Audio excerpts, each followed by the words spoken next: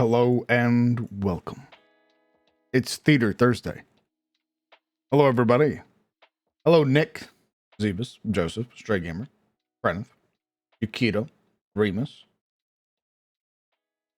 Hello, Soup, Azure, Voltron, Rablet.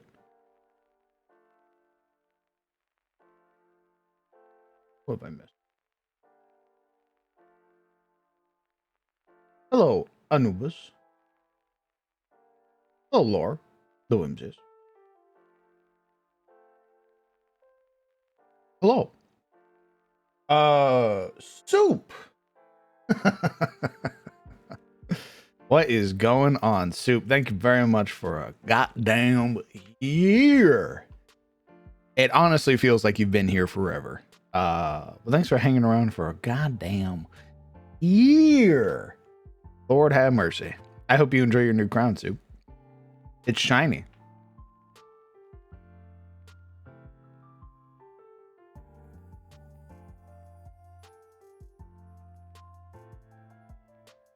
Mm-mm.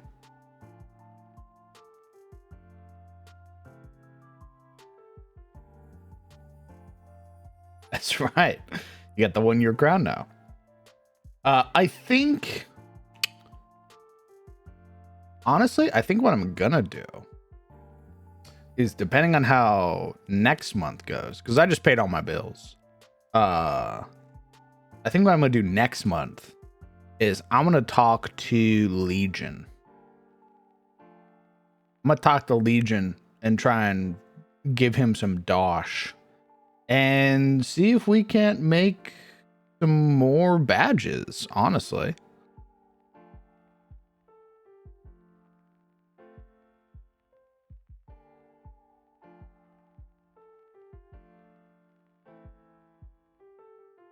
Yeah, see if we can't get the community artists to clean up and make some new badges. I think that'd be really fun. It's been enough time. We've been streaming for like 3 years. Also did all my bills today. Hell yeah.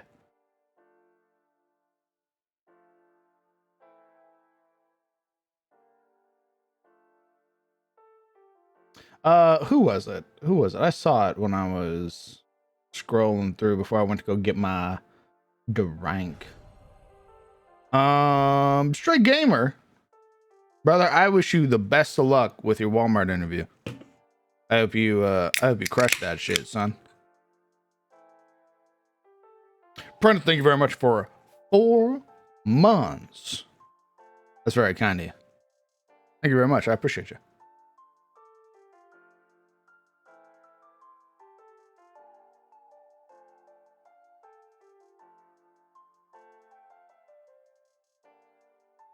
Gotta do my 2023 taxes. Well, as long as you know you have to do them, and the IRS is giving you the kind of what the fuck is it called? Like forgiveness, basically, to late post it. You'll be fine. Also, what's the IRS gonna do nowadays, right? Smile. So my. What are we talking about today? You may ask. You may seem somewhat perplexed. Welcome to the Republic. What does that mean? Well, as some of you might know, if you're in the Discord, there was recently some new information, some new PDFs that came out about Starfinder 2nd edition. And I got kind of hooked. I will let you know that when it comes to various forms of media, my favorite is sci-fi. I love sci-fi. I think with sci-fi, you get a wider breadth of genres that you can pull from. And sometimes they're even better in sci-fi. So I had a long time ago, when I was a wee lad, and I was really like, not only was I really invested in my world, I was also unemployed at the time. So there was a point in time where I wrote up something referred to as the Imperium of Aetus.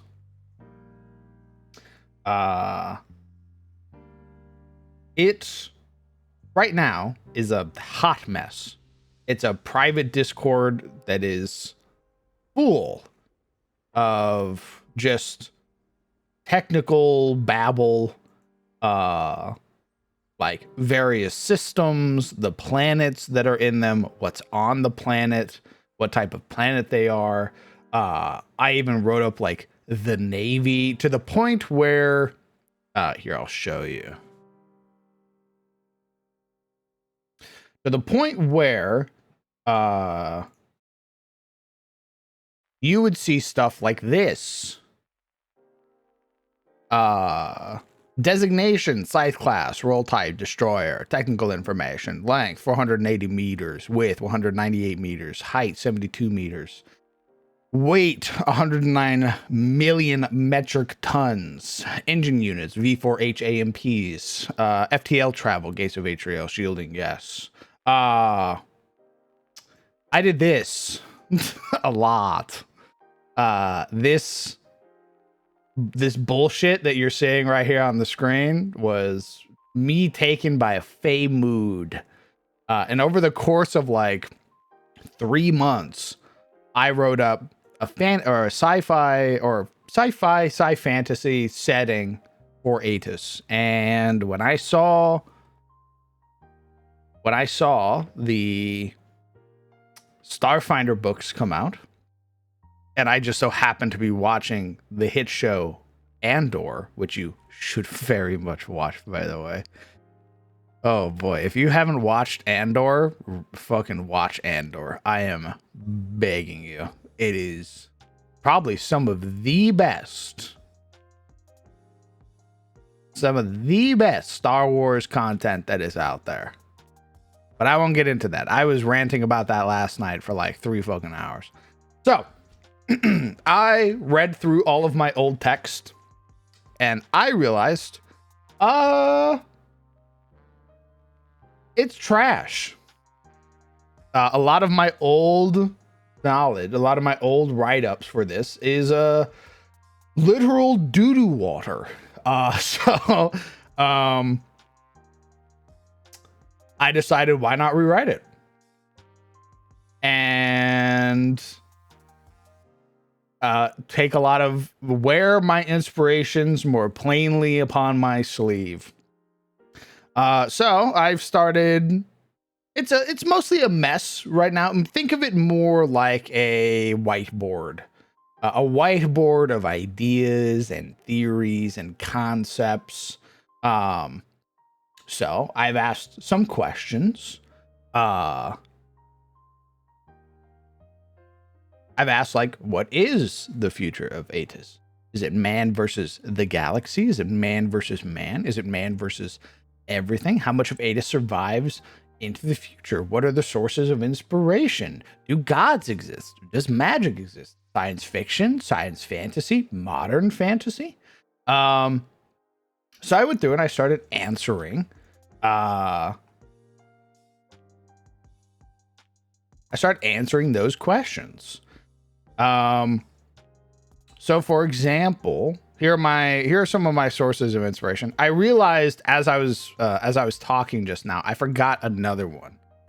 And that's Altered Carbon, which is also, by the way, if you haven't seen Altered Carbon, it's really good. Season 1 especially is, my goodness.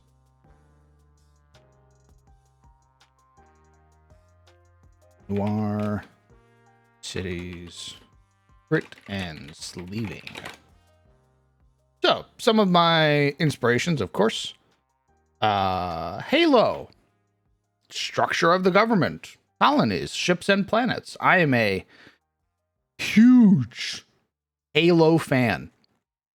You will probably, if you watch me build this, if you listen to me ramble, you are going to see the Halo inspiration. No fucking like joke. You will see the UNSC frigates. You're gonna see the destroyers. You're gonna see the Marines. You're gonna see the Spartans. Like, I love Halo. Firefly, Mercenaries, Outer Rim, Rural Adventures, and Spacefaring. I love Firefly. Firefly is really fucking good. It's a shame that Fox fumbled the bag so fucking hard that we only got one season of it in a movie. But I love the aesthetic of Firefly. I love Nathan Fillion and the adventures that him and his crew got on the Serenity. Dead Space. Boy, howdy, do I love Dead Space. Dead Space is amazing for enemies, terrors of deep space, cults, and psychological horror. And like I was saying earlier, sci-fi can do amazing things with horror. My God, when you just start attaching genres to sci-fi, you see them come to life. It's real good. Altered Carbon. Altered Carbon, at least season 1, has a noir feel. A lot of like investigating, kind of sleuthy, like Sherlock Holmes type feel. The cities of Altered Carbon were also very good. It was very gritty, very grounded. And it was, I also really enjoyed the kind of like the sleeving where a person's consciousness could be pulled from a setting or like from another body into one of these bodies. It was very dope. Alien Isolation. So I do like Alien, and I'll probably end up throwing that on here as well. These are things I am more familiar with in terms of the lore. Also, I see we have people waiting, so give me just a second. Hello, I'll let you know I'm currently going through my list real quick. So go off, King. Thank you very much. Alien Isolation is a fantastic game. I agree. I just don't know that much about aliens and predators and stuff like that. I don't know much about like that. Aside from it being like analog tech, which I think is super cool. Like the technology in the Alien series is really, really neat. I also, the reason 40K is not on here is because I don't know much about 40K either. If you point it out, like the obvious one, like if you put a blueberry in front of me, I'd be like, oh, that's an ultramarine. If you put like the stereotypical like green dude in front of me, I'd be like, oh, it's a salamander. Like, that's it though. That's where that ends. The Warhammer games like Space Marine and Darktide, that's it. That's it. If you were like, tell me about the Emperor's founding, and I go, fucking Goldman. Goldman, Gold Throne, he don't do much anymore. Yeah, he like a vegetable. And the people, they feed him what if like a smoothie, but it's like made out of like people. Yeah. Now, mind you, what I love doing is I'll go into a setting where I will see something I like and rob it blind. Correct. I'll take it. And what's great is because I don't know anything about it aside from like the basic premise, I can put my own spin on it where it eventually becomes original. Which is great. That's how I do a lot of my things is I'll see a concept that is really fucking cool. And I go, that is neat. I like that a lot. What is it? And somebody goes, well, you have to read like the Locked Tomb series. And I go, maybe later. So I look at how they do their travel in the Locked Tomb series, and I go, wow, their styletic travel's pretty neat. I'm gonna take that. I don't read up much on it. I don't know really how it works, but we write up our own version of styletic travel.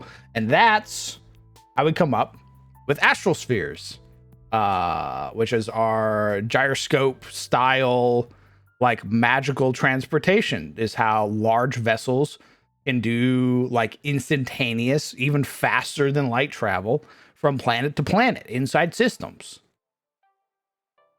Very dope. And I was writing up a bunch of other stuff, right? Like Armored Core. I don't know how the fuck I'm going to fit Armored Core into this setting yet, but I really like it. I love the mecha. I love massive robots. I think massive robots are super fucking dope. I just like mechs. Titanfall, Armored Core. They're all really cool.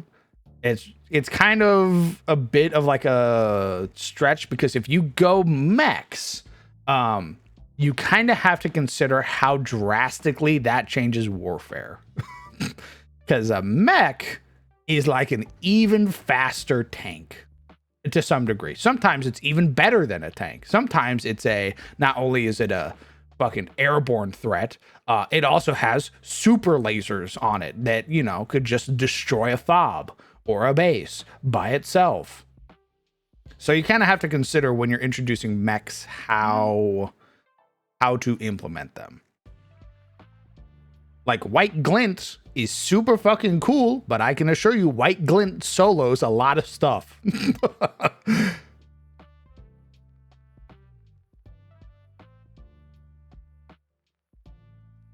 Could you use any of the Doom games as references? Ooh, baby, you're jumping ahead. You're jumping ahead, Wolfmaster. We got Doom. It'll be the new Doom, of course. The like 2016 Eternal, all of the DLCs, and then of course, I don't know much about Dark Ages. I'm hesitant to play Dark Ages because they kind of shafted Mick Gordon. So I'm kind of like if I want to play it or not. What's up, Handsome? Yo, what's up? What's up, man? I'm trying to build a monster builder thing. Okay. Sorry. I'm scripting. I'm programming right now, like actual programming. I've been scripting technically. I'm in Google Sheets and I'm making a monster builder and I'm basing it off of ranks. So like each stat has like a ranking to it for like balance and stuff like that. But for some reason it's not calculating a number correctly. And I'm just over here being like, why? Answer me now. Or C+ should be 1. Why are you saying it's -1, you bitch? It is. It's like, fucking hell. Does it do that with all of it? E+? Ooh, that don't look right. That don't. Oh, interesting. Huh. If you're going to bring up programming, you're by yourself. Huh? If you're going to bring up programming, you're by yourself. No. I know. I'm not nearly smart enough. No. It's I'm just giving you the TLDR of like I'm doing a thing, I'm troubleshooting, and I'm trying to figure out why. But apparently, plus and minus count as the same character, so I have to like change the characters essentially. So, yeah, it's a whole thing. Don't worry about it. number recognition weird did go whoa. Mm-mm, And you then, lost me at yeah. recognition. You said too Yeah. many words. Character, no, Mm-mm. letter. You know letters. I love Okay. letters. I love letters. Okay. A, Oh, that. B, C. Yep, that's it. That's it. Okay, letter what? Well, apparently, what has happened is I went, "Hey, this is a B, okay, Uh-huh. but if it's a B plus, I want it to be this number. If it's a B, I want it to be this number, and if it's a B minus, I want it to be this number." But I guess the way scripting looks at it is, if you type B plus, it goes B minus, and I went, "That's not what I want did you to what do." you said. I did, And then I I- did and then what I- you said. And then I go, "What about B minus?" It goes, B minus. And so I went, okay, so B plus is B minus, and B minus is also B. Okay, gotcha. So I got to use different. I got to do a different identification system. That's it. Does that make sense? Does that make sense to you? My eyes crossed about 40 words back. So Yeah, but you understand what I'm saying. It's like it's not doing the thing I wanted to do, and I got to figure out how to make it do it. That's it. very good. That's all it is. I'm adding some sources to look up to like get a better understanding of them. So like BattleTech, I'll be adding because I think I have a BattleTech game if I remember correctly. Let me look. I think it was Devathian that got me the BattleTech series. So that might be pretty fun. I need to wait for my Steam to load. Ghost in the Shell. Oh my god, Ghost in the Shell. It's been ages. Steam. Rock. Rock and Steam. stove. Peanut.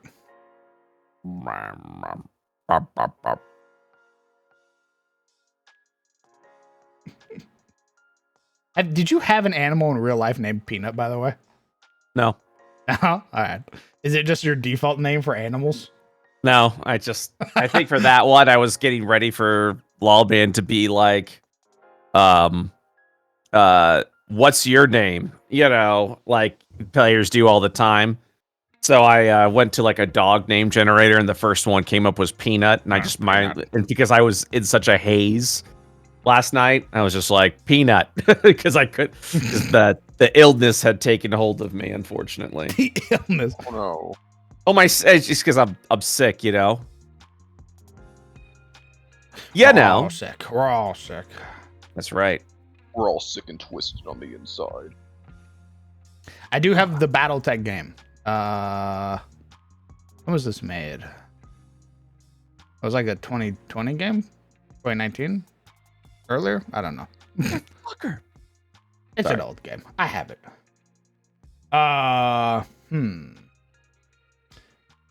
Well, so I don't know about Megazords, mostly because Ugh.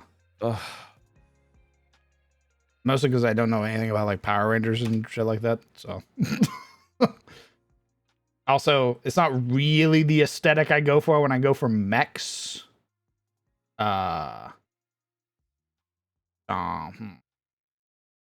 Technology. I love how the importance of engineers and technicians goes up when it comes to mechs. Yes, I agree. I like sort of jobs that we take, for granted in the modern day become like giga important. Nier Automata. Isn't Nier Automata mostly like a spiritual-esque game? Like, it has mechs, but the greater kind of themes is about like perseverance, spirituality, all of that stuff.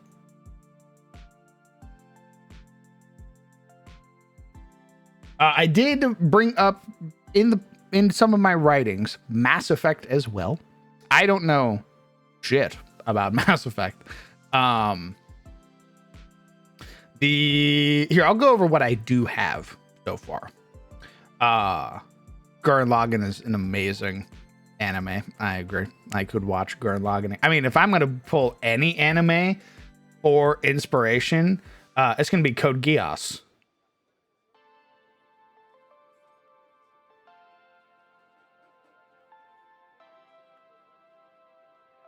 If I'm gonna pull any inspiration for mecha anime, my favorite mecha anime is not Gurren Lagann. Gurren Lagann is good, but Code Geass. If you want a Halo UNSC look without being Halo, you might want to look up the animated Starship Troopers movies armor designs. I mean, I'm fine with it looking UNSC, brother. I don't think you understand.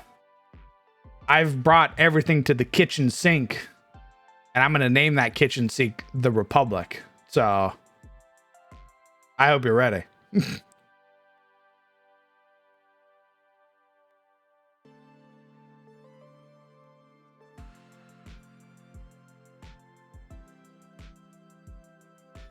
What do you mean, what, Soup? Well, oh, you've never heard that? The kitchen sink? So it's usually in reference to a mess.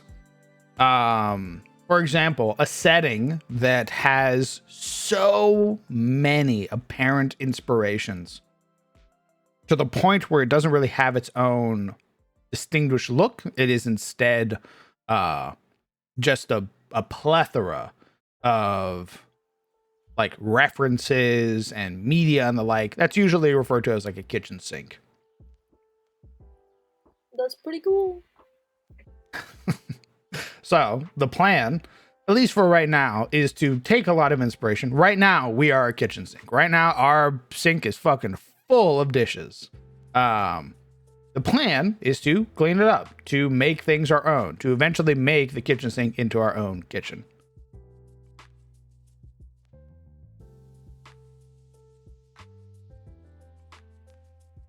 So something with Easter eggs and some lore aspects. Things that if you looked at it hard enough, if you pass over it and your immediate thought isn't a reference to something else, then that means I've done a good enough job in obscuring it and making it my own.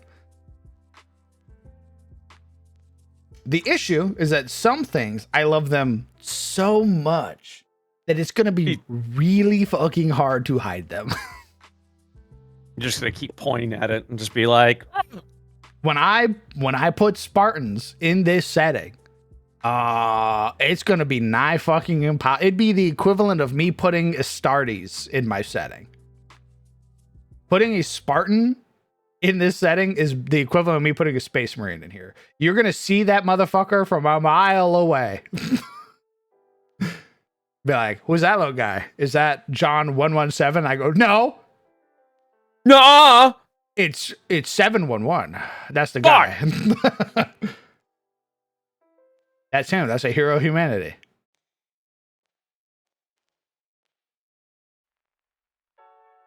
So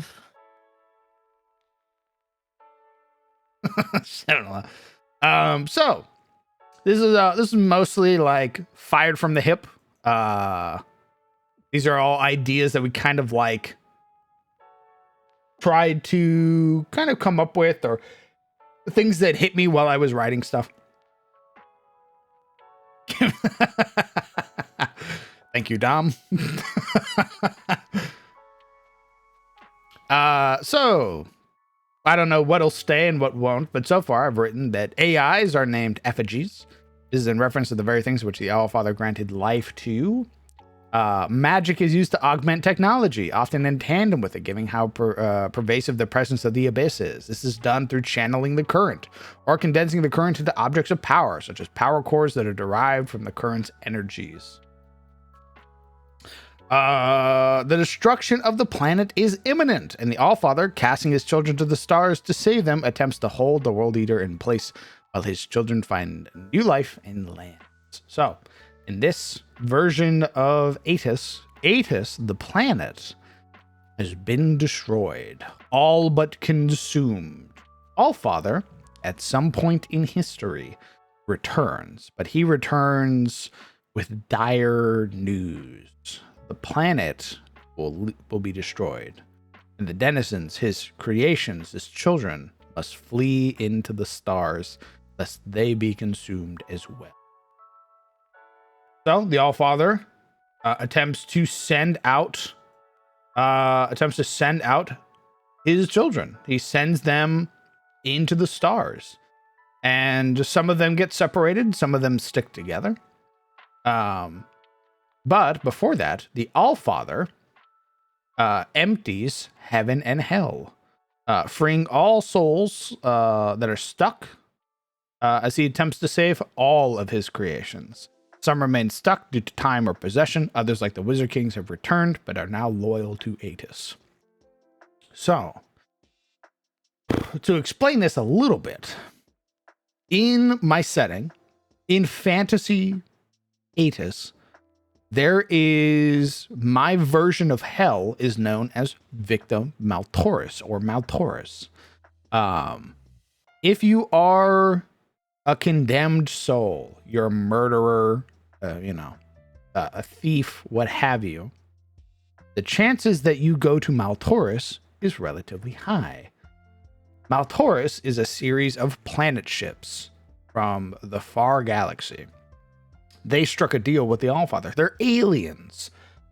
So hell, as you and I know it in Christianity and Catholicism and other forms of media, doesn't exist the same way in Atis. It's 7 planes, but they're ships. They're planet ships. They are ruled by aliens. And they have, they kind of use your souls as like fodder in their wars against the abyss. However, when the Allfather made that deal, I reference it to how back in the day you used to be able to tape a dollar bill, feed it into a vending machine, and then pull out the dollar bill. That's basically what he did. He had a fail safe on all of the souls that he's created, and basically took them with him. So he emptied heaven and hell, and sent them into the stars. Maltoris, hell, now has a blood feud with the denizens of Atis. They're akin to the Covenant, forcefully adopting other species into their ranks through fear and power, growing their numbers with the intent of reclaiming their lost souls by destroying colonies, ships, and so on. So, the way I'm going to get my Covenant analog is through Maltoris. So the Covenant are going to have a pretty sick, nasty, kind of hellish vibe that they're rocking now. So that's like my first Halo reference is the bad guys being the Covenant.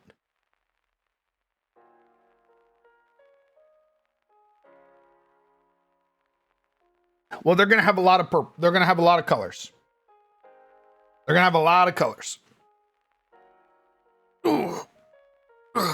Apologies. I was getting my ass beat by this sickness, so I slept in super late.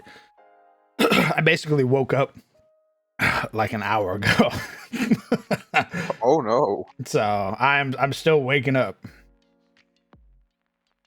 So will there be Sangheili? Of course. I fucking love the Sangheili. I love the elites. I love their energy swords. I love Sanghelios. What? Nothing. Sorry. Continue. Sorry. I love the entire warrior culture that the Sangheili have. I love that they are like kind of honor bound in times. At least some are. I loved that there was a point where the Sangheili tried to sue for peace with the prophets to get the humans to join the Covenant. I thought that was super dope. It was great. It was I'm a big fan of them. So yes. The Jirahane, yep, we're gonna have the brutes in there too. Trust. When I say I'm gonna be wearing my inspiration on my fucking sleeve, you're gonna point at a motherfucker and be like, those are brutes. Those are the Sangheili. Those are the grunts.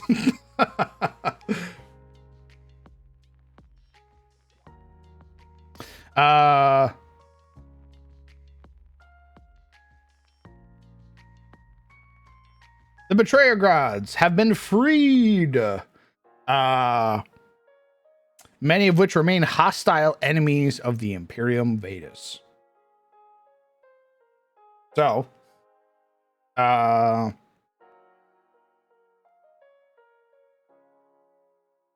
would the tieflings be the Sangheili? No. No.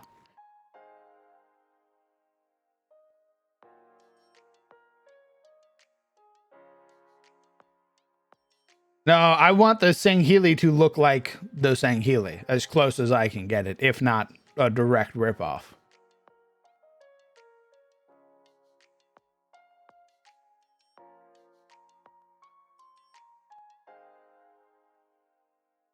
Will you be? Can we play as a Sangheili? Well, the concepts in my mind.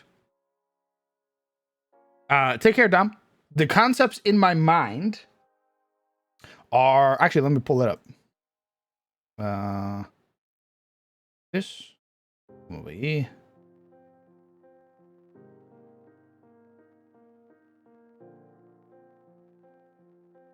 Nice. So the concepts in my head currently. In my noggin. We'll get to that, Prentice. We'll get to that because that's also super important. The way that I wanted to work it is you've got like our system. Oh wait, why is it like that? You've got like our system, right? These are all of the systems that the Republic own, right? And it's like, you know, like 3 little solar systems with like a main solar system. Yeah, I've got various planets in them, right? But this is like our area. This is our system, what the Republic owns.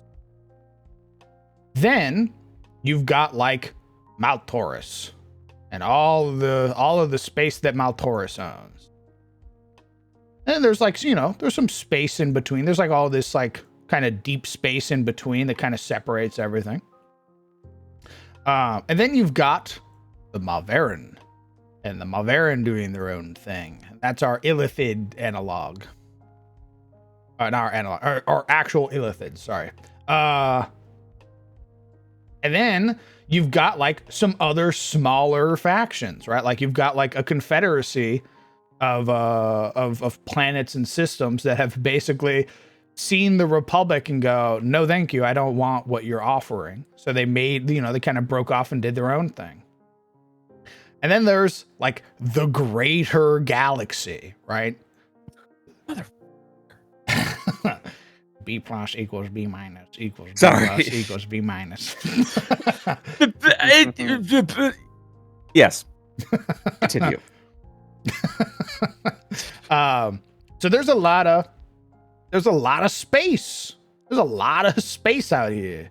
My plan, the concept in my head was you could, because it's so vast, I could run a game in the Republic system and then turn around and run a game in the Maltaurus systems,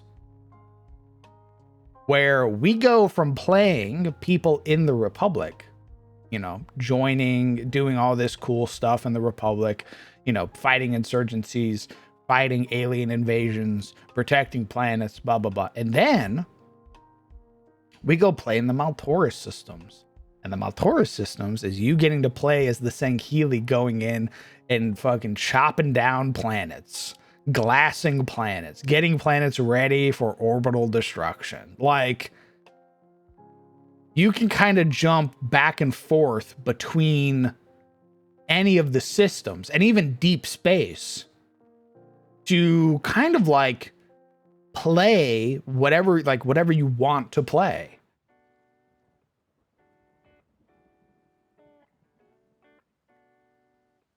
Does that make sense? Yeah. I'm assuming you're asking your chat, but yeah. Thanks, pal. I appreciate it. That's what we did with IO originally, was like you can play on like the different like planets and stuff. Actually, with the IO setting, you can play in the, well, you're already fucking seeing that. You play in the different ages. Yeah. That's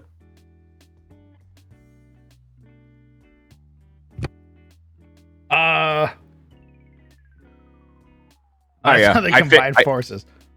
I fixed it, by the way. You'll be hearing me cursing. Nice. In fucking. Hell yeah. Apparently, there was a part of the function was to make it precise, which is a funny little programming thing to like save like computing power. You by default, the function was like, yeah, we'll find like an approximation of what you're looking for. And I was like, no, AI. I need to be. I was like, I need to be exactly this. Not AI. That's just programming. Like programming language on its own is like here. The more powerful a programming language is, the more you have to tell it very exact, precise things. Otherwise, it just does what we would consider dumb stuff, even though they technically are like, yeah, this is what you fucking told me to do. It's like, I did it. Yeah, it's like, well, it's like, do you ever hear, I don't know if you did this in school or not, where like precision, about like an exercise in precision, where it's like, okay, tell me how to make a peanut butter and jelly sandwich. And you go, okay, go ahead and get some bread. You're like, all right, and you grab the thing of bread. I'm like, all right, get some peanut butter, get some jelly. Okay, now put the peanut butter on the bread, and then you just watch as your teacher goes, And takes take the container and they put jar it on of the peanut bread. butter, crushes it on the loaf of bread. You're like, done. That is essentially, in a nutshell. I do remember that. You unlocked a core memory by saying that. That's amazing. Yeah, that's great. That's awesome. You know exactly what I'm talking about.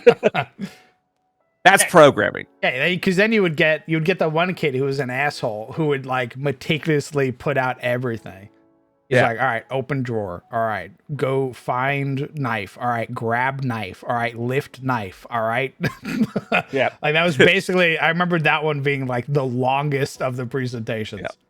And you're like, all right, put knife to neck. You're like, what? Teacher's like, whoa. Stop. Yeah, can't stop himself, the knife trembling. Remember what almost happened this day. Put down knife. Sigh exasperated relief. The scariest motherfucker. Now I'm working on the creature leveling system. Very good. So I every HP, AC, attack DC, and damage has rankings. But at the end of the day, the rankings have to like equal themselves out. So I'm working with monster categories like, like snipers and brutes and protectors and attackers, and like, okay, how does the stats, what's the stat multipliers or adjustments and things like that. So everything has a ranking. So every creature type has a ranking. So instead of like, doing a table or trying to like adjust on the fly, I'm making an Excel spreadsheet to make it easier for me just to be like, all right, like a ranged combatant has 13 hit points at level 1 because it has a D ranking in HP. It's rather low, and but I could also make it lower, like a D minus. If I make it a D minus, now it has 11 HP, but now I have to like offset that with something else. Typically, it's going to be probably the damage more than likely, and then so now it's like, okay, now it has an A radiant damage, a D minus in HP, so now its HP is 11 and it deals 6 points of damage on attacks, and at level 1. But then you go all the way down, and yeah, it's a whole thing. But it essentially allows me to make. I'm doing this so I can make monster categories or like monster types, creature types, like a lot fucking easier, So instead of just like constantly doing math and then fucking that up. Yeah, we're all working on big things. You're working on a whole setting over here. Yes, sir. I see that FTL. That's right. Well, I was about to get into that. That's a sorry. whole different. No. Don't Sorry. apologize. If I didn't I'm so want you to sorry. be in here, I wouldn't I'm join the so call. I'm so fucking You apologize one more time, I'm gonna kill you. sorry. Yeah. Fucking want to see you try. Sorry. So be it. Lift up knife. Wait. You're gonna do that. I knew you were gonna fucking do that. I had the knife ready, man. I knew you were gonna say it. So be it. Lift knife. Place in ear. Oh my god. In here, oh Jesus. Stab the little snail that's controlling you. Free Oh, yourself now from Free equilibrium. free From yourself. the tyranny of the snail. The French won't control us. I saw it asked earlier, Prenneth. Yes, gods do still exist in my setting. However, bad things have kind of happened. So, when Adis was destroyed, their domain, their powers have been stripped from them. For a large majority or bulk of the Republic's timeline, the gods have kind of been without power. Now, they are still immortal. They are higher beings, elevated beings. They if you get into a fight with a god, the likelihood that you come out of that unscathed is 0. They are not invincible. You can kill a god, but it is really fucking hard because not only do you have to fight them, you probably also have to fight their saints, which are also elevated beings. And you probably also have to fight an entourage of Republic troops. So you're gonna be getting through a lot to try and kill a god. However, they serve in the Republic Senate. Were some of the first senators. Now, mind you, they are not the leaders of the Senate. That was a choice determined by them, especially given their kind of lack of power at the time. However, they are highly respected, highly revered, where it's, a lot of what they suggest or what they propose kind of gets passed through. They now walk shoulder to shoulder with their former creations. Now they walk shoulder to shoulder with humanity. Like the living gods that ESO has. I am not familiar with Dunmer, like the Dunmer Living Tribunal, but that sounds super cool, and I will definitely look it up. It's just a trope of like gods walking amongst men, right? Like being homies. So they serve as part of the Senate.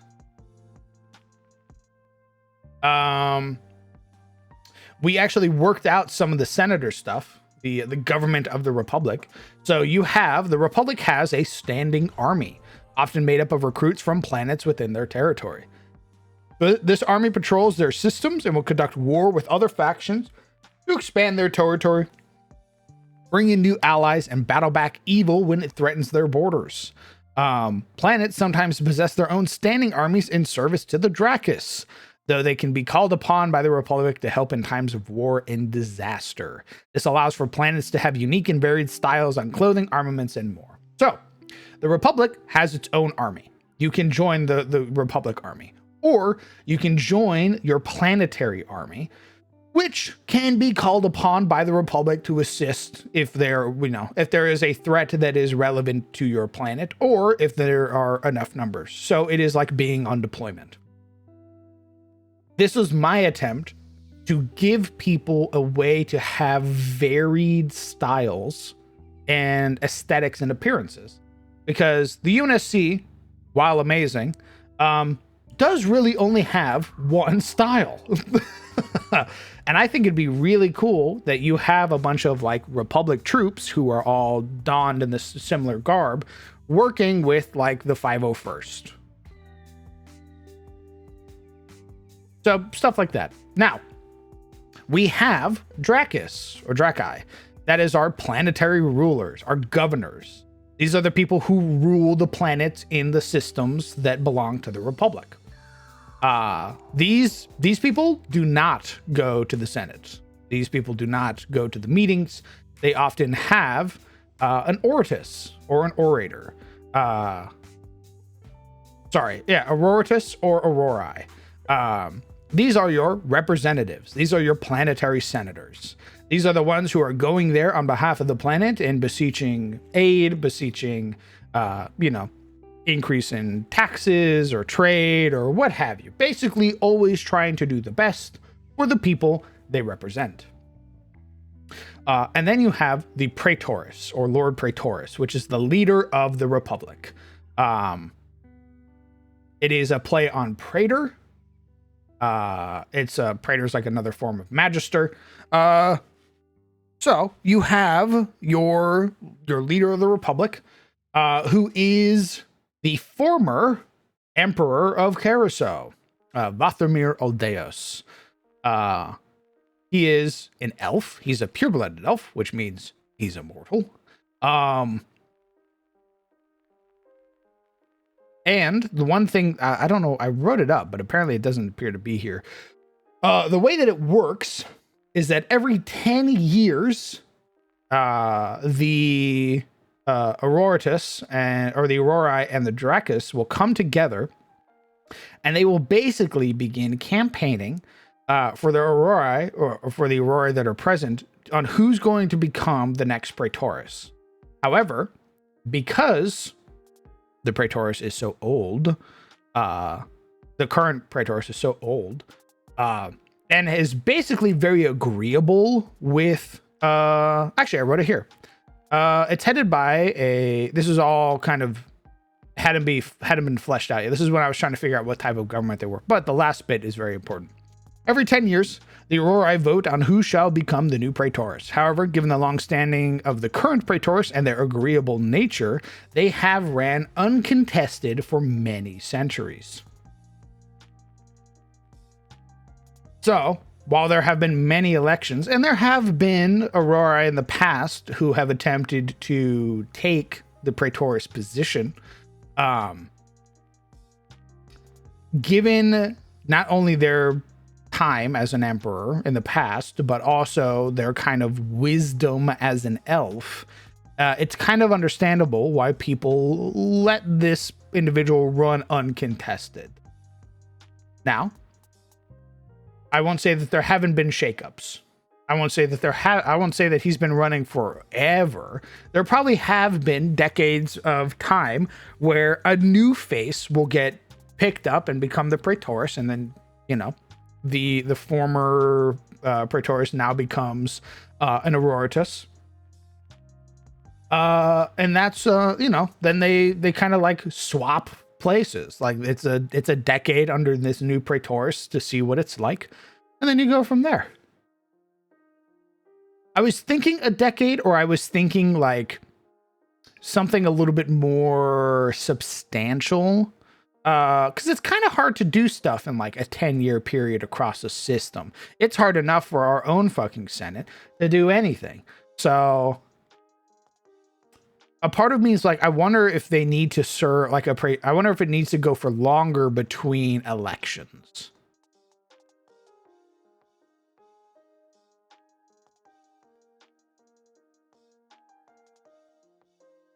Like if it's like you serve once you serve as Praetorus, you serve as Praetorus for like 50 years. That's what I'm thinking.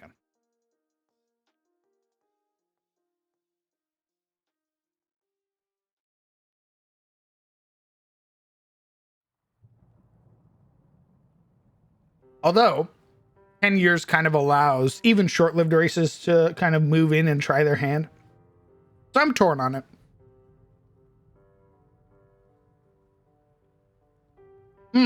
So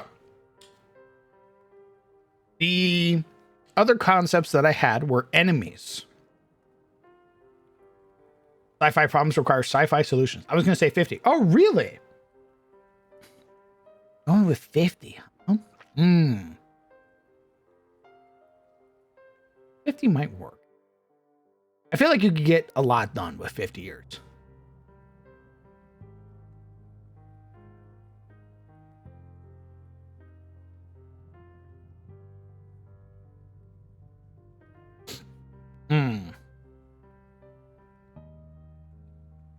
So, the enemies of the Republic. This is just what I have written so far. I was thinking, plus in a setting, it feels like things would be shifting all the time, so the landscape could dramatically change in just a few months. For context, I was thinking 10 years. Interesting. That's also a good point.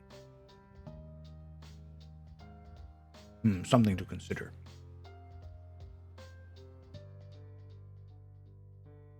For the Republic. So, for the enemies of the Republic, we of course have Victor Maltoris, or the Conquerors. We have the Malverin, which is our Illithid. We have an opposing human faction that controls either a series of planets or a system that staunchly opposes the Republic. However, they will side with the Republic in times of war against Xeno threats. So, imagine if you would. Imagine if during the Civil War, when the North and the South are fighting, a third party decides to roll up. Let's say Spain shows up and they go, it's time to throw hands. And the North and the South go, what? And they look at each other and they say, truce for now. And then they turn around and they fight Spain. That's basically what this is in reference to. This confederacy of planets are willing to side with the Republic only usually in times of greater threats. When it threatens multiple systems. That's the only time you will see this confederacy of planets and the Republic working together to fight something. Any other time, it's throwing rocks at each other. It's tariffs. It's closing, trade lanes. It's blocking faster than light travel into the system. Like, it's staunch opposition until there is a threat that unites them.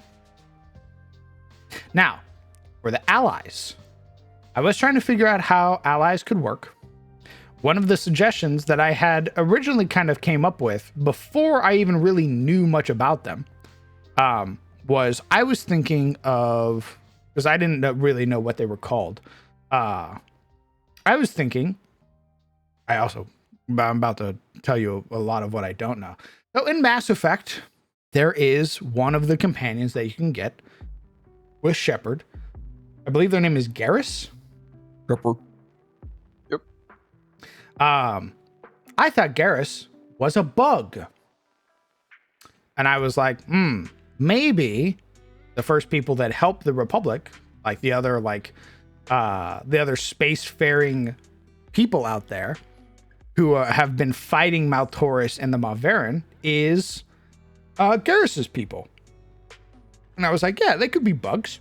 And then I found out Garrus is a fucking bird. And I went, what do you mean he's a bird?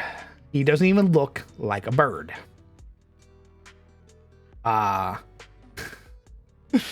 It was a whole thing. It was like an hour-long wiki scrubbing, like back and forth in the Discord of being like, what do you mean he's a bird? Are his bones hollow? Where are his feathers? Apparently, the plumage on top of his head, the little spikes, are like meant to represent his feathers. I think it's like the males have like larger crests, and the females don't. I don't know. I found out they're called the Turians. I thought they were neat. So I figured that they could be the first ones that help the Republic. And lo and behold, wouldn't you know it? That's basically what happens in fucking Mass Effect. Surprise, surprise. Just showing that if you're here for creative ideas, you will find that I am bankrupt because every time I think I come up with a new idea, it is something that has already existed. So fuck my life. So yeah, I figured that we'll make the Turians be the people that have been fighting on these enemy sides for a while. And they basically team up with the Republic. They are allies with the Republic. They're not a part of it. They are their own faction. They have their own system in space that they control. They are a system spanning, like, government, basically.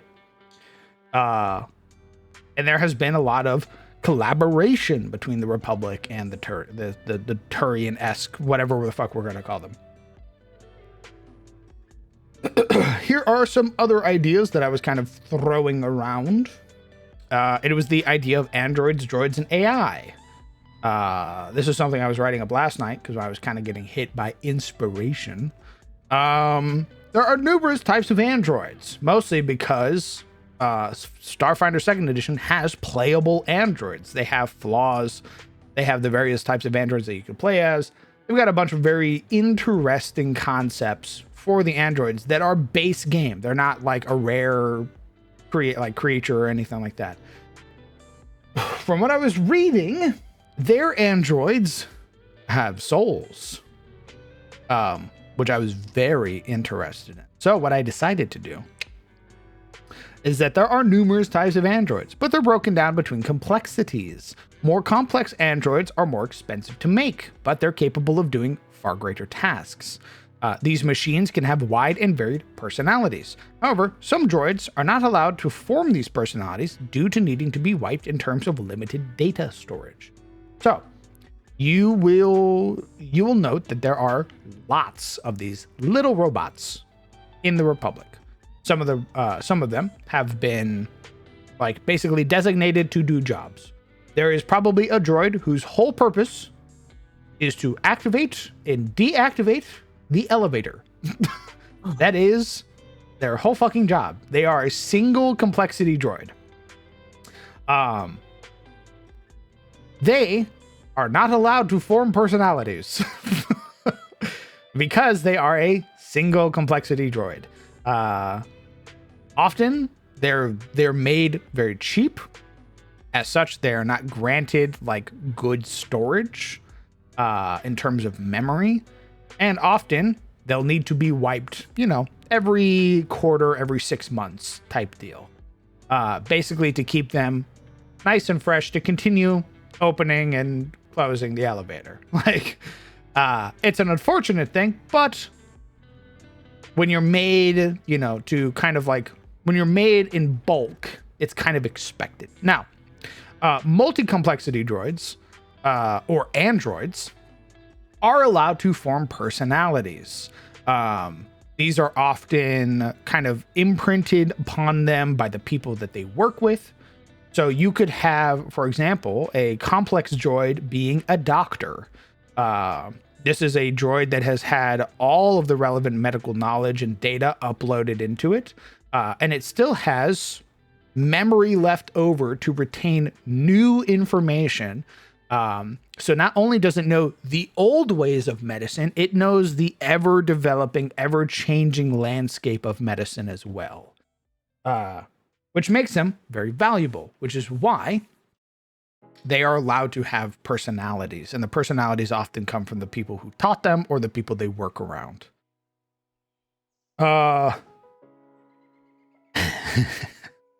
Then you've got what Starfinder refers to as their androids. Take care, Prentice. Thanks for hanging around, brother. You have the equivalent, for any of you that are familiar with it, the Jewish folklore of the golem. The golem was a creation that you would carve upon a tablet and push the tablet into the golem, and the golem would do whatever was writ upon the tablet. And it would only do that. You could not, if you wanted to give the golem a new command, you needed to either write it upon the tablet or you would need to make a brand new tablet, thus depriving it of all of its, former capabilities. We've taken that to the extreme. There are some androids out there that have been grafted with very powerful arcane runes.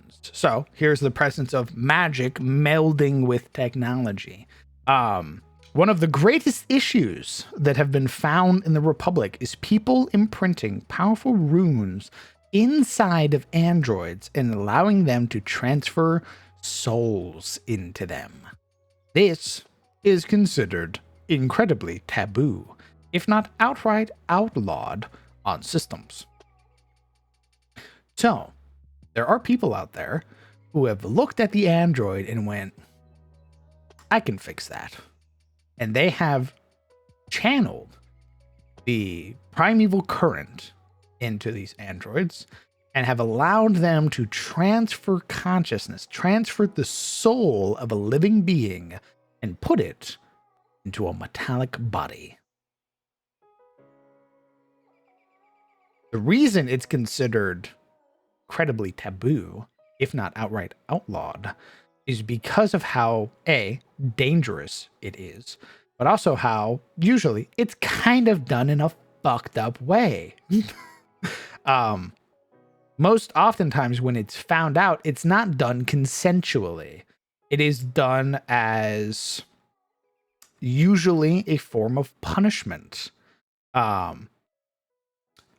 wanted to kind of blend the altered carbon kind of idea where your body could be locked away, could be like sealed and put into stasis.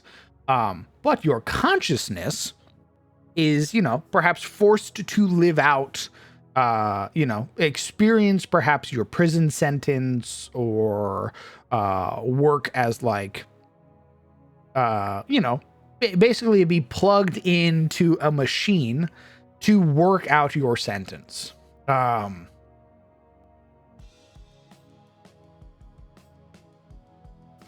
That's exactly what I was getting to, where your consciousness is kind of put into machines to work off your debt. But, the reason that's super fucked up is because what if the machine you're in gets destroyed? What happens to the soul then? So there's a lot of like political debate on if this is ethical or not. And as such, the Republic has kind of outlawed it. However, it still happens because there are prison corporations out there. There are, large science corporations that are trying to push the boundaries of known like technology and science and complexities and all of that and try to push them outwards. So, for example, you could be a player who, without even realizing it, because androids do come in various wide shapes and sizes, you could be a metallic, like just straight up chrome dude with all of your circuitry showing, all of your lines and everything sort of present. Or you could be inside of a synth body, which is like a synth android. They are, really, it takes a very complex, like, kind of getting in close to kind of spot the differences, but you could be uploaded into like a synth body that is indistinguishable from another person, but you are a robot. Which again is another reason that there is some fear mongering with this, is because I could upload your consciousness into a robot and I could control the robot to do things on my behalf, or tell you to do things on my behalf under the threat of, destroying your soul or destroying your body. So guess who makes the perfect terrorist? It's the android.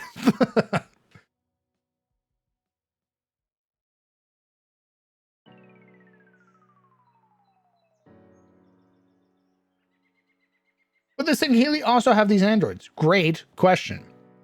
I don't know if the Covenant has these. I think it'd be really cool if they did, but it's like a super fucked up thing for them. I think they would only do this to the prisoners of war that they've captured.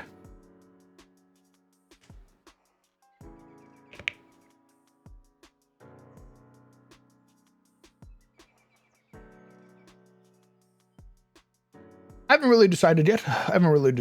But yeah, there's some ideas that we can kind of play around with the androids.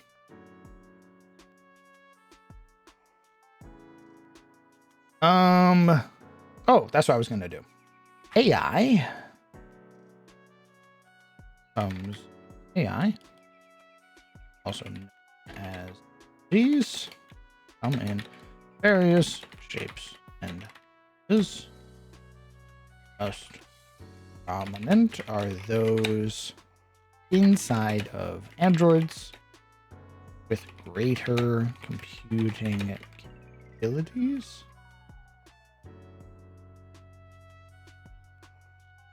However, there are freestanding AI, such as those who inhabit large vessels. However, the greatest of the AI are those who inhabit ships and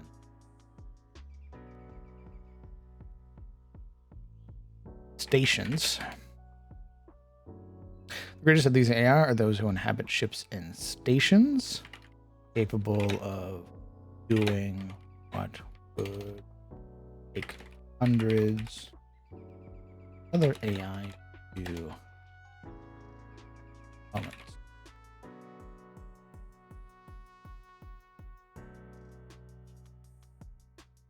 These AI can be transported between stations and ships.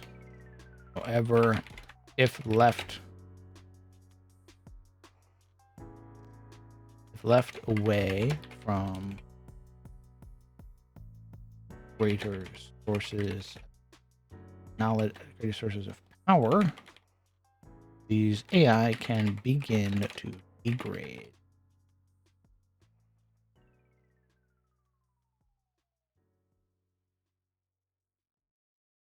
Techno cult android cult is going to be pogged. I agree. A human soul stuck in a Sangheili android without knowing he was a human and remembering about it last sounds awesome. That sounds pretty fucking sick nasty. I think so. If I remember correctly, the Covenant kind of. I gotta go. You guys have a good stream. Goodbye, handsome. Hi, bro. I'll see you tomorrow, Crown. Sounds good. If I remember correctly, the Covenant did not like AI. They were fearful of it. Mostly because a lot of their experiences were Forerunner AI, which, you know, kind of scary when you're dealing with like progenitor robots. So they were afraid of them, and they didn't really use them much. But I think it'd be really cool if there is like an R&D department, or like an R&D department in the Covenant that is currently fucking with androids and consciousness and souls and robots and the like, who does get the Sangheili human. I think that'd be really sick. Hey, boss. Yes. I do have a question about the soul bit, right?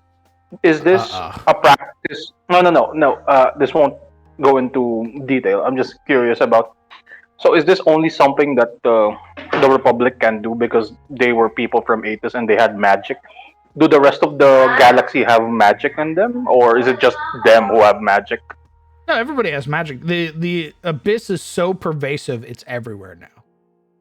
Okay. Like, you can't exist in the only way you could exist in the system and not get some form of magic is if you were like immune to magic. But that would be like a freak of nature. It would be like a 1 in a trillion type deal.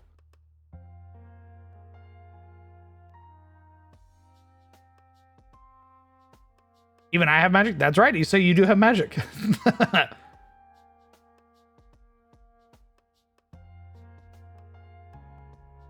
Gotta put the gnomes in the Covenant zone of the setting and then have the Sangheili to glass them.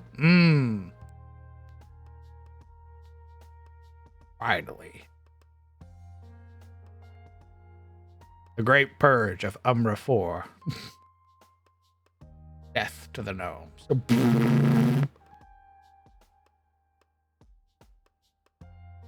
Yeah, I think there's like gnolls or something from like Warhammer, which are like anti-psychers. They're basically like they like turn off like psyker powers when you're near them, which makes them super scary. Yeah, they're blanks and they don't have souls. That's the reason why everybody's scared of them. They don't have souls. Yeah, that's like some sort of genetic thing, wherein they're born without a soul and everybody feels that wrongness. They're like, huh.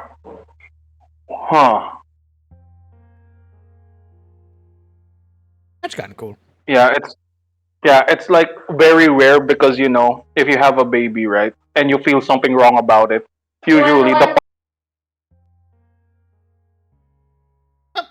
You died. usually the populace would just gank them before they grow up.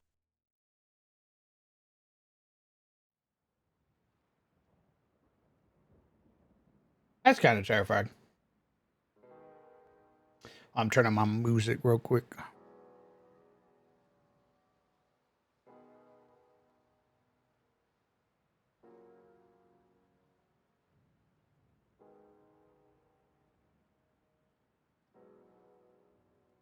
Okay. What else was I gonna write?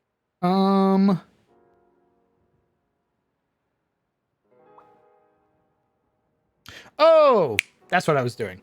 So we do have some stuff written up for Victor Maltauris. Maltauris is heavily doom coded. Marauders are those who sided with Maltauris, condemning their souls and abandoning their loyalty to Atis. So that motherfucker who rolls up to the Slayer in the middle of the facility and goes, that guy's in the setting. And he is a condemned soul from Atis.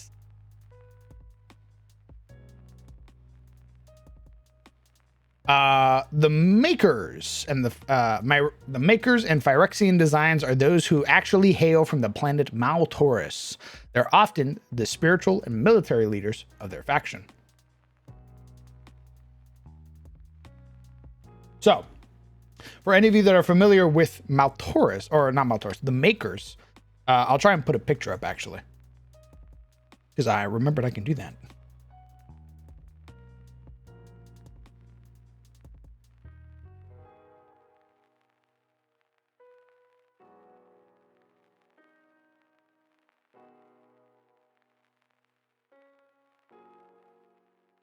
We're trying to shrink it down a little bit. So, this is these individuals who look like this. It's funny how we've gone from Elden Ring and Darkest Dungeon to Halo and Doom. Hell yeah, brother. Hell yeah. Like I said, I wear my inspirations on my fucking sleeves, man. If you could see my sleeves right now, you'd be like, Halo, Doom, Darkest Dungeon, Souls. So these are the makers. These are the angels, quote unquote, from Doom. This and the kind of Phyrexian design as well, because Phyrexia has a very similar aesthetic to the white and the red. They often lack the gold, but the white and red is a very prominent kind of coloration for this like species, and Phyrexia as well. So these, like, if you look like this, the crest and everything like this means that you hail from the planet of Maltauris. And you are like the kind of main bulk of the faction. Maltauris, wounded after the betrayal of the Allfather, retreated with their last ship and absconded into deep space. It is here they built High Charity and established a new empire to conquer the stars and capture Atis souls as payback. So, like I said, Doom and Halo. I've blended them together into this fucking amalgam. So they took their last planet ship, which is called. Let me pull it up. Which is called the Shadow of Intent, which is ran by the father of the fleet. And they, the last of that ship, basically they could pull everybody onto it, left into deep space. And it is here that they built their version of High Charity, their massive kind of like center of their territory from which they operate. I did write up a little bit of the Sangheili-esque, the species that is like the Sangheili.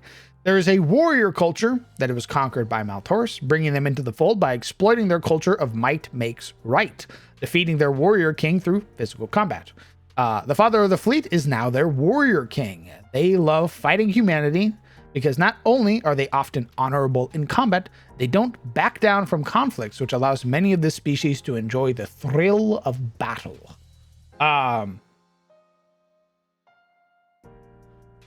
The Geth have the same kind of culture in Mass Effect? Really? I didn't realize there were so many. Well, I mean, I shouldn't be surprised. There are a lot of warriors. They're kind of badass. Warrior aliens are kind of sick nasty. But yeah, this is so the way that my Sangheili likes joined Maltoris is the father of the fleet, the ruler of Maltoris. Basically came down and fucking 1v1'd the warrior king of this planet. And was like, I will, we need your warriors. And they're like, we won't fucking join you. And he's like, very well, then I will become your warrior king. And beat the bricks off his former warrior king. And made all of this culture bend the knee to Maltoris. And because they realize how fucking strong the father of the fleet is, they are big down to fight alongside Maltoris. Not only are they given an opportunity to fight, they also have, the leader to back it up. Quick question, boss. Is that old warrior king still kicking? Is he like serving as like You gotta die, some brother. sort of? Oh wow! It's not like I bend the knee. No, It's really just. you gotta die. Oh, that's a shame. It's also been a very long time. Well, I don't know, man. Like obviously, wouldn't the father of the fleet, right? The Maltoris, they do have life extending technology. That's how they get their Hellwalkers kicking still, right? Even after so long. Well, sure, but in a culture where might makes right, if I show you sympathy, if I let you live, what am I really proving? I don't know. I think it'll just because that's the usual norm, right? Because I think I recall.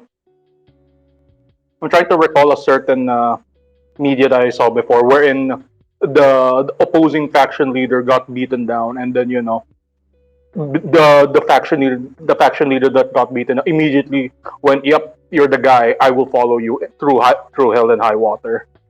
Like sudden paradigm shift. They could do a complete 180 from outright what do you call this? I forgot the word. Sorry, but from being an antagonist, they become full on supporter of the new ruler. Just so you have that personality still there. Maybe. My view is like the Dune series, where Paul Atreides has to kill the Fremen leader to basically take control of the Fremen. Or the Fremens. Like, he has to kill them. He's seen it in his vision. He knows that he has to do it. And as much as he would love to keep him alive, he knows that the Fremens won't follow him unless he abides by their traditions. And the battles are always to the death. I mean, that's true. But I think both can be fun. Who knows? Again, this is all like right now. You are looking at a massive whiteboard that I'm currently scrawling on. So No, that's fair. That's fair. That's just my pitch on that regard, so that there's the opportunity wherein, because you meant like before, right? You mentioned, hell yeah, if you fought alongside her, would be like, I'll give you a head start. You can run away. It would be cool to see that there's another like faction leader that's like, huh, okay, you've actually showed might. You've shown guile and cunning. You can go. I will give you another head start. It's not just hell yeah who does it. It's like other parts of the. Well, don't we kind of run into like redundancies when we start making multiple faction leaders have that kind of mentality? I mean, it'll be. I mean, it's not like it's everyone. It's like two, and there's like what 8, 7. How many world ships are there? Probably all. Well, they don't really use world ships anymore. They have like actual planets now. Okay. They've got their own armada of evil-looking ships.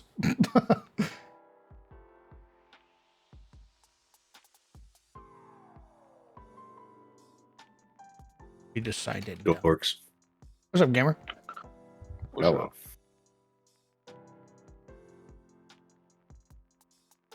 I was planning all day to get home and start working on this mothership AP, and then I sat down and I'm like, me tired. Yeah. Ain't that the feeling? Like I don't wanna.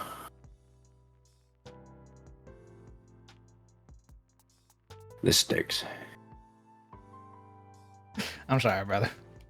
That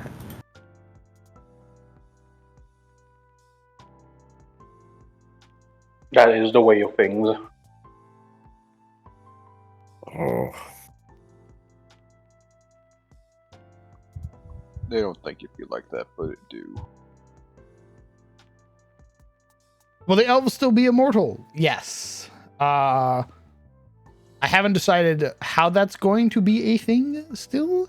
Because usually the destruction of the planet means the destruction of the stars, all that other fun stuff. But I'm thinking that it's something similar to like how the gods are still immortal, where that kind of like final death knell of the star of the star tree kind of bestowed it upon the elves that are alive.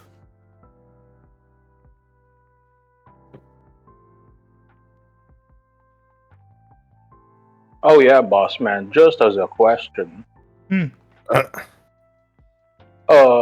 Is this the actual future Atis, or is this an AU? Hey, squint at you.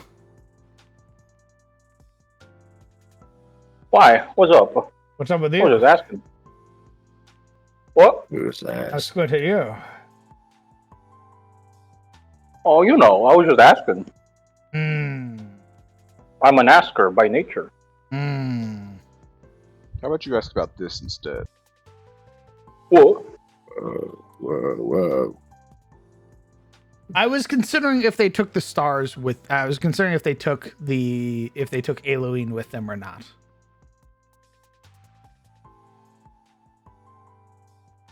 There's just one spaceship that has like a tree planted on top of its hull. Like there's just a flying tree in space now. I mean, Serious. why is this not opening? I didn't uninstall you. Open.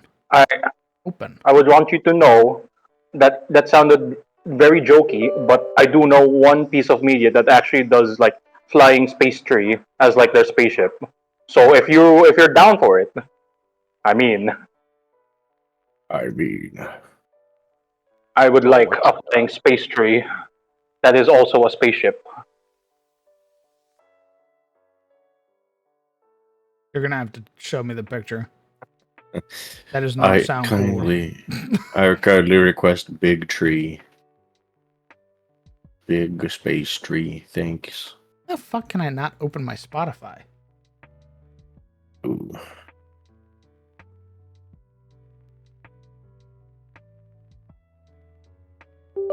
Spice. I can't.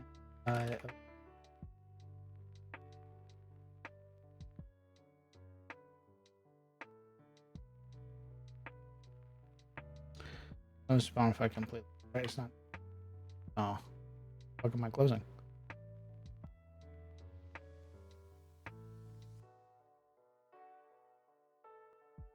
Good question.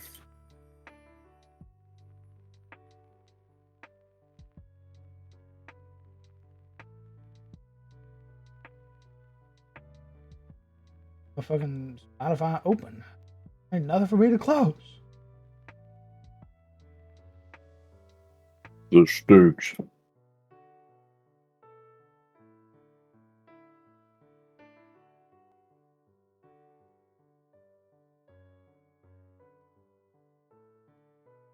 This is obnoxious.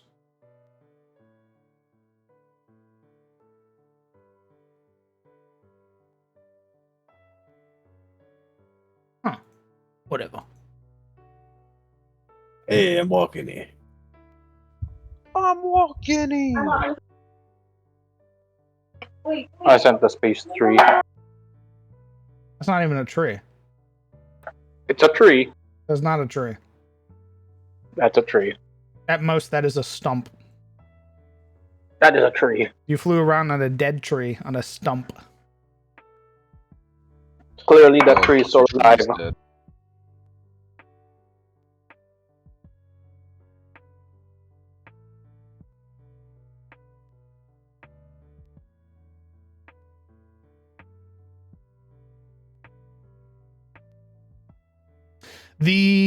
Some of the concepts that I was cooking up was I watched that Dyson Sphere video.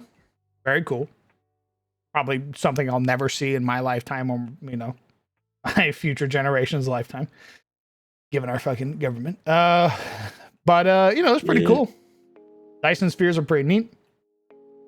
I could see a planet or like the main system of the Republic basically having a Dyson Sphere as their main source of power.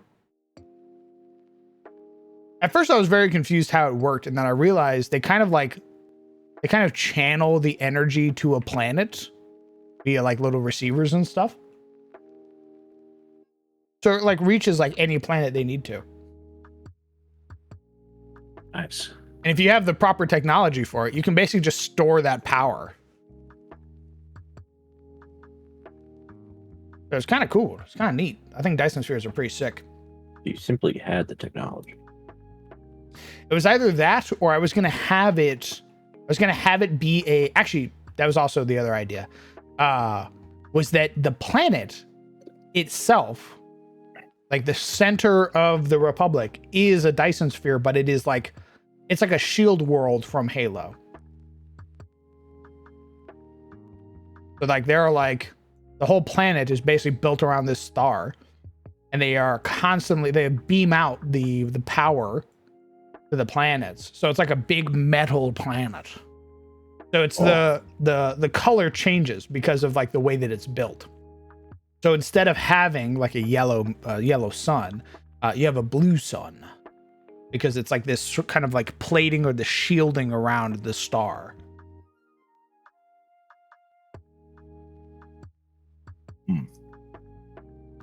Me when I throw tie-dye at the sun. Oh! I just think it'd be neat blue.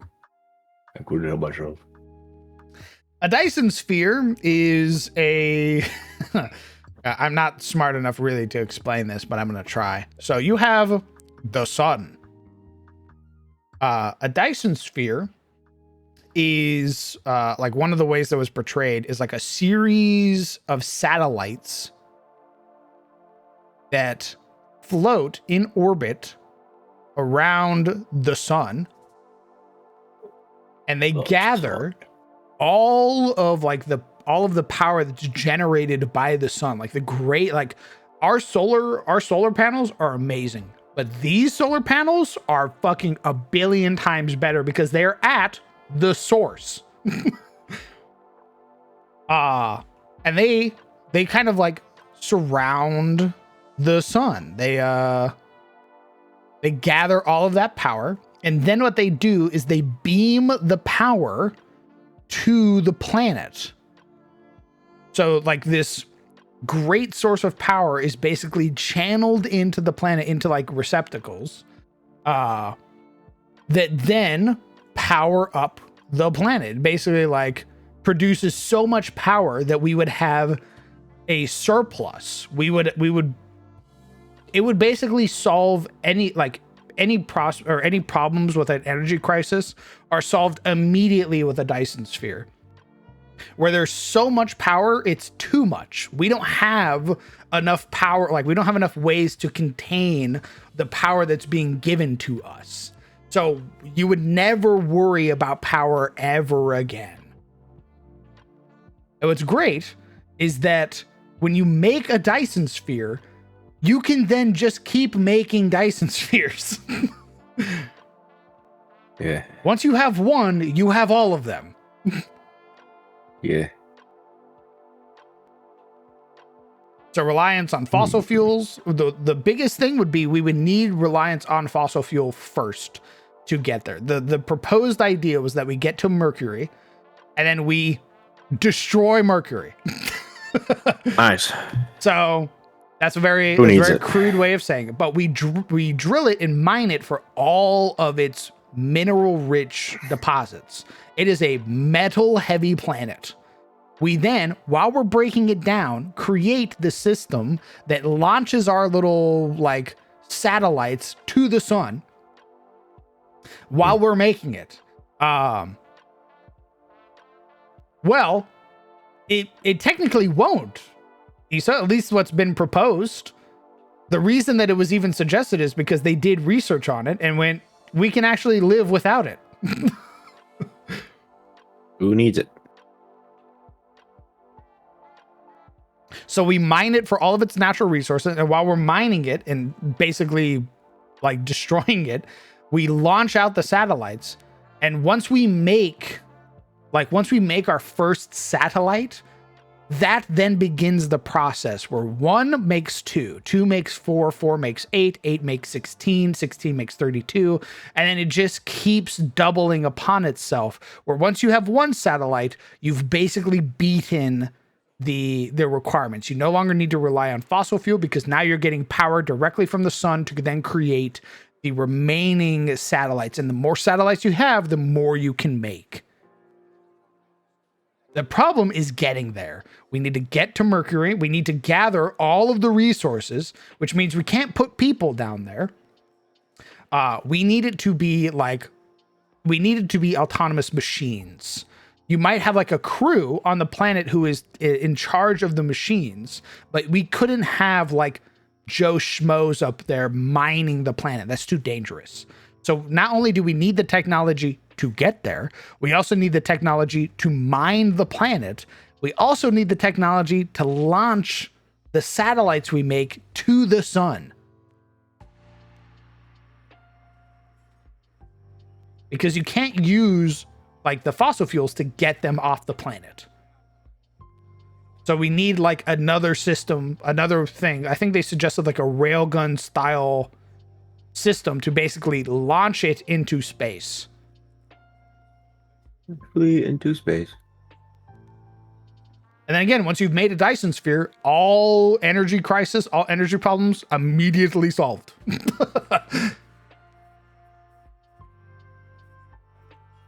There was even another proposed theory was like, with a Dyson sphere, you could technically move your solar system.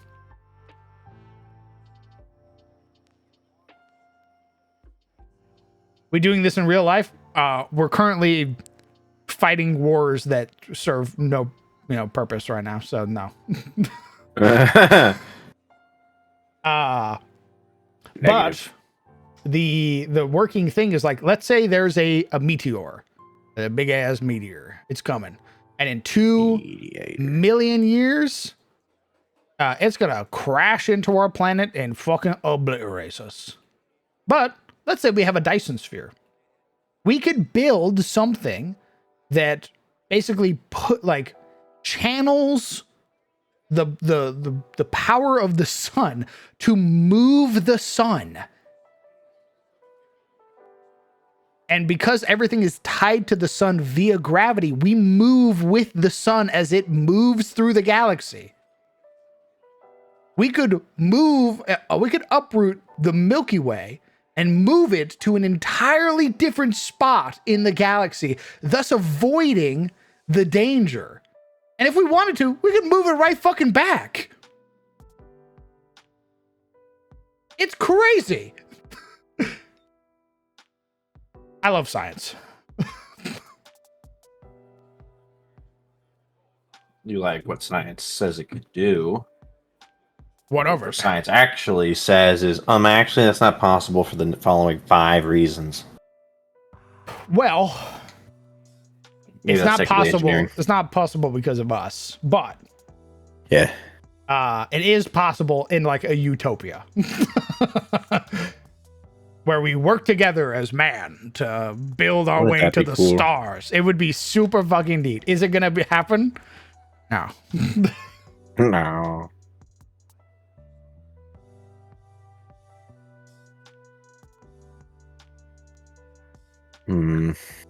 Yeah.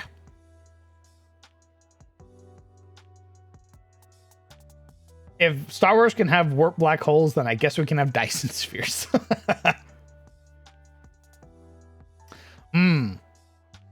Oh, that's right. So we were working on some faster than light travel. Let's see. So we have solar sails. Solar sails are pretty dope. They are just like what you would imagine a solar sail to be. Imagine a ship basically with some like projected sails, like a parachute, or sails like what you would see on like an old vessel, like a galleon, basically allowing you to traverse space. But you traverse it at sublight speed. So you are going the normal speed. It's going to take you 40 fucking years to get to a place, you know, from planet to planet or what have you, without FTL or sublight travel. But this is used often by like salvage crews and fuck.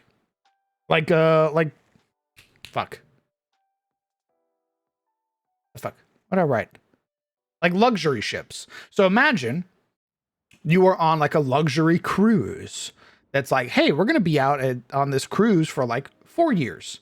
And we are going to see this beautiful like series of constellations and kind of like astral makeup in space. And this journey during the 2-year point, you're going to see this phenomena that happens in space. And that's why we're sailing through space so slow. At the end of the 4 years, we bamf back to the nearest planet using FTL, and then you're deposited, dropped off, what have you. But you spent 4 years out in space on this luxury cruise. Or it's like fishing trolleys, like where you go out on like a 6-month journey out in the depths of space, basically trolling through debris or asteroid belts or what have you, and you're often being kind of pulled around by solar sails.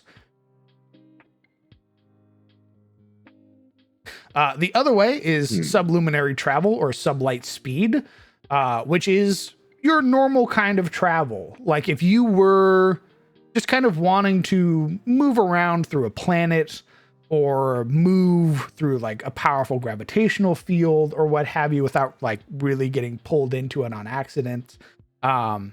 Getting between places, getting between like stations or what have you, you would use subluminary or sublight travel.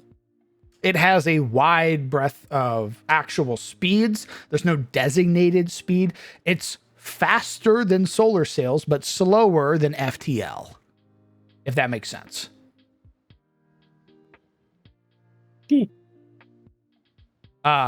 Transporting goods. Well, technically, you would maybe use sublight speed when transporting goods when you are like approaching a station.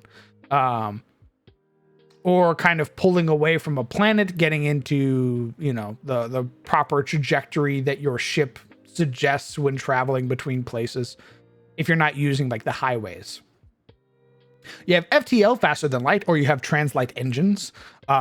This system of travel is usable by nearly every ship. It is not readily available to every ship, though. So FTL or translight engines allow you to use faster than light travel in a system. Getting between systems, if you're using FTL, is going to take a long fucking time. Like a long time. If you are using FTL within a system, it's going to take some time, but not nearly as long as it would be traveling between systems. So if you want to travel from one planet to another, you would use translight engines. This is, I haven't really determined the time, but you know, it would be like, all right, guys, we need to go to Umbra 4. We're currently on Seraphos, so we need to use FTL to get to Umbra 4. Once we get onto orbit, we'll activate the translight engines, and then we will start going there. It's going to take us like a week. So you're still getting there faster than you'd expect. Faster than like sublight travel, but it's still going to take you some time. So that gives you downtime on your ship to do stuff. If you want to travel between systems using a translight engine, yeah, you have it right, Laura. You're going to need to be put on ice because it's going to take a while. However, there are fixes to that. There is something referred to right now. It's known as an astral sphere. It is a series of rings, much like a gyroscope, where there is a relic or a sort of centerpiece of power surrounded by many of these kind of oscillating rings in which you can slot in runes. Now, every planet within the Republic has a code, a kind of like long string of numbers and symbols and the like, where if you input the correct sequence, you can transport an entire vessel from one side of a system to another, even between systems, like that. However, each planet is unique, and you need to decode the sequence. So, this is often used by the military, by the government. So, not usually available for civilian use. But what you would need to do is you would need to find the code for the planet you would like to go to. You would then need to decode the sequence, perhaps using an effigy, which is an AI, or any other smart lads that are out there. Then once you've gotten it correct, you input the sequence into your astral sphere, and then you teleport. However, if you get it wrong, if one letter is wrong, one symbol is wrong, one input is incorrect, you could end up millions of light years away from your destination. So you need to be goddamn certain when you are decoding and kind of going between places. The reason that it is this way is because astrospheres and teleportation technology like this is also available to our enemies. And the planets have like a wizard who will basically change the password like every year or so. It is a way to keep our planets safe, to keep them from, invaders, from a armada teleporting outside of orbit and glassing a planet without warning. But it is kind of risky. However, you could also use this. There are like civilian freighters and ferries that have this technology that can teleport between systems. So if your ship is, let's say you have like a Saber, which is like a 3-man ship, and you're like, we need to get to the Sereth system that's, however millions of miles away. We can't get there with our translight engines. We don't have cryo capabilities on this ship, and it's going to take us however many years to get there. Or we buy a pass from the local freighter. And once the freighter gets ready, we dock on the freighter because it's some massive giga ship. It loads up its astral sphere and then thump, teleports us. It teleports us between systems. Shut the fuck up, Lord.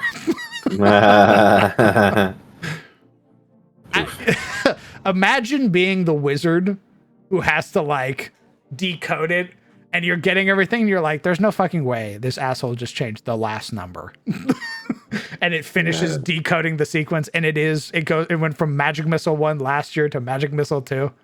That dude's getting fired, by the way. That dude is getting super fired. Are we pre-gaming for Starfinder 2nd Edition? Mayhaps. Maybe. Mayhaps a little. Mayhaps I'm a little inspired.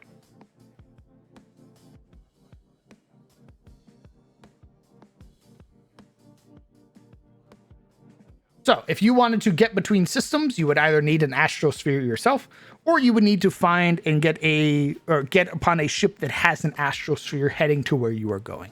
Like I said, there are freighters and ferries that you can get upon.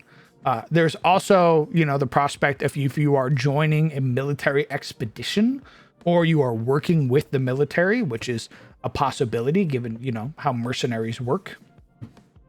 They might be willing to transport you to another system to complete your job and transport you back after the job is complete. There's also the possibility that you might get your hands on your own astrosphere by illicit means, or mayhaps you saved up enough to purchase it from a private, seller. You just better hope that you have a wizard or somebody very knowledgeable on your party who can decode and input the correct sequence.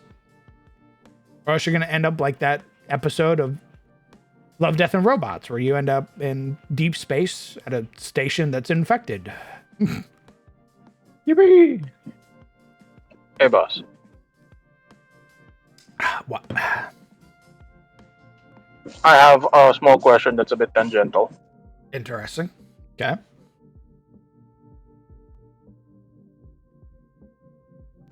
Wait 1 second. Yep. Okay, so when you said that you can take a soul, right, and put it into a robot, right? It's like looked down upon. Are you okay? Yeah. So, and you said how basic AI, you have to basically wipe them, reboot them essentially so that they don't get stressed. For single complexity droids, yes. Oh my god. Oh my god. Speaking of getting stressed. I think he died. Your mic is on its last fucking leg, brother. Yeah.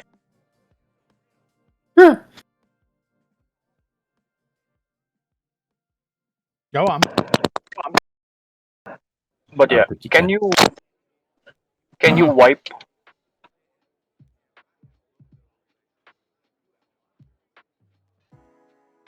Yep. Mm-hmm.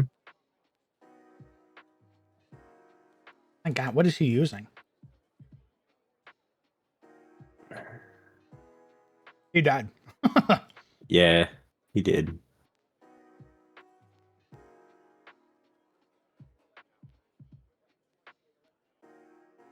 Very unfortunate.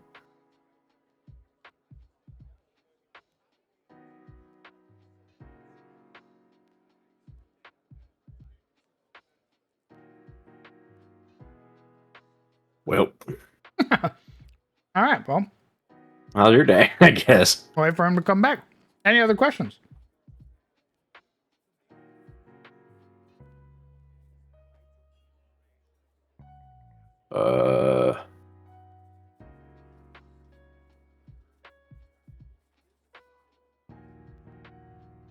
Not at the moment.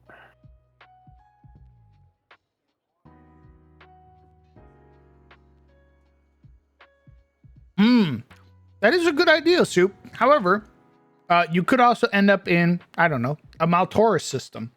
And, get found by the super aliens.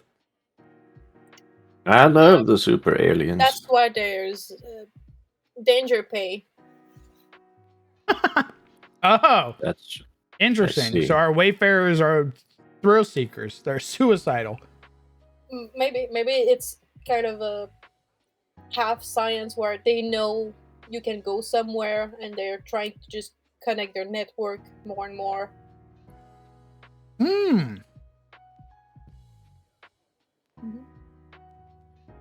Because like it takes such a long time without this way of transport to go anywhere. How did they get there in the first place? Maybe it was random. They were like, oh, we'll try and go there.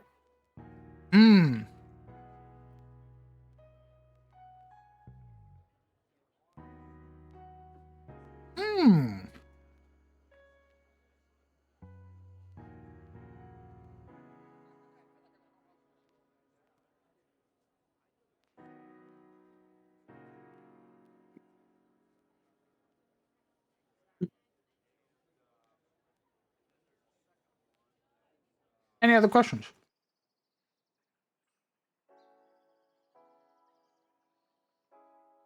Questions help me think about the setting. So ask away. That way I can cook up some stuff.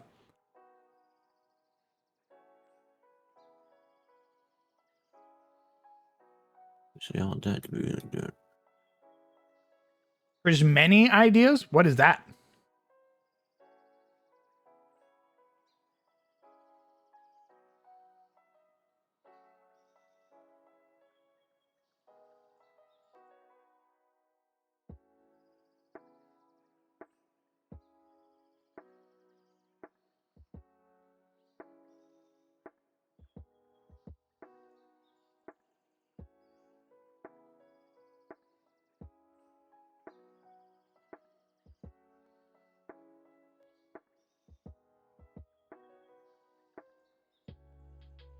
Well, I would think Hale in this setting, that they would want to make sure that, your mail gets to you on time. So I think the mail is part of the government.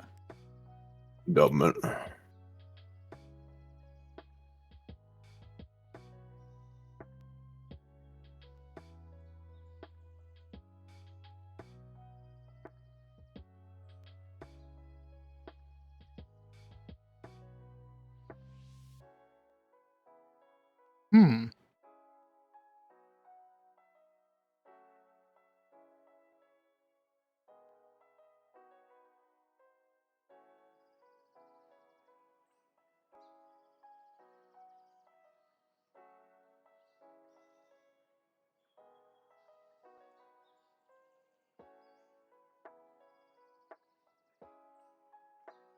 I'm not sure I understand. You said these guys are cyborgs?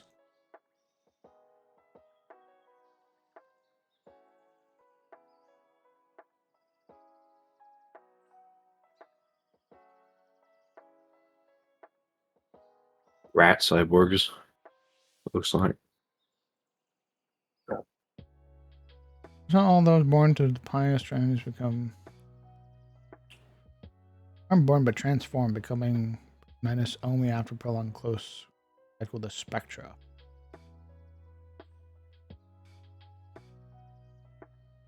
But I think I'm gonna need you to come in here and explain these guys to me.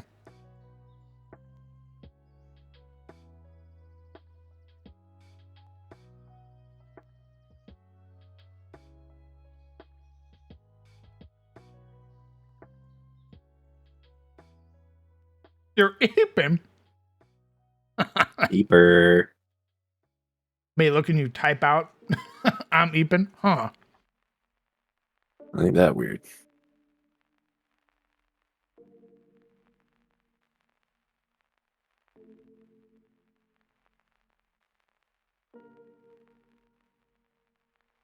Is there an alternative to cryosleep? Yeah, probably.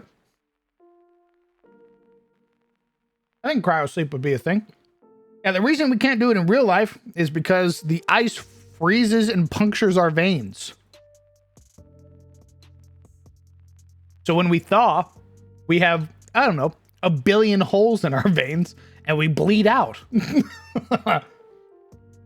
Oh.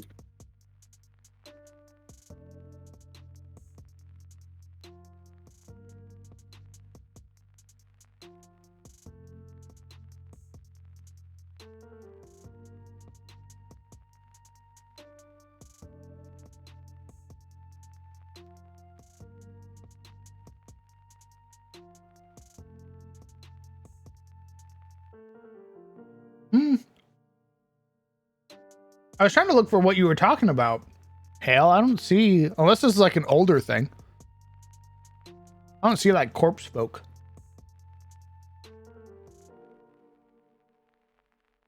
Like the level 1 feats.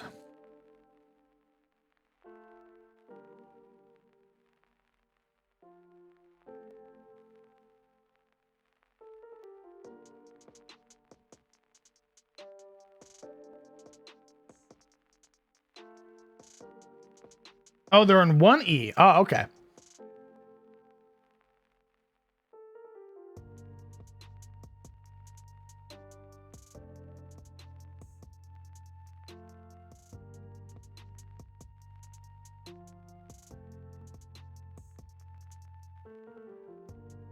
Next to Prism. Oh.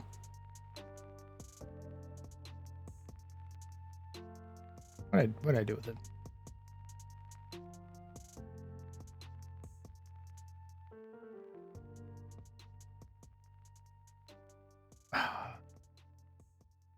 Am I dumb? Oh, here we go.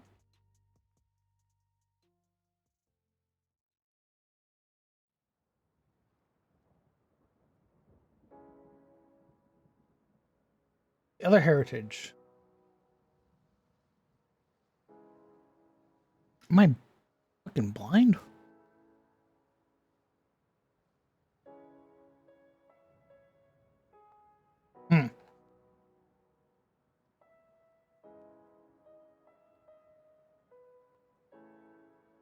I just noticed there's a moth squishing me.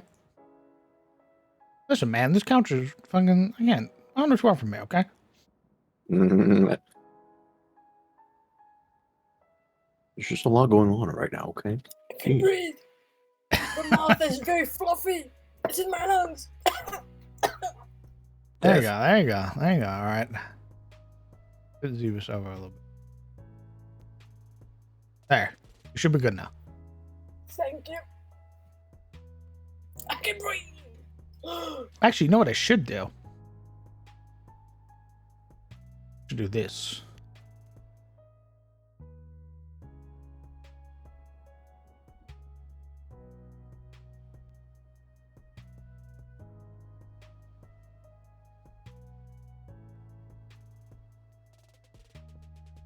All right, talk again, Soup. Hello? Oh, there you go. The stream is very late. I don't know what's going on. You're posted very precariously. Am I on the edge of a disc? I mean, you could see it. Alright, it's going to take 2 minutes for me to see it. It's gonna take 2 minutes. Fucking pause Just it, like 2 unpause it. minutes. Pause it, unpause it. It'll fix it. Oh yeah. Oh, awesome! I'm on Sizzle. I'm looming over Nice. him. Yeah, put you Fantastic. guys in your get-together shirt. Or get-along shirt. I don't fit in shirts. I don't have a neck. Skill issue. You're an issue. Skillfully. What? You heard me. Yeah, but I don't know if I can translate. Why? Is it too French for you? I don't know if it makes any sense. Because you said skill issue, but I said you're the issue. Skillfully. Because you're good at being a problem. Shut up, baby. I know it. It's not a compliment. It sounded like a compliment. It was not. Oh, well, then why did it sound like a compliment? I don't know why. Because I'm Canadian. It's in my blood. It's in my broth, even. Ooh, I will, I'm gonna let you. Wait, you're already on fire. I see. The soap girl. The soap girl Ajax will, not a sponsor, will defeat you.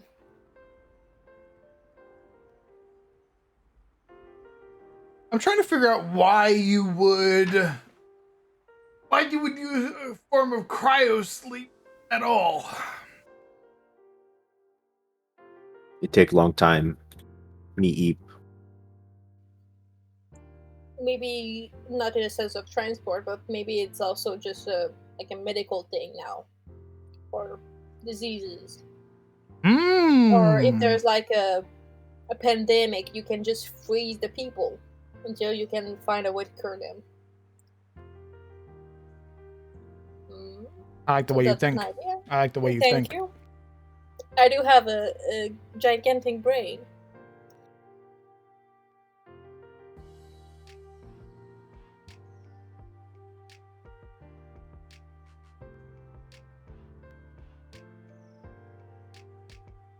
That's also a very good scenario for like a spooky suspense thing where you're in a quarantine station where everything's frozen and you can have like the thing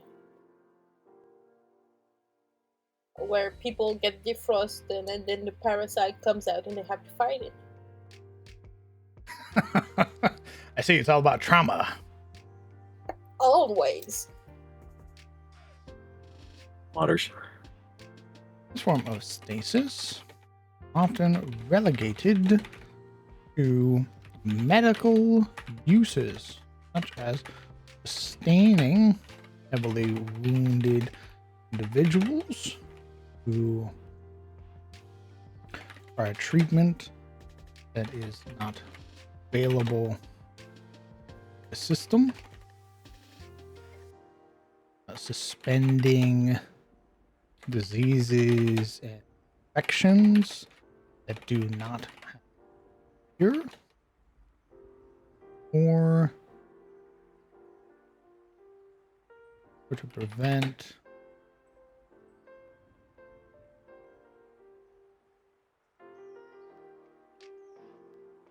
aging during prolonged.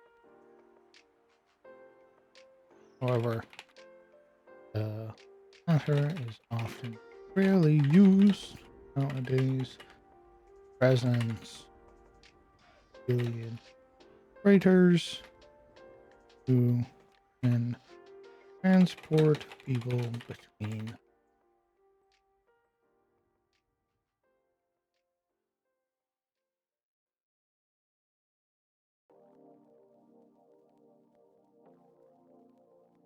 carry many soldiers and a new one while saving on resources. What do you mean, Asher? Probably in like the way that you don't need to feed them those resources. And that, I mean, that seems a little dystopian. Yeah. Do we want Just store there dystopian until we need vibes? to. We could. Maybe there's like one planet that does it. Hmm. One system. And it can show how their morality or things are different than the players. Or similar. Maybe they come from there. Oh wait, doesn't Helldivers do that? Yes. Aren't you frozen until like wartime? They thaw you out and drop you off. Yeah. That's exactly what happens. Hell yes, they do.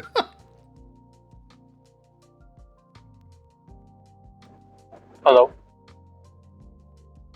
Hi. Welcome back. Is your mic alive? We'll see. It's sounding good so far. Is there a judicial system in the Republic?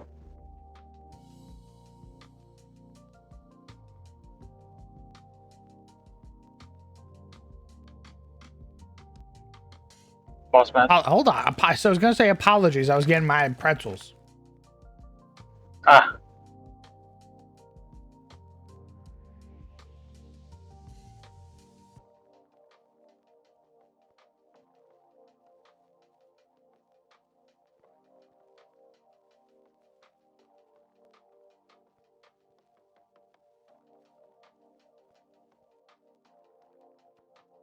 Okay, ask your question.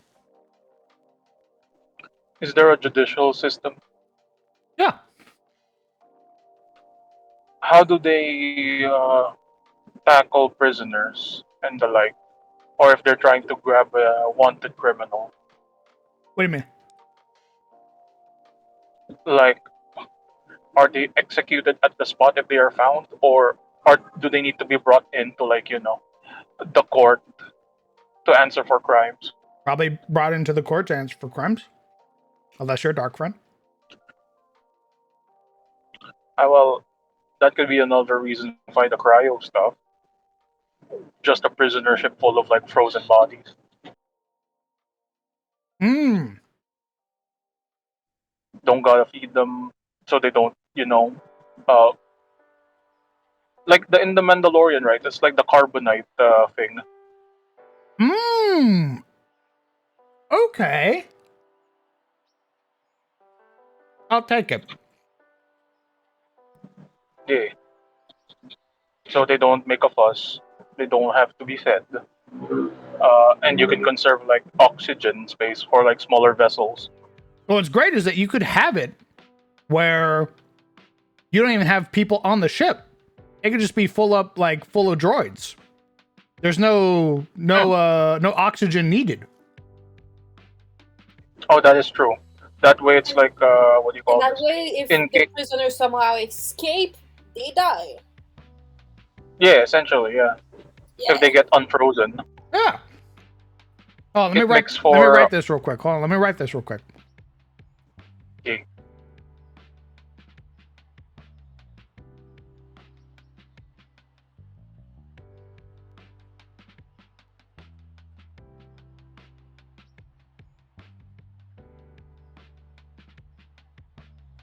And that's also another good way of starting a campaign if its players are prisoners and then they somehow get unfrozen but they can breathe, meaning that there's someone else on the ship that made it so. Or if you need to spring someone from, like, a prison vessel, you gotta actually bring in oxygen as well. Yeah, It's because it's like exactly. yeah. Maybe like them being unfrozen is a mistake, and they're going to find who intercepted and infiltrated the prison ship in search of an escape, or maybe it was intentional and their crew came to bust them out. Yeah. Lots of ways to do that. I love space. Also, it's like what do you call this? It could also function as, like, an uh, emergency. What do you call this? Life preserver type of way, wherein there's a breach in the hull, so they immediately freeze the people so that they don't suffocate. And if they ever get ejected out of space, they can easily be recovered because they're frozen already. They're like a block of, I guess, some sort of carbonite. Like a sponge that was thrown Yeah. into the abyss, they get like immediately like dry and cold.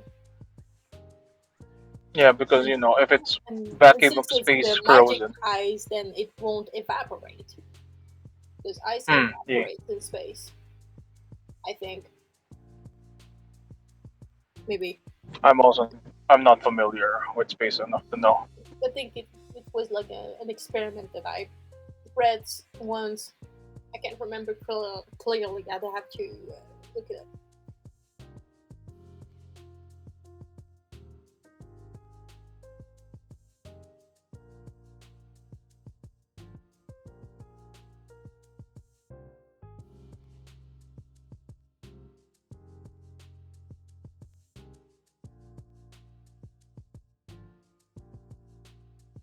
I like that. I don't know about being used to serve a prison sentence, but I do like it being a way where they transport you either to a place that you need to be going to, meaning you stand before your judge or what have you, or on a way to like a prison moon or what have you. I think that's very fun. Yeah, it's mostly just delivery. I think it's a really fun idea because one of the main ideas that I was thinking of, which is something I had talked about before, was the idea for a game is you being a prisoner whose ship just went dark.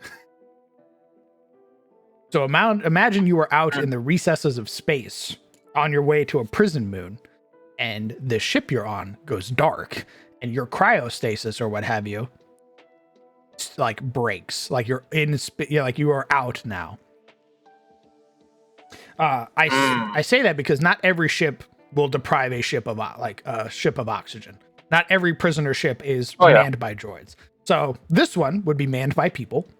So there's oxygen when you wake up, but your cryostasis is suddenly broken. Now you're out. Now you're kind of like bleary-eyed. You're getting your legs back. Who knows how long you've been on ice?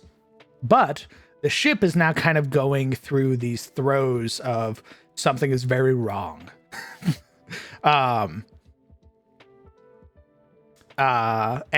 it's because there's a death cult has invaded the ship. And that's where you're going to get your necromorphs and the like. And now you have to escape your prison vessel. And once you've managed to fend off, the evils and escape, you'll get to like a ship, and then that begins your mercenary game. Now you're mercenaries. Now you're prisoners on the run. Yes, Amir rears his ugly head again. Mm-hmm. Yeah. Actually, boss. The whole ship would be a mega dungeon. You are correct. Also, boss. So, about the whole Amir thing, right? Like, them being still the death god. If Enbir actually kicks the bucket. Okay. Like, the necromorphs deal, like, if they came from Amir, it could be because of what the Allfather did. And basically used his biomass. So it's basically like he sent them out to recover the biomass. I like that. Yeah, it's like the hunger now is because before, back in like Fantasy Ages, right? It's all concentrated still in the planet. But now that they're all spread out, he sends out these necromorphs to go find it and to basically amalgamate it into one big sphere to bring back to wherever Amir is. I like that. I kind of fuck. That's some evil shit. I like that. Hail, while I don't think it's a major practice of the Republic does allow planets to handle their prisoners however they see fit. So there is probably a planet out there that just freezes all of their prisoners. If you are a criminal, they put your ass on ice. But they probably are not very kind. I could see it being like they just add a 0 to whatever your sentence is. That's their way of like, oh, you want to break the law? Okay. What was your crime? Thievery? You were caught stealing like Republic goods? That's what's that in the Republic prisons? That's a 5-year sentence? Okay, that's a 50-year sentence on this planet. Freeze them. Oh, also, have you seen the movie World War Z, boss? Yes. So, another thing about the Amir deal, right? So, there are alliance species. There are the Turians, right? If there's like a Turian NPC that's standing in a room full of atheist people,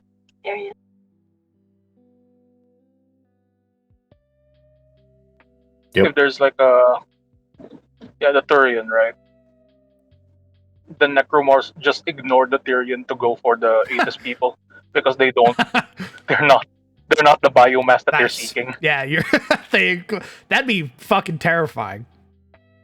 Yeah, it's I think that. See, I like that, but I want to let people be able to play Turians, right? So like, yeah, that could be like a unique thing that they're like, oh, okay, I might get killed, but I won't be taken. Hmm. Like the necromorphs will prioritize the Aegis people. I'm not sure if you remember. There's that one particular scene in World War Z wherein a soldier who has like a limp Yeah. says that during the scuffle he was in the middle of the room and all the other zombies just ignored him because he has a limp. Mm-hmm. I remember Yes, the but kid basically squatting down and like I think I forget where they're at. But yeah, he's like the horde runs past the kid who's like cowering because he's sick. He has some disease. yeah. So you just see a Turian who's like, oh no. It takes It 4 could be Earth like one of those years benefits. to light from Alpha Centauri system to or light from the Alpha Centauri system to reach Earth. How much faster would faster than light be? Oh fuck, brother, I don't fucking know. Dude, I am not a scientist, man. Go on. Answer. What is it, DM? I gotta know. I don't know, man. You're asking the wrong fucking person. Some planets will use this to their benefit as a way to deter criminal activity. They will keep free prisoners for prolonged stays. Prison.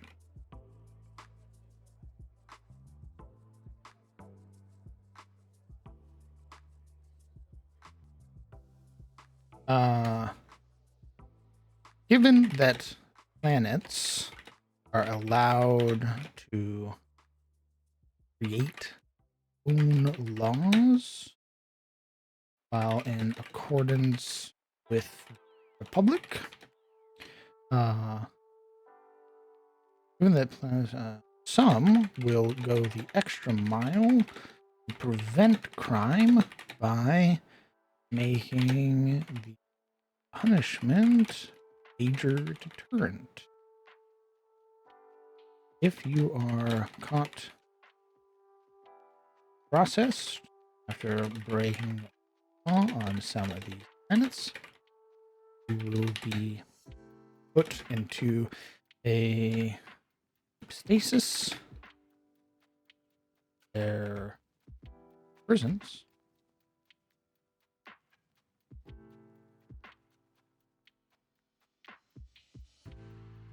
You, so you blinked, suddenly 50 years.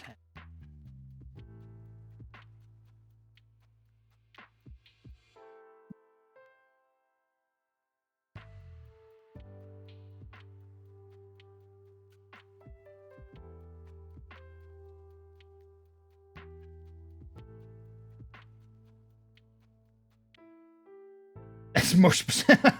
I was about to say, I was like, brother, once you start getting into specifics of like, all right, DM, break down faster than light travel for me. I'm gonna be like, what? Fast. Because light's actually slow in space. Well, you see, it's faster than light. What? That's right. Explain. I just did. What's faster than light then? Explain. Dark light. FTL. Oh my god! Dark light. Half-Life?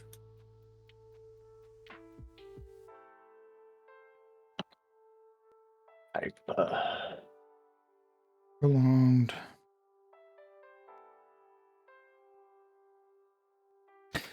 Some plans of the Republic have their own way of dealing with prisoners, often in the form of facilities where they house frozen prisoners to serve out their prolonged sentences.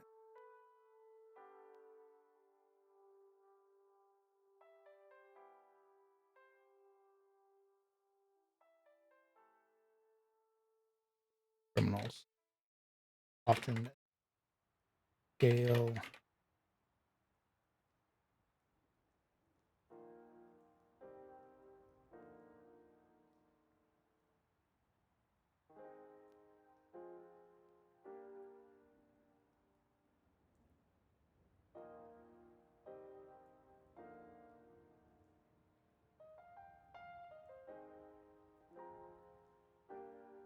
Which could potentially cause a man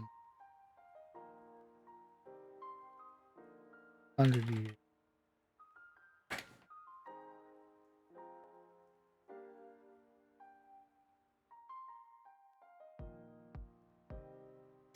Okay. Any other questions?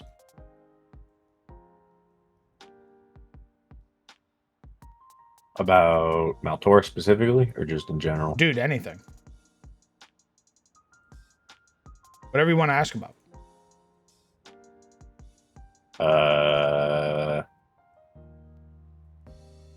Are we gonna have ship combat? That's a great question. Is there ship combat in Starfinder? I hope so. Be kind of crazy if there wasn't. I'd be fucking floored if there wasn't. I shake Hale. When he was very comprehensive. I interlace my fingers together. Lore, are we going to have space combat? The plan is to get a full book on the topic later. Ooh, nice. Badass. Badass. So yes, Sizzle, cool. yes, we will be able to fight in space. That does seem like pretty good.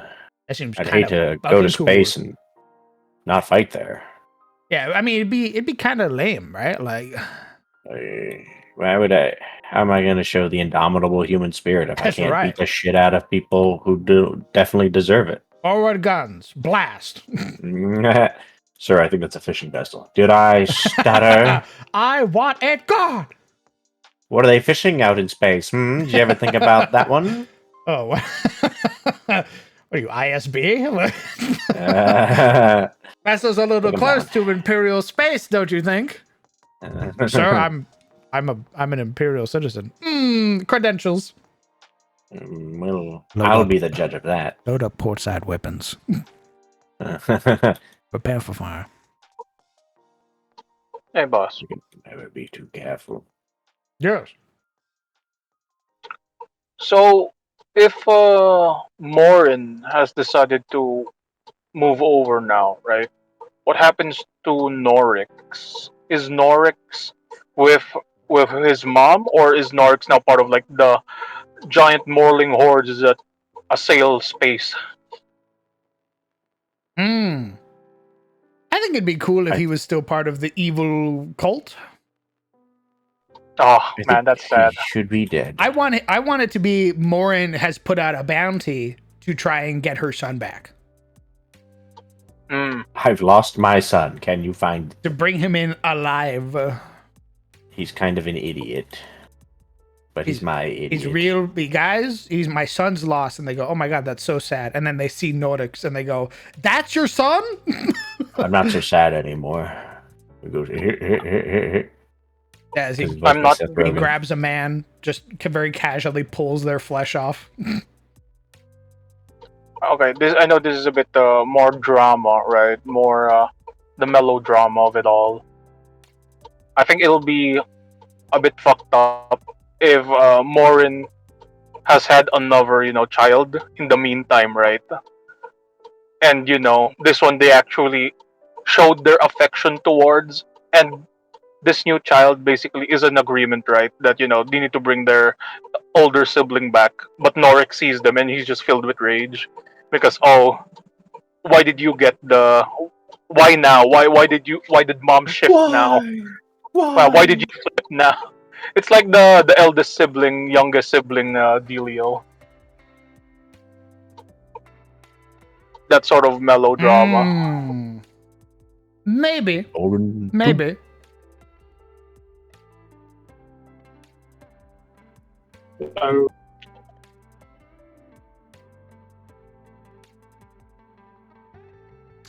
Thoughts on folding space? That might be something that another species does. Right now, the Republic's way of their long distance travel is the astral spheres. What a crazy question. How do you feel about folding space? I mean, I fold my clothes, so like, how hard could it be? Same thing, really. I was more thinking it's like one of Oh, those yeah. folding lawn chairs. Oh my god. Someone's sitting on space and then they fold it and they go, oh! Oh!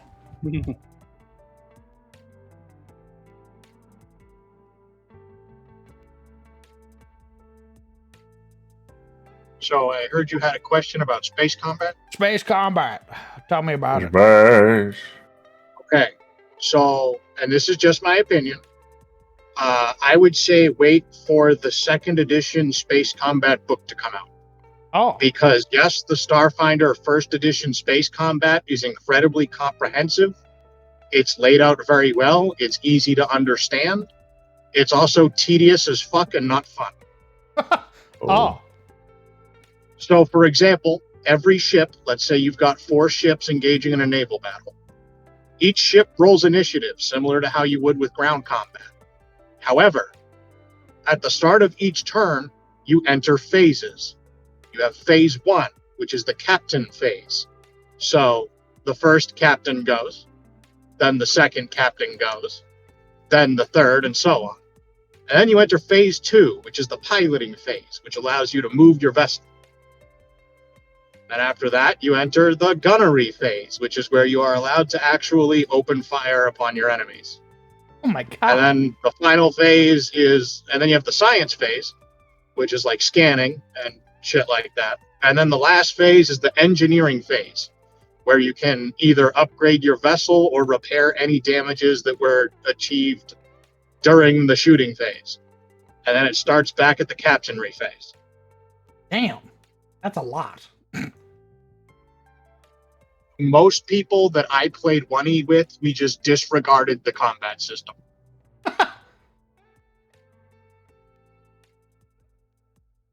How the hell do I? Interesting. Curious even. I'm I'm reading this thing and it's saying,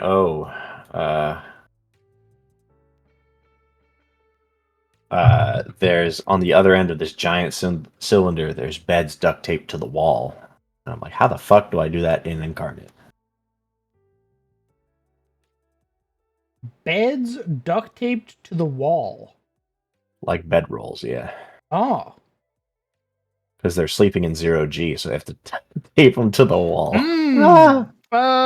You could do something like this. Hold on. I'll pull up my Incarnate. Oh. You want a mega dungeon DM? That's basically GTFO in space. I've got one. If you want to make maps for it, smile.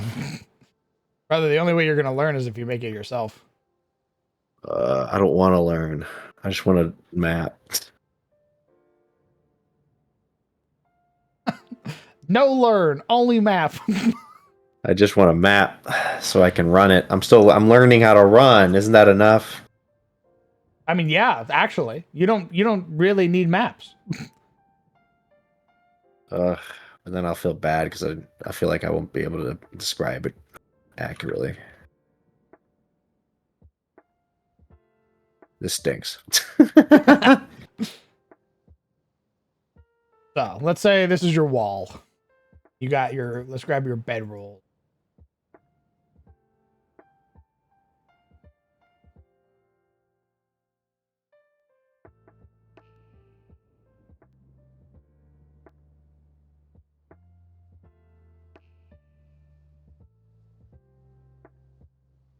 Did they condense everything again? Oh, Incarnate! Incarnate, stop Yeah. moving things! Get condensed, idiot. Ugh. Keep moving things. That's a shame. We fucking. God damn it, man. Leave it alone. It was good, okay? Jesus Christ. More organized. Stop. It was okay the way it was. Uh, It does not need to be like this, like condensed. I knew where everything was. What? You had it categorized by the type. Condensed. I actually really don't like this. It used to be settled by aesthetic. Ooh. And now it's Yeah, I not. remember. Now it's like That's all unfortunate. stairs go to Like milk. stairs. I hate that. Oof. First incarnate L. So what you could do is you'll take like your bedroll right here. Okay, what if I told you it was an unraveled bedroll and people sleep on the wall? Okay. Then you would do something like this. Let's take a bed. We need Because like, again, 0G, so there's no like. How do I duct tape? kind of sussy. All bed. right. So what you do, if you wanted to convey that, let's use this. Let's use this. Let's shrink it down. Perfect. Okay. Then what we're gonna do, is it width? Height. Oh, it was width. We'll do like 70.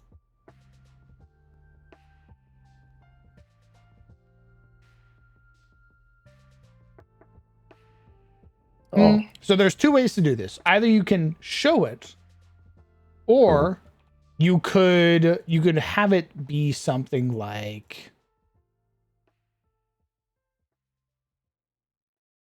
Where? God damn it. Or you do something like this, where it's like kind of like pressed up like this.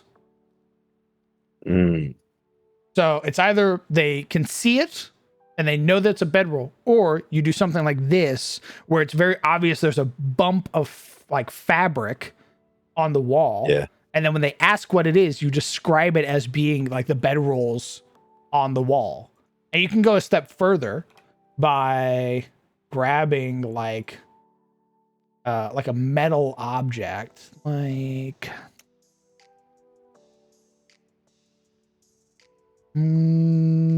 what could work?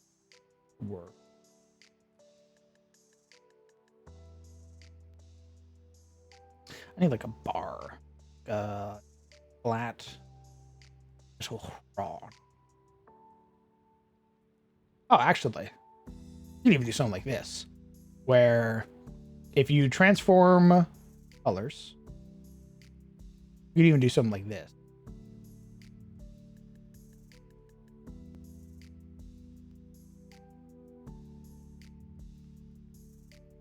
So I'm using the chopsticks. I've colored them. I've color graded them down. Hold on, motherfucker. This is that's how it works. crazy. This is how it works. That's crazy. This is how it works.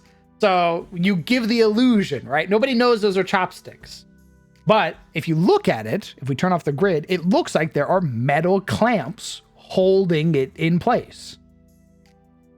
So now you get your bedrolls that are mounted to the wall. And it gives that illusion. It's all about kit bashing, see. baby. Yeah, but you gotta know what's out there to kit bash. Well, that's why you That's experiment. requires. That's why you need 10 years of experience. You experiment. You experiment. Experiment. I just want it. No, that's not how this works. I have to practice a skill to get better at it? What the fuck is this? Isn't that the fucking truth?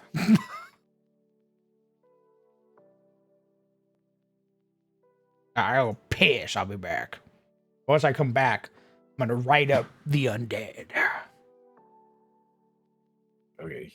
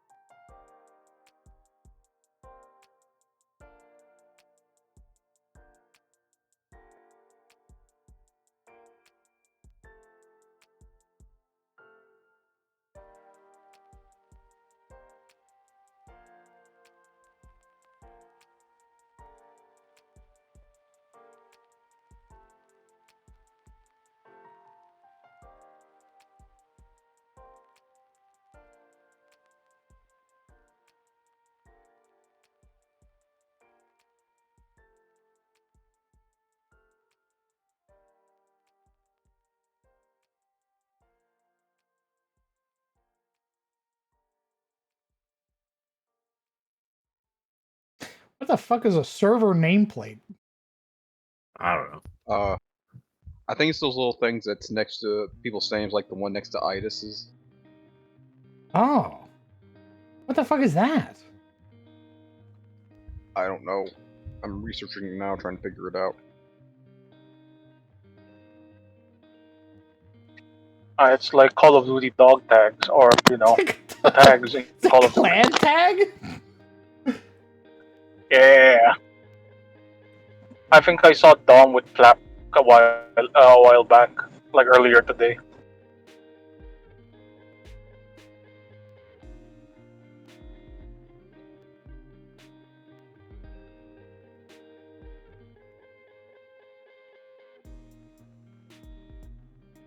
Yeah, when are you getting your own clan tag, boss? TCDM. I don't even know how to fucking do that. Alright. So apparently there's something that you spend your server boosts on. Huh? Server boost. Okay. The server owner or admin can use any available applied server boost to unlock server tags. So I think in the top of the server, go to the server boost section under members and all that. Server boost. Okay. Yeah, how many server boosts do you have available? Oh, I've used all of mine on this server. You've already used them all? Yeah. Then I think we have to wait for more because we need those to enable server tag. What do we need? Because we're at level 3. It's one of the perks that you can get from it.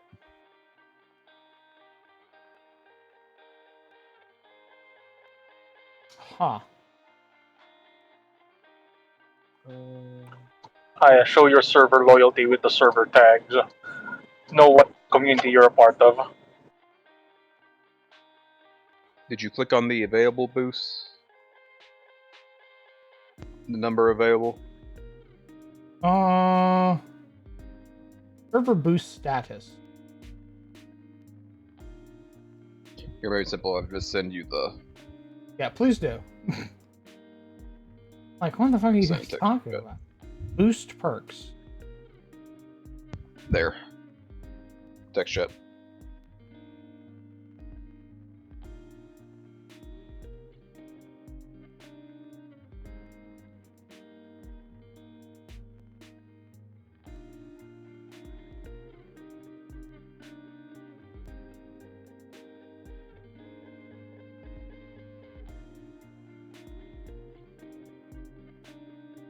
So what are we doing with the undead?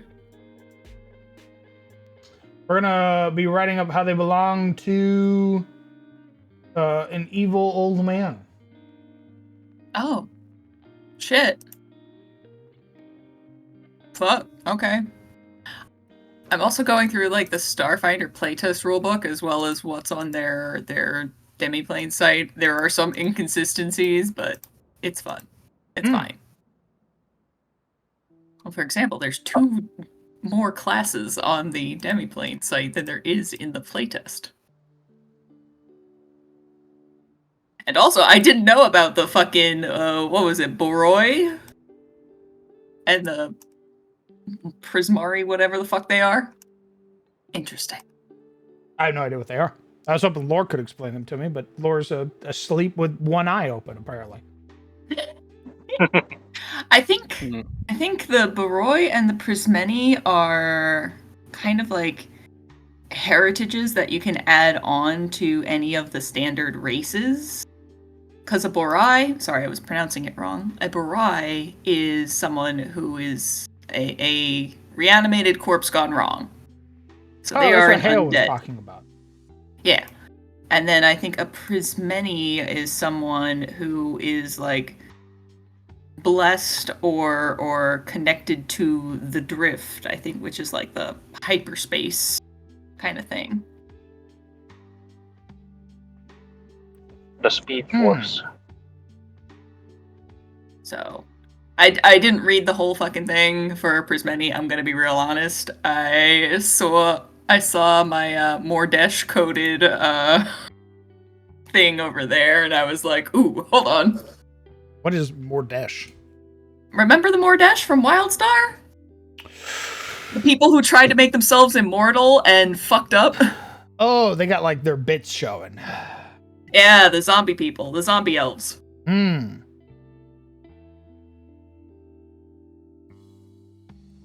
Hey, boss. What? Real quick before we full send the undead stuff, right? Did you see the one YouTube short I shared in Ate Suggestion?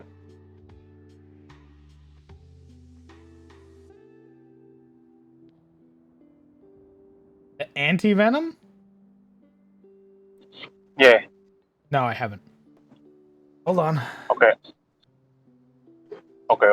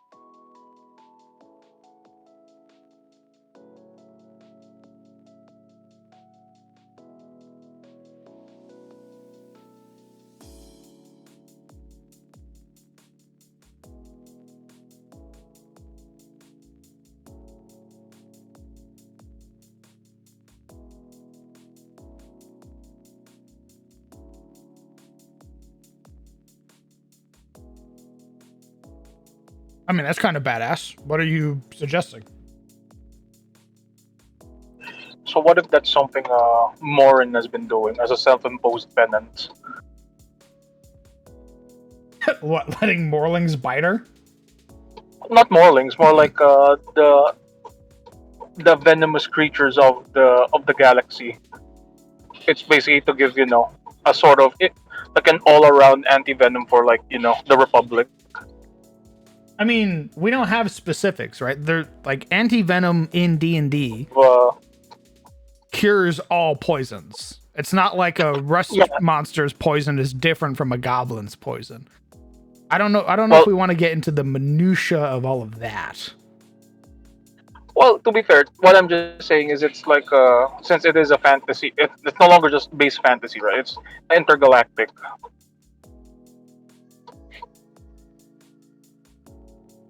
Because Morn has been doing the changing stuff, like ruining over the All Father's creations before. Now it's like I need to make it up to them, and I took it upon myself to create the All Cure, basically.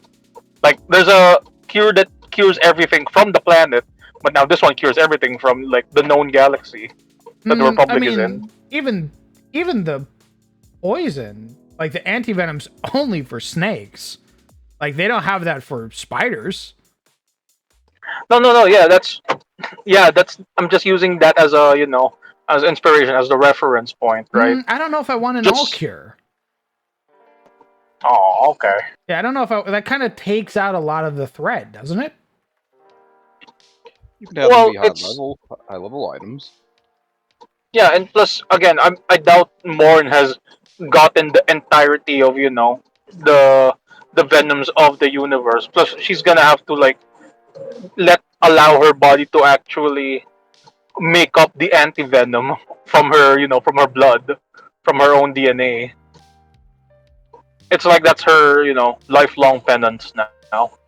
Basically, if there's a new disease that they find, she's gonna go, okay, let it bite me, or a new venom, or some such disease. Yep, I'm gonna be the test subject. I mean, sure. I don't know if you want her to be the one doing that, though. That's not like. I don't think that's her area of science, right?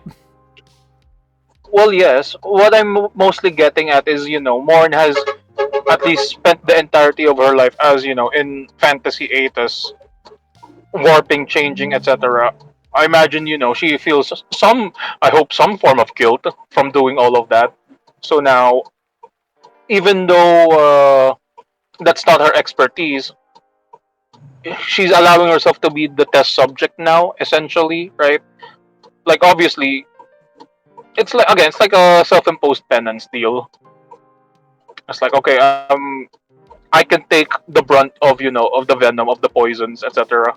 Since I have an immortal god's quote unquote immortal god's immunity, yeah, constitution and such, and that way Ifun can actually handle like researching it and actually actually condensing the cure all.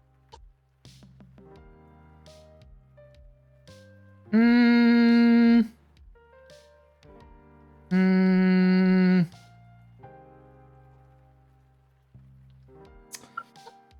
I'm like half sold. I'm not really sold on. Okay. I think it'll just be neat if it were Morin.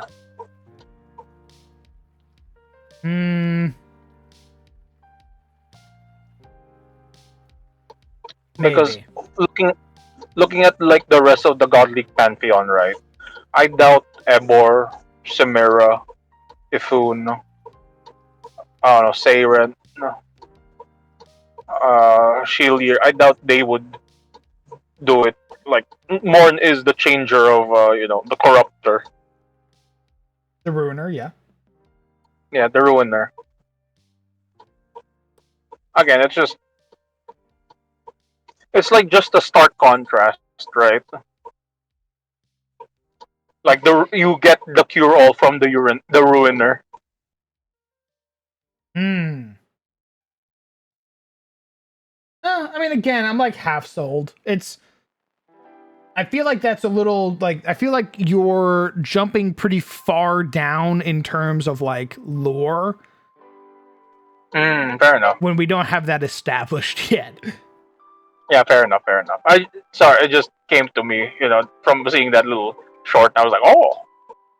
I mean, that's really fucking cool. Don't get me wrong. The that dude making like a giga anti-venom is a super badass.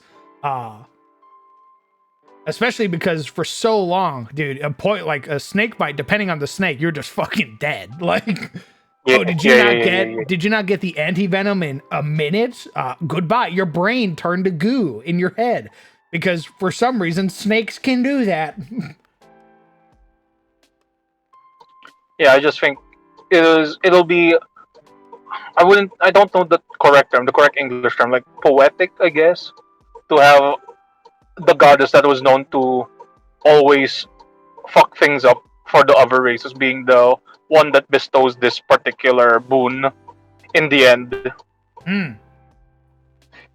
Yeah, just to really show paradigm shifts, like to see where they came from and how they are now in like this split alternate universe future of Aethys.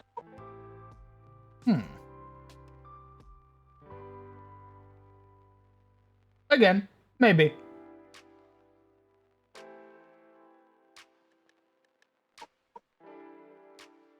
I put it. I'll worry about that later.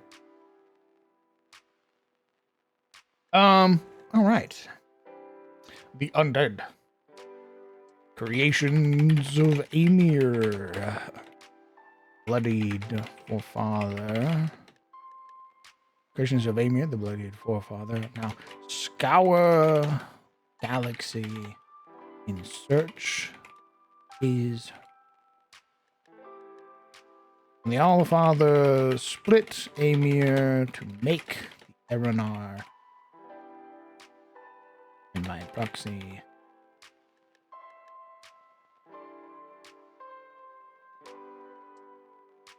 Manatee. The Allfather split Amir to make it. Manatee.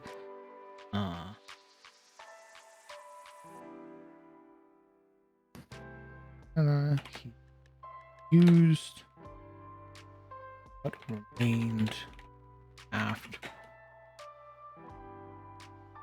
These are remains to gave children after effigy. Now Amir freed from his shackles on Aegis once through the galaxy. Attempt.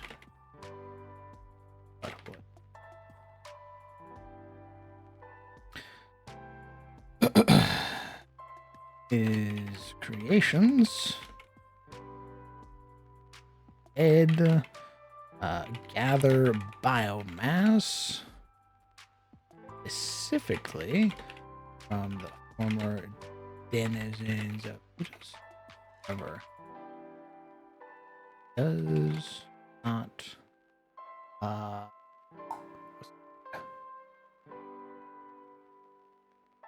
hold it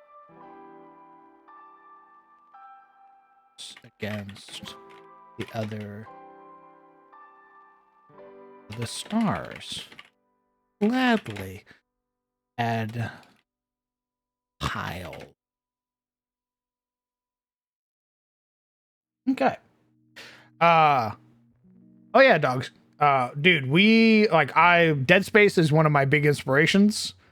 So undead, like death cults, all of that shit, real big. Gonna have some big necromorph energy.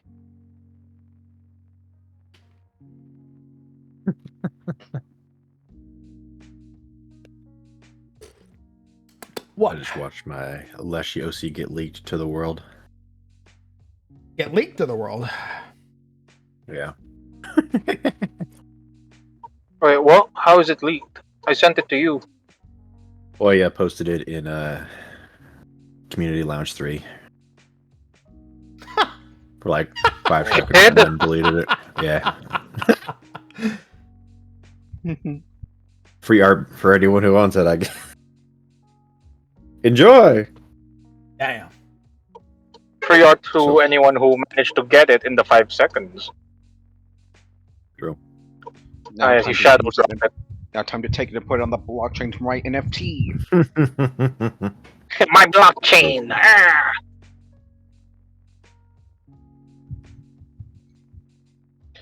I'll make Leshy coin out of it. Who's gonna stop me? Yeah, I need the best Isaac part Clarke. Lesh. Brother, I would love for there to be an Isaac Clarke cameo. That motherfucker, I think he should rest, dog. Like, let that man rest. What? Okay. What if the Isaac Clarke analog, right, is the first one to discover he's the one that signals the alarms about this new creatures, Amir's creations, scouring the stars for for the people, the Aethys born individuals. Hmm. Like, oh fuck. Oh, hold on. Amir's bones are... Well, most of Amir's body was broken down to create the appropriate material for effigies. His bones were drained of their Marrow. marrow and cast aside. It is these bones, now brutally carved and transformed, which act as beacons for his undead to rise. Galaxy. Presence of emirs.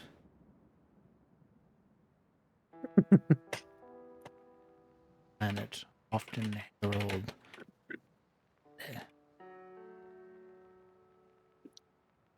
the markers. Amazing. Thank you. Robert I Moore. bow.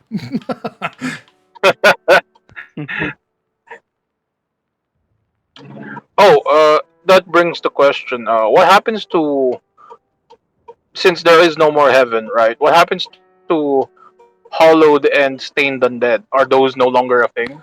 That's a great question. Do we still have hollowed dead?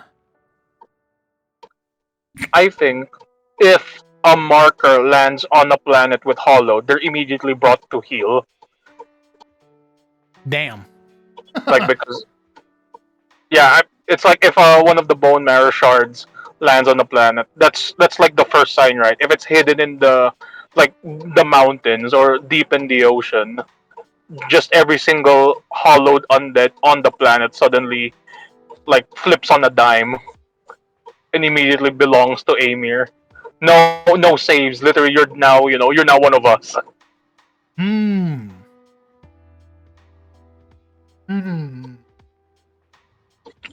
And the only way to bring them back is if you take them and bring them out of the planet.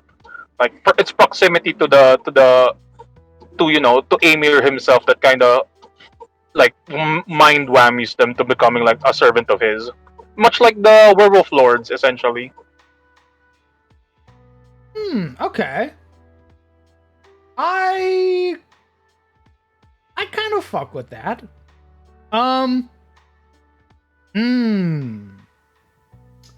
I wish Kieran wasn't muted. So what do you think about undead still, like, hollowed and stained, still existing even in the future?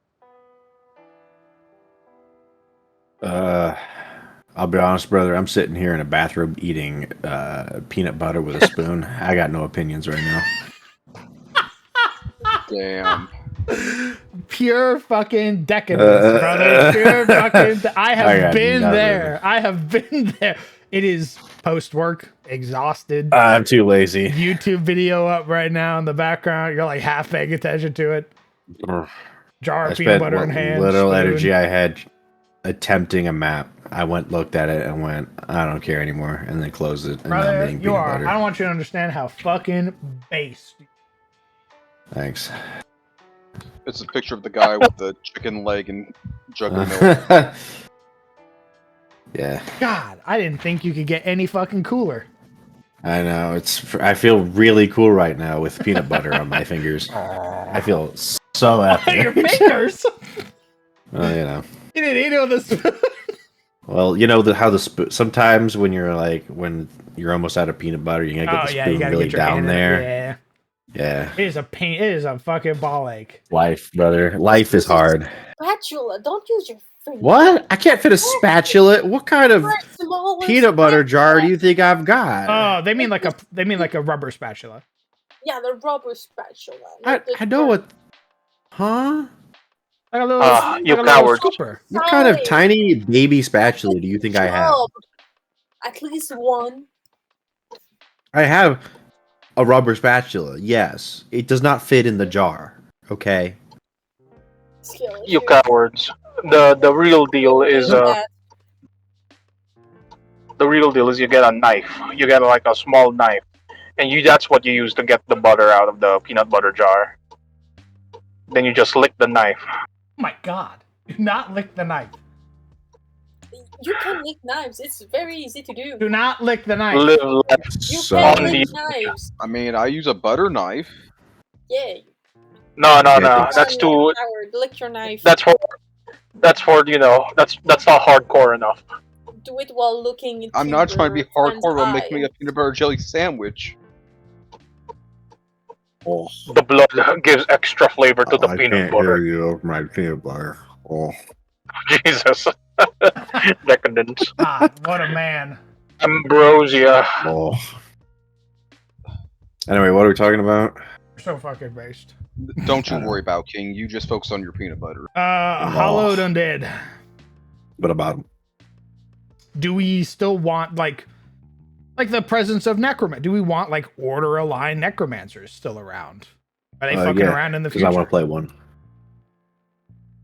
What is? Tell me Yeah. about what the necromancy's like in Locked Tomb. Evil as shit. Evil? Oh fuck. Not cool. It's evil. It's it is really cool. The protagonist uses it. They're necromancers. It's, it's the only magic in the universe, or in that book, is necromancy. But it came about super evilly, and learn about it. Smile, go read the fucking books like I've told Brother, you 8 times. I don't know if I can trust you with another series. I finished this series. I don't know if I could trust you with another series. Can't trust me. It's not my fault. You binged Andor the minute it came out, and I, unfortunately, that's not even have what a I'm day talking job. about. That's not even what I'm talking about. I don't want to ruin other books for me. I don't know if I can trust your taste in books because I might get the series. I might get other books ruined. I for don't me. know. I don't know if it'll ruin books. There's a lot of good books out there, though. Dude, I tried watching. I was watching because I sat there afterwards last night and I was like, "What do I watch now?" and I wanted to watch Thunderbolts. That is a problem. I wanted to watch Thunderbolts. I heard Thunderbolts was pretty good for a Marvel movie, and I was like, "Oh, okay." What do I need to watch before I can watch Thunderbolts so it makes sense? And they were like, "Well, okay, you need to watch Falcon and Winter 54 Soldier." years of Marvel. Well, it's like the main ones was like you need to watch Falcon and Winter Soldier because it progresses Bucky's story, and then you Cringe. need to watch Widow or whatever the Black Also Widow cringe. series is. So that way you get introduced to the main cast. You could watch like the Hawkeye book and all that other or the Hawkeye series and all that stuff. I was like, that's a fucking lot. That's a lot. That's like 9 fucking series and 8 movies. Mm-hmm. I was like, I just want to watch Thunderbolt. So what's the bare minimum I need to watch to get introduced to the characters? I will say, I was surprised. You gotta watch. It's a lot of like blah, but Falcon and Winter Soldier does have some pretty cool moments in it. It's got some moments, but the ending's stupid. I'm only on like episode 4, but Spoilers, the ending's stupid. John Walker as Captain America, I kind of like him. You're not supposed to like him. Okay, you're not supposed Captain to. America is U.S. agent. Well, hold on. Go fuck. First off, they did him super dirty. That helmet, goofy as fuck. But I like him as a character. The idea of a somehow they make him sympathetic. It's crazy. The idea of a soldier. He's not supposed to be sympathetic. That wasn't intentional. He's the bad guy. Well, they did a great job at making him sympathetic. They beat the shit out of him, and they're like, "Yeah, we did it." And I'm like, I feel bad for this dude. I liked that he was. I think he's more sympathetic than the super terrorist chick. Who you're supposed to sympathize with. Yeah, they did a bad job. They did a bad job making me. Marvel does not sympathize know for how her. to make sympathetic anything. I was sympathetic with her until she blew up the fucking building, and then I went, okay, well now you're just a regular terrorist. I don't give a shit about you anymore. If you had left them alive to send a message, I'd have been way more on your fucking side. But you killed a dude who started a fucking week ago, and I'm like, oh, I'm supposed to like you? I don't know how they managed to make Xenos the only intelligent and honestly interesting character that I give a shit about in the entire series. I was very surprised by Baron Zemo being a very interesting character. He was a badass. And I was also sick of watching Bucky Barnes, Winter Soldier, get his ass kicked at every That was lane. also It's the classic. He turned good, and so now he's shit. Yeah, he got nerfed. I was kind of frustrated watching Bucky. Like the only people I could see, My God, man, like people beating Bucky. I was expecting it to be like Wakandans. I was expecting it to be the Doma, the owner's check. That makes sense. Yeah, the people who gave him his arm, like the one who trained him and like gave him the ability to break out of the Winter Soldier like control. Them being able to kick his ass, super expected. Like I was like, they're playing with you right now, dog. Like she goes. He should have known that though. He's the Winter Soldier. He's not just a beat him up guy. He should know when he's being toyed with. Yes, I agree. The fact that he gets his ass kicked by like random super soldiers when he has 80 to 100 years of experience, I go, that makes no fucking sense. This is stupid. Mr. Sizzle, real quick. Yeah. Do you so you watch Marvel, yeah? Do you watch DC? No. So you don't know Peacemaker. Gotcha. I've seen some episodes of Peacemaker. I mean, that's funny, but it's no. What I'm saying is basically John Walker. From what I'm hearing you guys talk about, because it feels like he got the Peacemaker like deal essentially. Because in the movie that Peacemaker was first introduced, he's like an absolute dick. It's kind of hard to root for him, right? But then obviously he got his spin-off show, and it kind of brought out more depth from his character. Like he's so villains can get can get depth, can be rooted for. U.S. agent beating a guy, one of the flagstones to death, with the shield. That's all good. Yeah, like Walker. I'm gonna spoil it. It's been out for. Forever. I don't give a shit. Yeah. Walker bludgeoning in that dude's head, like because he's roided out on the super soldier serum, was very cool. I think that there should be, because it's like an experimental drug. Like him freaking out because he doesn't know how to control it is great. It made me really sympathetic to the character where he's like, I need to save my fucking friend. You're not supposed to be sympathetic to this guy. But he's a good guy. That's what drives me crazy. The fucking writers are so bad. They make Bucky and fucking Falcon the unsympathetic like pro-tags and Walker the underdog. I was really expecting to hate It's Walker. wild. And then I watched him Hulk out, and he's like, you killed my friend. Like, I have no sympathies for you. You're killing people. So, like, I'm looking at it through his perspective. And I was like, yeah, dude, fucking kill these guys. Like, who's trying to arrest eco-terrorists? And then Falcon and Cap are like, Falcap and Bucky are like, no, we shouldn't. And it gets his fucking sidekick killed. Yeah. They like break it. They fucking break his back. He still doesn't try to arrest these assholes. Who like shirk literally all international law. Like, and this is supposed to be, Captain America. It's just so weird. It's so strange. That show makes me question mark. And it's so ironic that Thunderbolts came out, and apparently they've actually made him a sympathetic anti-hero now. At least they recuperated. Yeah, I saw that he was in Thunderbolts, and I was like, okay, well, if he's in Thunderbolts, then I probably do want to watch it then, because I want to see what they did with him. Yeah. I hope they made Bucky a fucking badass in that movie. If he's not, I'm going to be super upset. Be mad. Be upset. Bucky should be able to... I don't care anymore. Like, I mean, yeah, right? Like, I'm watching because I want to see Thunderbolts. But damn, I did sit there after pausing and being like, all right, time for bed. And I was laying down. I went, I miss Andor. I miss her. I miss my wife, Tails. The only good fucking show out of Marvel for the past 50 years was Winter Soldier. The movie? Yeah. I agree. I do like Winter Soldier. Winter Soldier was based and spawned literally the entire Marvel fandom.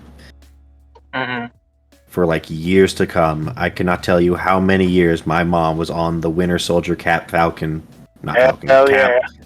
Bucky fucking fanfic Yeah. ride. Yeah, love Stucky. And Stucky's good.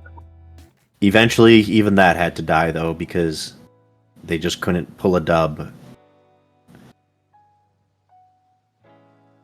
Sorry for any of you that think Marvel's good. But I know what I'm gonna do. I know what I'm gonna do. I know what I'm gonna do. I know what I'm gonna do. I know what I'm gonna do. What I'm gonna do. What are you gonna do? What are you gonna do? Is after I watch Thunderbolts, I'm just gonna go watch Shogun again. Nice. Let's go. I'm just gonna go watch Shogun again. Okay. But you That should. way I can get you like a should taste read, of like a good show again. You should read the Locked Tomb series because there's a lot of other books I can recommend to you that aren't depressing, or you won't be like looking about like what now. With books, there's enough of them to keep you busy. I do. Wait. I do like the idea that the boss man is scared that after reading the lesbian necromancers in space, like the Lord of the Rings just turned into ash in his mouth. Like, oh, it's not as good as the new thing. One I'd be tier. surprised because like I loved reading the Lord of the Rings. I also I've loved reading Wheel of Time. And they're like Wheel of Time is based very heavily off of Lord of the Rings. Like that motherfucker, he wears his inspiration on his sleeves like how I wear my inspiration on my sleeves. So I'm a big fan of it. It's more so like Imagine though, the Locked Tomb changes you forever. The lesbian necromancers in space. It'll be crazy. He's with Yoshi and with Toxic Yuri. Just he can't help himself.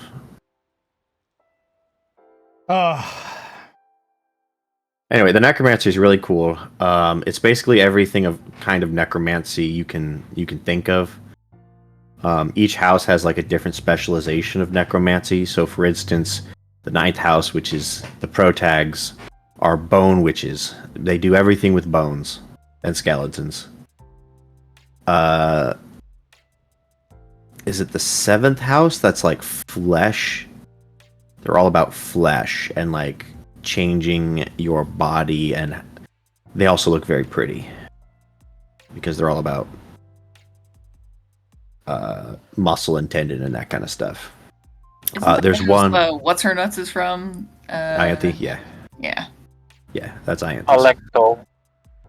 Electo. What the?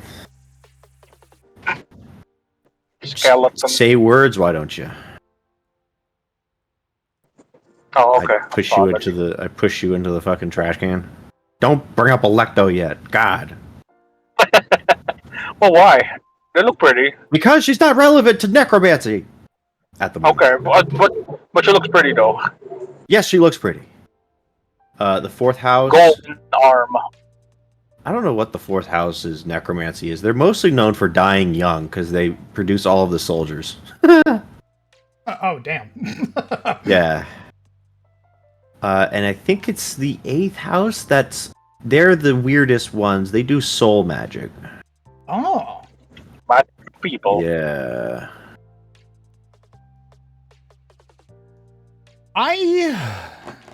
We should come up with a title that's different from necromancer. I think necromancer should be a derogatory term.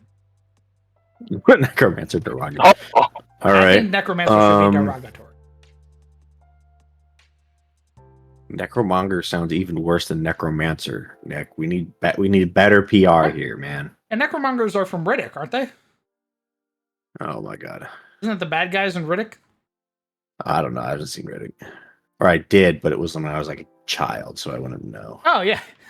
Nick posted above it saying they're the ones that God moves to turn entire planets into necrodontists. Yeah. Full body dentists. Full body dentist.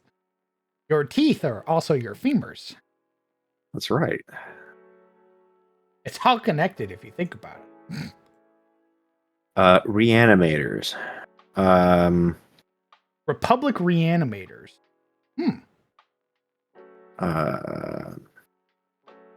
What's the point of a necromancer for order? I'm assuming it's to commune with the dead in some way. Well, I liked Hale's idea. Licensed necromancers stick around as doctors and surgeons on frontier colonies and less affluent planets. I mean, we could call them witch doctors, I have a name. plague doctors. In Starfinder 1E, necromancy is mascot. used as a form of alternative medicine for people who are too poor to afford cybernetics or artificial limbs. It also serves for people who are, for religious reasons, don't want man-made replacements. I have a suggestion, boss. Okay. Nursal reanimants. One more time? Nursal reanimants. That's might be too much of a mouthful. Dang. Okay. Yeah, that doesn't really seem like a title. The Nursal reanimant? Okay.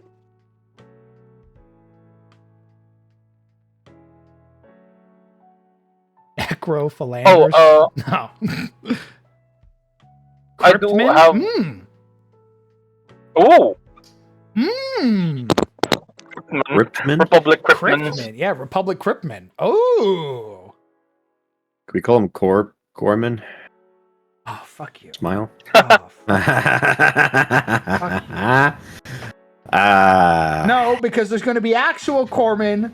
Because we're going to be using the Navy, and you're going to learn. Corpsmen. You're going to learn Navy. Because they're ranks, corpsmen. motherfucker. You're going to learn what a petty officer is. Because corpse. Shut up! It's very funny. I'm killing you. I'm killing you. It's really funny though. I kind of I do, really fuck with Cryptmen. Yeah, Cryptmen. Sounds like they hang out and they sound like grave robbers. I'm not gonna lie. Cryptmen sound like some weird ass folk. You seen those Cryptmen last night? I mean, to be fair, what's the purpose of a crypt, right? To hold dead bodies. And what these guys, from what I understand, they're basically, from what Hale said, like if you don't have money for, bionics, you just reuse corpses.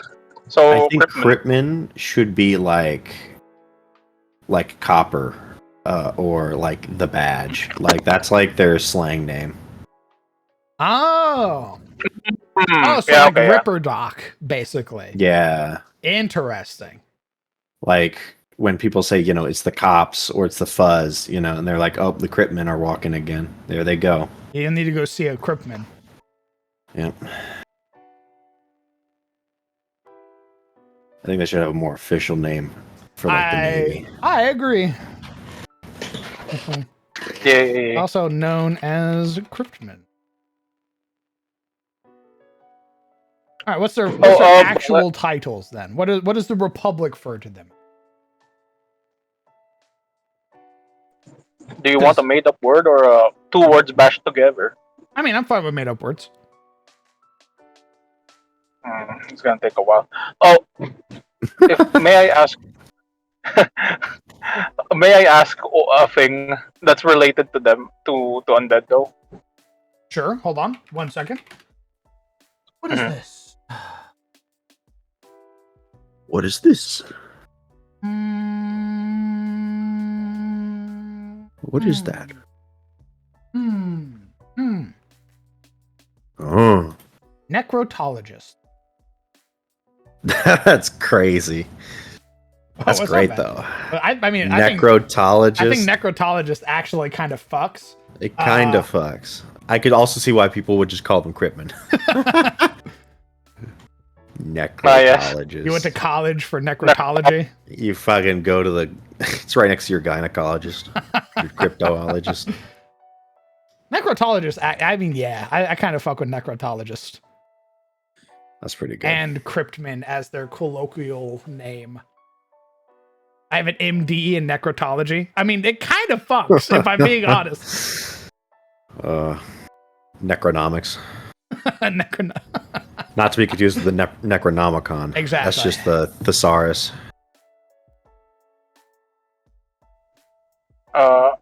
So about the question. Go on. What's your No question? So Saren used to be the one that basically officiates all the undead, right? The those undead that exist and how she deals with them essentially. One more time? Saren used to deal with any errant undead that exists in Aethys, right? No. She wouldn't personally go. She just abhorred the undead. Like she wants to deal like no, I understand. Like what I meant was she kind of doesn't like undead existing, right? She kind of like, oh, you gotta send these souls back. Her biggest thing was that she didn't like people who shirked the natural order. If you were a hallowed, you were fine. If you were a stained, okay. she wanted you gone because that was an affront to. You were also not brought back consensually. Okay. Because don't Hollow also have like a time limit essentially in Fantasy Aethys? You can't be a Hollowed existing in the world forever. You need to go back. So what I could see, well, again, she doesn't really have dominion over death anymore. So I could see it being something like the reason necrotologists exist is because of what Hailstar does. It's for people who can't afford a lot of like the greater kind of like medical needs or costs that are there. So it's a way for people to continue supporting their family. And I imagine that the way undeath is treated now, or like in modern day now versus in the past, it's not like your skin sloughing off or anything like that. It might actually be pretty hard to tell somebody who's a hollowed versus who's a person now. Okay. Oh, so hollowed and taint. Oh, so stained are no longer stained. I see. Interesting. Well, I think they'd still be stained. Because there's a difference between like the necrotologist who's there doing it consensually and order aligned versus the errant necrotologist, the mad scientist who's bringing stained back. Ooh. Yes, the difference between Frankenstein's monster and like a regular vampire-looking dude, all stitched together. The other ones. So like, you have the Republic necrotologist who's like, okay, yeah, exactly like Hale said. Oh, actually, that's also a good one. That's also a good idea. Oh shit, I didn't even consider that. Fuck. So imagine you lost your arm in a industrial accident. Mm-hmm. Your arm gets fucking. You get degloved. I see. OSHA hasn't gotten any better in the future. It's even worse. Oh, good. You get degloved. You lose your entire arm. Safeless rails. Nice. Correct. Yeah. No, there are no rails on these platforms. Oh, good. And you go, I can't afford a prosthetic. I can't afford like a bionic arm. Fuck, what do I do? Am I just armless? Do I use like a really shitty prosthetic that is bound to fail? Or do I go visit the Cryptman, who might have an arm that he's willing to sell me? Who will graft on a flesh arm instead of giving me something bionic? Would they be able to basically like use up the ravaged arm and be like, oh, okay, just putting here, we'll just reuse it, the thing that got shredded. I think they would, but I think what they would do is they would condense it down. So whatever's left, they kind of sever, then they condense it, and then they bind that with the new limb that they give you.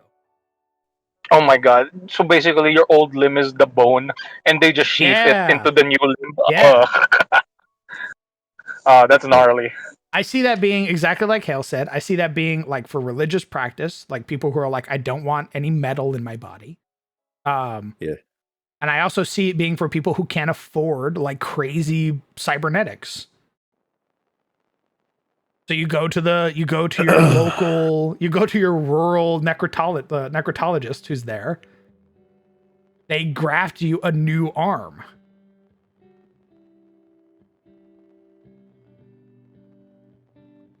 Hear me out. What if necromancy was the only magic that was incompatible with technology? You have to choose one or the other. I mean, I can't have the undead cyborg. I was about to say, I kind of like the evil visual of No, like wait, let's not. I push up the servitor. Now, what about this guy?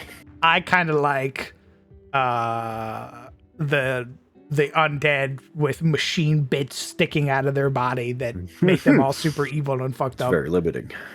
Ah, yes, the Reaniman from Invincible. Yeah, Yeah, correct. that's pretty good. I like Um, that. Yeah. What was I gonna say? Not pretty work, in- but equipment holds a very important function in the mining towns of the frontier. I agree, Hale. I agree. Continue, Susan. In the Locked Tomb series, one of the characters loses their entire arm. And the protagonist, being a bone witch, cannot put it back, and she does not like other people's arms because she's very vain, and that's mostly it. She's very vain. She doesn't want other people's arms. And also, I think there's something about like the trauma. Basically, she's like, "This isn't my arm." I imagine, I imagine you probably would get like phantom Not limb. Electo. She does have. Well, she gets a replacement limb. It's someone else's though, and she's very traumatized about it. So what the protagonist does, being a bone witch, she takes it off and grows out basically the bones that are there to make a skeletal like gilded golden arm for her instead. So she has a golden skeleton arm. Kind of badass. But it's hers. It's really difficult, and literally no one else would be able to do it. But I won't go into reasons why she could. Smile. Chosen by God. Not quite. Chosen by the devil. Maybe. Nice. By the gay Satan. What if I told you they were whatted the same? Really? Interesting. I mean, John's kind of a bastard.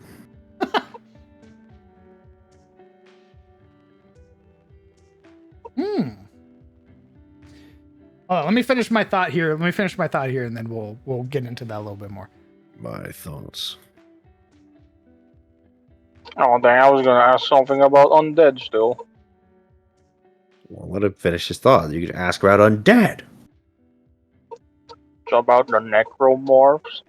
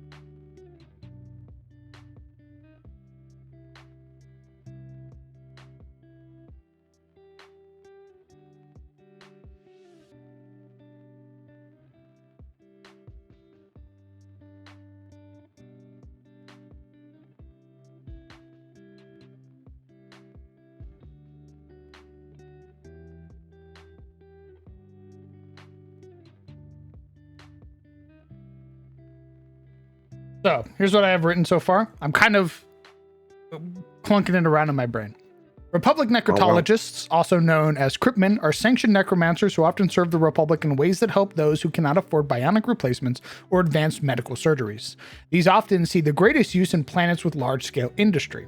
Necrotologists can also be used to allow loved ones to say their final goodbyes to their former loved ones, and with the proper consent, allow those willing to expand the territory of the Republic as laborers. Oh.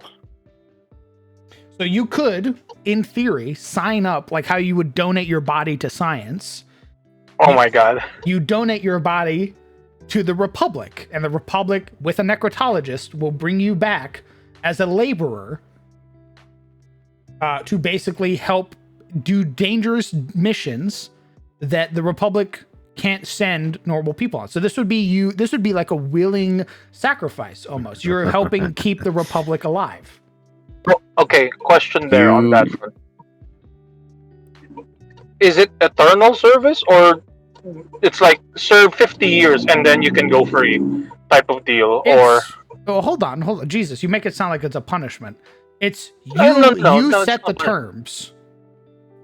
Okay. So when you sign up, they ask you, what of these jobs do you want to do? And it's like, hey, we have an asteroid that needs mining. It's relatively dangerous.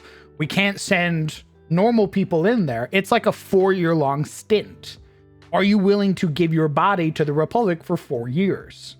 And you go, yes. And they go, amazing. Okay, when you die, a necrotologist will, like, the Republic will pick up your body. You will serve these 4 years, and then we will give you a Republic burial. Your family will be paid for the entirety of your stay with us. Oh. So you don't go free after your service? What? Well, no, I meant like, okay, so you die, you get brought back, Well, now remember- you're alive again. Well, remember, Hollowed are, like, they're not permanent. Oh, okay. So it's like they're basically stretching out how far they can keep you. If they try to keep you any longer, you run the risk of becoming a stained. Okay. And again, the whole thing is about consent. So if you say, I'm only serving these 4 years, and they go, understood, and they try to keep you for any longer, you've broken the contract. Now I'm here against my consent.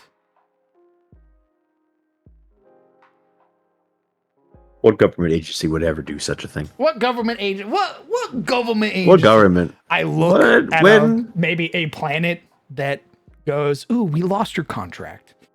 What's another 4 would years? ever do such a thing? Oh, DM, let's get If- evil. I introduced to you, since we have necrotology, I introduce you the Crypt Shark. oh my god. I sit back in my chair. Go on. It's very simple. In fact, I could probably say one word. Loan Shark. For the dead. You died? That's too fucking bad. You still owe us. Ooh, yeah. Oh.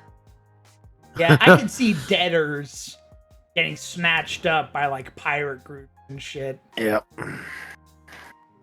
Damn, you're right. Hold on. Formulating the thought. Damn. When you're right, you're right. Wait. Hold on. I pinch your lips. Hold on.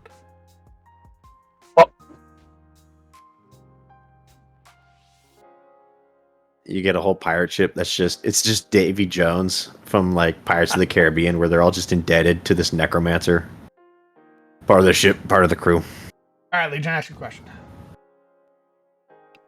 I think another thing, right? There should be some sort of drawback to actually making use of necrotologists and the like, right? Again, with Amir, right? If a shard of the marrow of Amir landed to the planet, we're already on that bit. If a shard lands on a planet, all the undead are fucked. Like, you don't get a fucking choice. So long. I think necrotologists. I'm thinking if necrotologists have a defense against it, or if they're easily, mind whammied as well. Like it's like, okay, so if there's a necrotologist in the planet, right, and the shard lands, if the necrotologist happens to be really good at their job and like really powerful, they can like pop up a little bubble that kind of allows like undead within his vicinity from turning. Well, hold on. At that point, we're getting into semantics. Like at that point, we're dealing with like hypotheticals of situations that have like a necromancer being like, yeah, there is probably a powerful enough a necrotologist out there who could probably stave off a marker, like one of Amir's, like one of the marrow, right? Like that's probably something he could do. But no, that's the thing I was trying to get at. If necrotologists are equally susceptible to the influence like any other like undead, or if they have like the ability to. No, I imagine it's just like how it was in fantasy, where you need a sponsor to be a necrotologist. Okay. You need you not only do you need Republic oversight, you also need somebody there who can blow your brains out when the marker lands.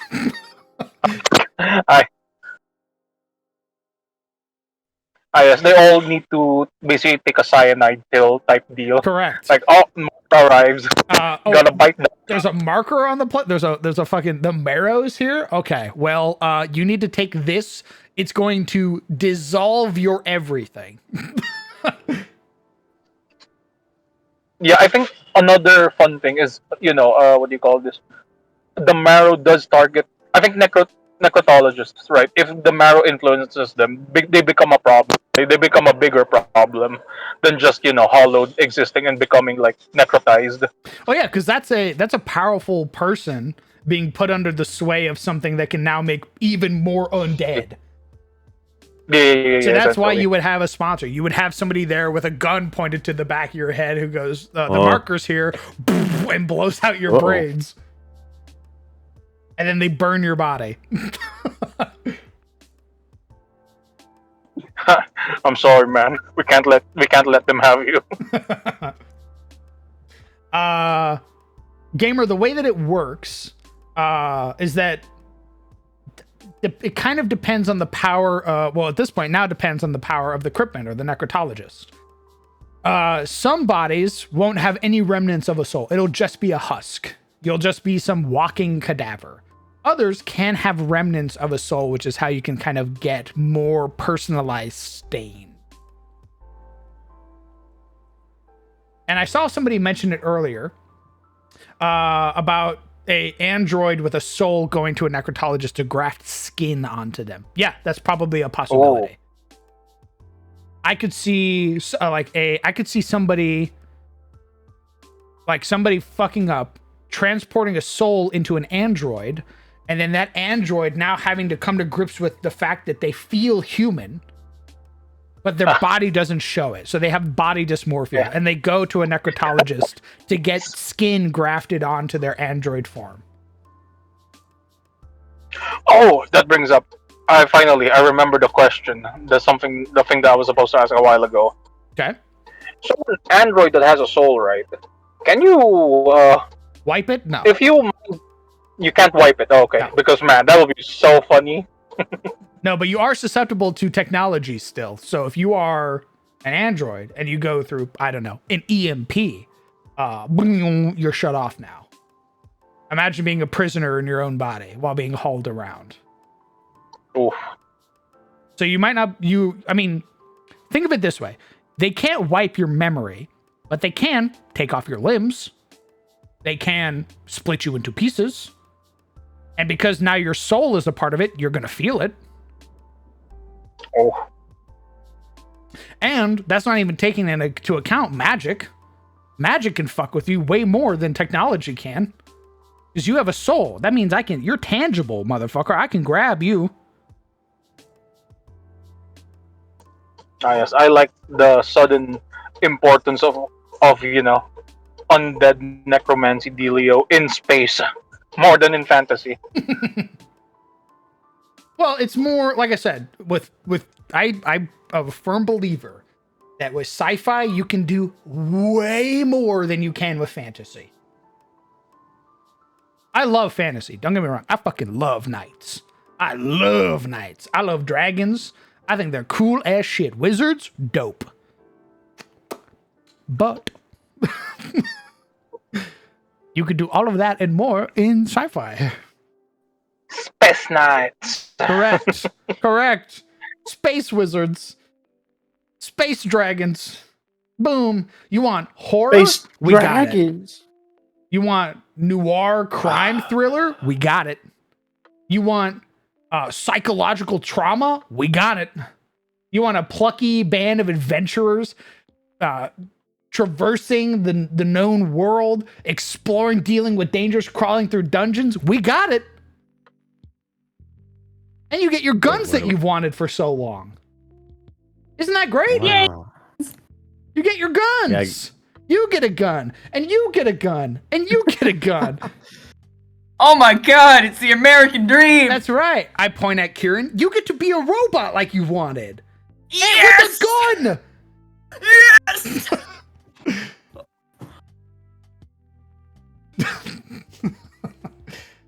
We were just talking about how necromancy works in the Republic. We came up with necrotologists. Yes, We're out of science now. We're not like those backward savages of yore where we thought it was just evil. Mm. I say, as the abomination behind me gurgles and vomits in a human body. Like a Oh, he whole does human that. body, and then it slurps Yeah. it back up. All the other scientists in the room, like color drained from their face, watching it just slurp up a body like spaghetti. It's okay. That was donated. It's Don't worry about it. no It's one like here. in some kind of like sack loogie kind of thing. It's I quietly, nasty. I quietly turn on the radio underneath my collar. Can we make sure that was nobody here? Can we get Practically Can we get a hardest. roster check? Can we roster check, Security, please? we need to purge the interns. All right, gentlemen, with me, it's time for your next lab. Face This the looks an awful lot like showers, guys. Don't worry about it. Don't worry about it. Make sure you don't hold your breath, by the way. It hurts even more. All right, flip the switch. All right, my food just got here. So I'm going to go Okay. eat my food. And then I'll be back to keep... I want to work on the crypt sharks. The deaders. Deaders. Ah, yes, the deadheads. Indeed.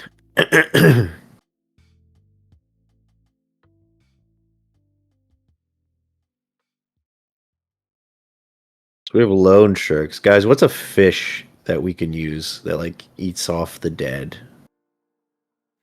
Like scum suckers. The Crab. catfish. Crabs. We call them crypt crabs. Actually, Yeah, oh my god, yeah. exactly. Like, have you ever? Do you know like about the whale bones in the Whale ocean? bones. No. Yeah. When a whale dies and goes to the bottom of the ocean, why we don't find them is because the crabs eat them all. That and bone worms. Bone worms. Ooh. Ooh. No, don't. Jet worms? Bone worms. They live in bones. Yeah. Bottom of the ocean. We could call them bone worms. That'd be funny. Bone. Derogatory. No. Ah. Why do you ruin everything for me? First it was. But Mr. Sizzle, Uh huh. Bones. the crypt shrimp. The crypt shrimp. Shrimp aren't like scum though. They're also tasty. That's also the issue with crab. Wait, crypt shrimp? Yes. Crypt shrimp. No. No. Why not? No. Because we need something insulting. I'm not gonna call them crypt shrimp. That sounds goofy. Oh, What? oh, I thought we were talking about a creature. No. Although put a pin in that. Anyway. Oh, no. Make it like a creature if we want. It's a free world. What's like an animal that we could use? Like it's just like a scum sucker that no one likes. A catfish. A cat. We love catfish. We love cat. They're Also just tasty when catfish. fried. Yeah. We love Dang it. catfish. Oh, I love cat. How about- I love fried catfish. I want some. Besides, cribbed catfish sounds weird. It doesn't ring off the tongue. Ugh. Like How about a what is the Uh, what is the necroleech? Yeah, Necroleech could be it, but that also sounds like a creature that's horrifying. How about the true. Gar? The alligator Gar. Ooh, a Necrogar. Like, we're trying to find, like, an ambulance chaser, but for Barnacle. people Yeah, who have basically. died. Yeah. We're looking for like the undead version of a loan shark. The guy who goes and finds like 4 debtors who have finally passed away and went like, you still owe us a debt. It's you or your family. And he goes, okay, I guess I'll get on the ship.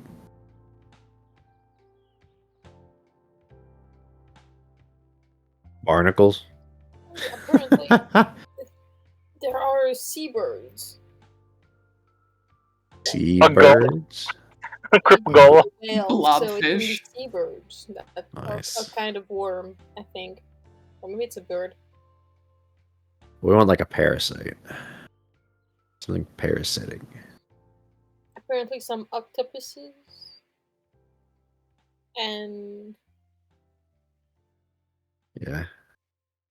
Yeah, that's a kind of cryptophy. hard to. Oh, well, I guess I'm we'll just keep it. thinking about some creature, sea creature that eats dead bodies. Sharks. Crabs! And crabs. Yes, crabs is Crab. We're all Crab. Wait, I have an idea. So crustacean, right? Crypstation. Yeah, Crypt Station. Yeah, I'm sure I Crown love will where love your that one. head's. I love where your head's at. You will get bludgeoned if you say that. Also, Why? How come? The Crypstation, though. What about And also, like a creeper? Creep station. a creeper. Oh man, Double pun. the Cryptor. Yeah, it's very cryptic. Nice. That's right. The I mean, Crypticus. yeah. I'm not peanut butter. Nice. I ate it all. I'm gonna be sick. I'm gonna throw up. You guys eat all Do the that. peanut butter? Oh, my Lord. god. Legion. What? Did you eat all the peanut butter? Sizzle? What was left? Yeah, it's over. Were you just eating peanut butter for the hell of it, or was Out of a fucking jar? Yeah, I was. Okay. Okay. Well, What no, that about happens. That happens. He No, that didn't even happens. use a spoon, he used his hands. I definitely used know a what? spoon. No, you didn't. It's for, it's for Everybody saw bulking. that. It's for bulking. He I needs see. the protein. He needs There the you go. protein. Ain't that right, Mr. Sizzle? So that you can get a good cut. Protein. I'm pretty sure peanut butter is also super high in fat, which is not what I need. Yeah. I don't know. I mean, you need Peanut some butter fats. is. Not that fat. Peanut butter is good for you, though. It's tasty. Not too much. It's a legume. I mean, I'm not saying go out and like scarf a whole, Like a thing of carrot Jiffy, bowl. but like, You just say it so much. He's gonna be sick. He just said it Like himself. a couple He's about to die. He's allergic I'm to gonna peanuts. Actually, die. That's Oh, right. what? I'm allergic to butter. That's the plot twist. and then we just go, wait a minute. You're fine. Shut up.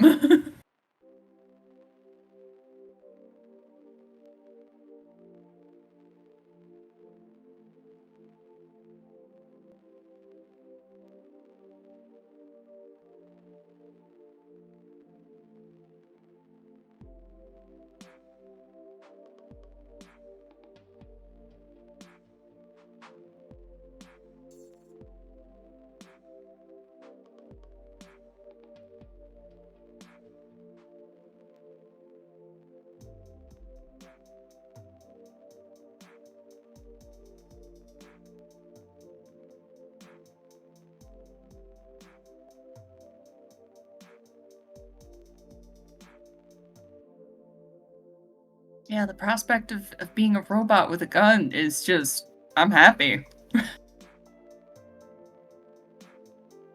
love guns and we love robots. What's better than a robot with a gun in your stores near you? Optimus Prime. Oh, Yes, exactly. yes, He has I a just gun. spent a lot of money on a Leshy. Can my Leshy have a gun? He can Maybe. have Maybe. Bullet Seed Pow. Pokemon game. That's I don't stupid. think my girlfriend knows how to render a gun. She can be the gun. What, this is like Plants vs Zombies. Yes. You're the zombie. Yeah. Oh, Soon. And then she Well. can eat you. You're crazy, George. you're crazy.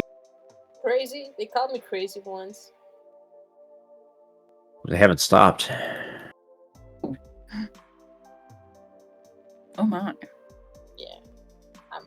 I'm crazy like that. Uh-huh. Crazy. I'm crazy.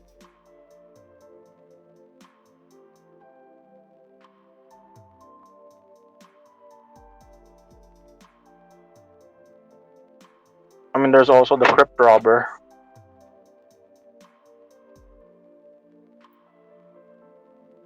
For the sea creature.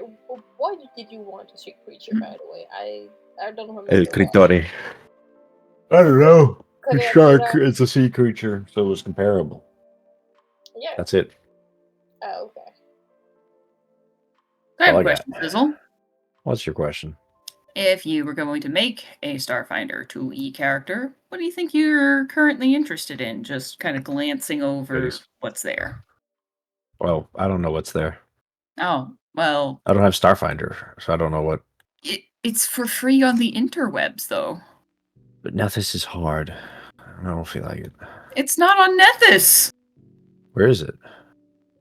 Hold on, let me go get it for you. I thought it was fucking. I thought we were waiting for 2E to come out. I mean, there's already playtest material. And, like, so you can look at it Playtest here. material. That shit's playtest.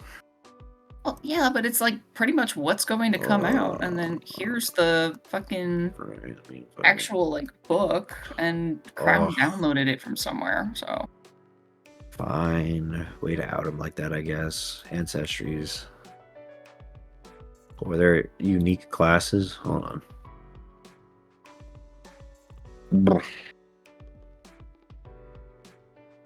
So yeah, you got classes. Hackers, man. Hacker Man. Maze class shows a role. Healer and spell. I'm not doing a healer again. You're like, I ain't doing that fucking shit. You saw One of Mystic. y'all motherfuckers can figure that out. Yes, I Mystic. For once. You motherfuckers can Watching figure it out. every motherfucker on fucking R1 Chaco. I think I'll be a DPS striker. You know what? I think I'll be a DPS striker. You know what? For me, a DPS striker.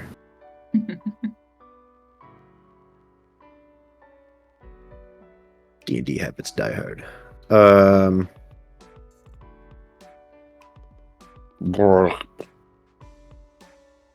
Infinite possible. Technomancer or Witch Whipper, can I say? I Magic nod tool. knowingly. Sure. Ancestries. What the hell is that thing? Yeah. Yeah. Huge brains, huh? I'm ignoring that. Pathfinder 2E and Starfinder 2E are compatible, meaning you can also play things from Pathfinder 2nd Edition and Starfinder. I know. God. So yes, you can just be a wizard in space. Why is... But Who the hell's playing the actual mollusk? I couldn't tell you.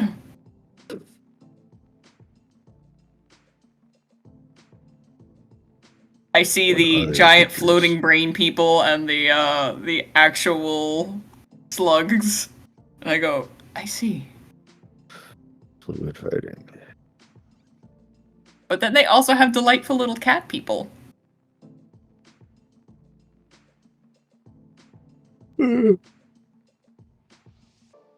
And I go, oh. Hmm.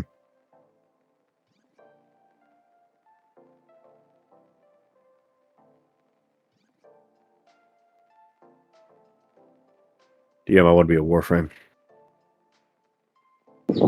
Why don't you just play your little Leshy, Mr. Sizzle? Because she's gonna be in Chaos and Kalador, of course. Well, maybe Sai is finally a fully realized, no? You know, She just lived that long. what? She just lived that long. I mean, yeah, they're immortal. That's true. My level 1, 3 billion year old Leshy. Yeah, they were just vibing, you know. I really, there was a moment in time where I kind of sat on my ass, I'll be honest. I lost everything, all of my abilities. I had a Netflix backlog.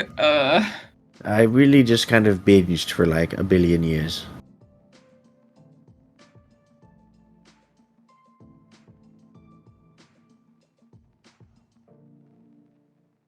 I'm gonna be a technomancer.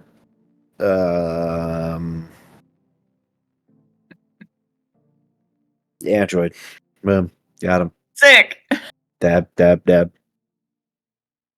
Oh wait, you're an android. Never mind. I'll be different. I'll be a Vesk. Boom. Bam. Oh, you're gonna be a lizard person. Fucking scaly. Yep, that's right. Woo! You got me. Got you. I always wanted to fuck iguanas. Someone clip that. But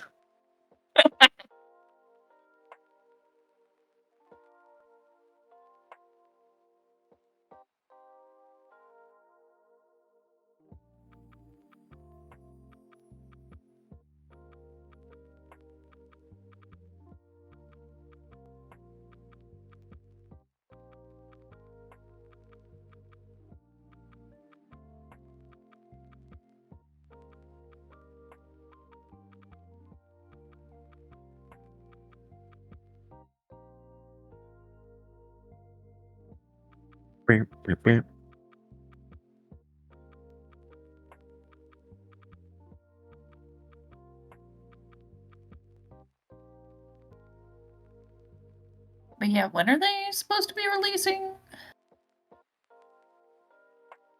This in a couple months. They're I think it's in actually August. Oh Jesus. Yeah. That isn't far away. No, it's not. I mean, it's just far away enough to be like, damn, I wish I had it now, but also not far away enough away. Yeah. Yeah, it'd be like that. It'd be like that.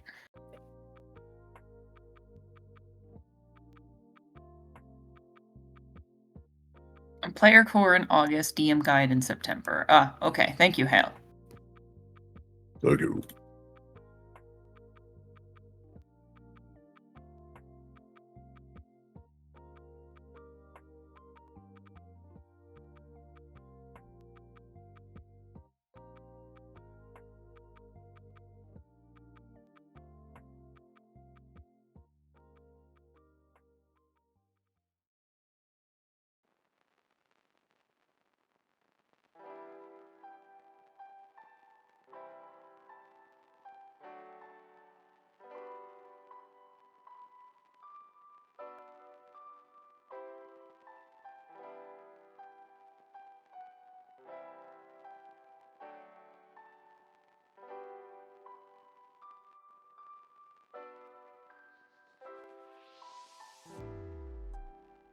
Witch warpers have paradox. Interesting.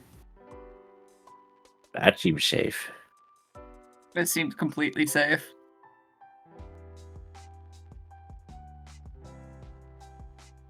Your existence is somehow contrary to the status quo of the universe, causing quantum ripples that empower your spellcasting talent and open doorways to strange worlds. That seems fine. Perhaps you're from an alternate reality or a different timeline, or perhaps you experienced a phenomenon that altered your path, discovered a time-glitching alien device, or developed a thesis on quantum magical theory. Whatever your story, you've become a living paradox. Yay. Interesting. So your paradoxes are either analyst anomaly, gap influenced, or precog. Hogging. Yes. Interesting.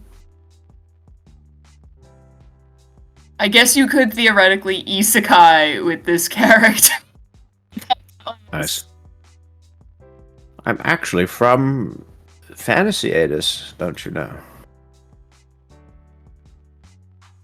I mean, looks at the description of the class. Yes. Mm-hmm. Interesting.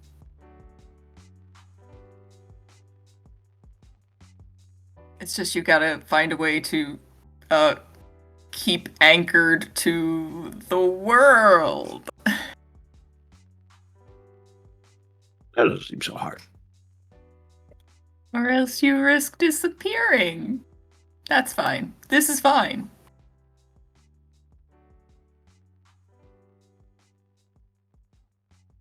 This is A-okay. I agree.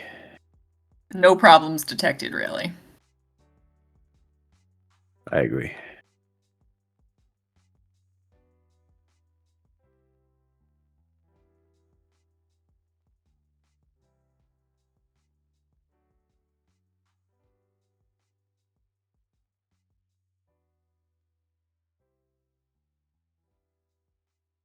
In no way will this have negative repercussions. Oh, he's typing. Oh.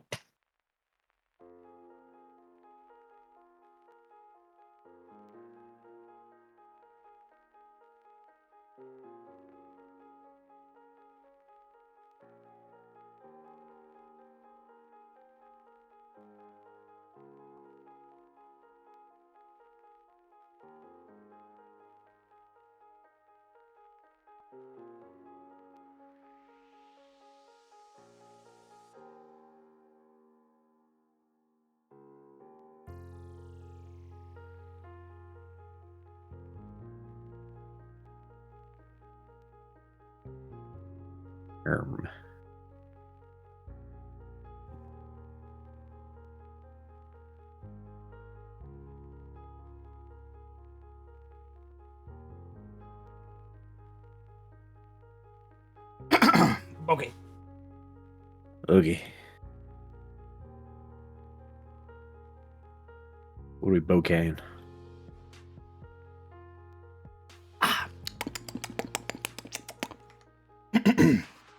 Sometimes Taco Bell's pretty good. Oh, okay. They're I thought we had a revelation. Their nuggets very good, which is a surprise Weird. because it's Taco Bell. That's weird. Huh? Yeah. What are we talking about? Wait a Taco minute. Bell nuggets. Taco Bell. You see, I saw those. I didn't think they'd be any good because, like, you know, Taco Bell's about tacos and shit, and like the Crunch Wrap, not nuggets. They're really good. They're breaded with nacho chips. Oh shit! Word? Yeah, and they give you like a nacho cheese dip to put them in. It's really good. Ooh. There's I'm also gonna try that. apparently a shit ton of protein in them, That's good. which is Right? kind of it's crazy because it has like almost double or triple the amount of protein that other places have in their chicken. That's good. That's weird. Yeah, protein's good for you. Yes. Maybe there's hope for this country yet. Oh, I can start dirty bulking.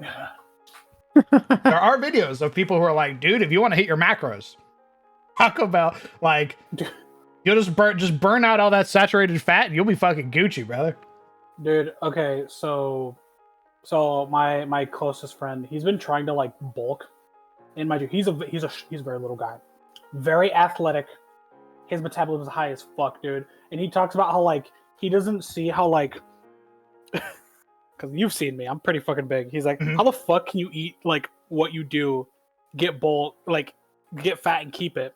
And I try to do it and I can't. I'm like, you wanna know why, little bro?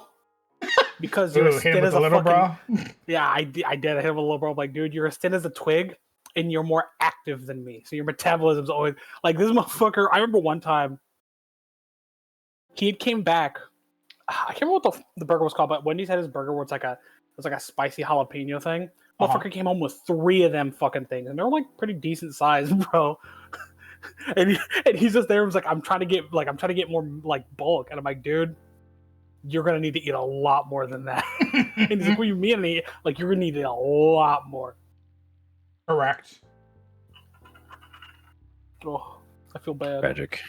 I feel bad because I'm like, I know he wants to get big, but I know he has to eat so much to get big. Who? A roommate? My bestest friend. Oh, he's My trying to homie get over swole. here. Yeah, he's trying to. I mean, the thing is, like, okay, he's got muscle, you know, and he's athletic, you know, he's fucking vascular as hell because he rides his bike everywhere. It's just Wow. like he's not big. You know what I mean? Okay. He wants to be big. I'm like, dude, I'm gonna break it to you. You're short. Let me break it down for you, Mark. You're short, brother. You ain't gonna be big. You're under 6 foot. I'm sorry, Chief. You ain't gonna be big. And that high top fade of yours don't count as being over 6 foot. Damn. That's fucked up, man. It's We fucked got up, but rid of hey, like that. it's the truth he needs to hear. But don't you have to Hopefully eat watching right like now. fucking 10,000 calories and just raw protein? You gotta eat a lot.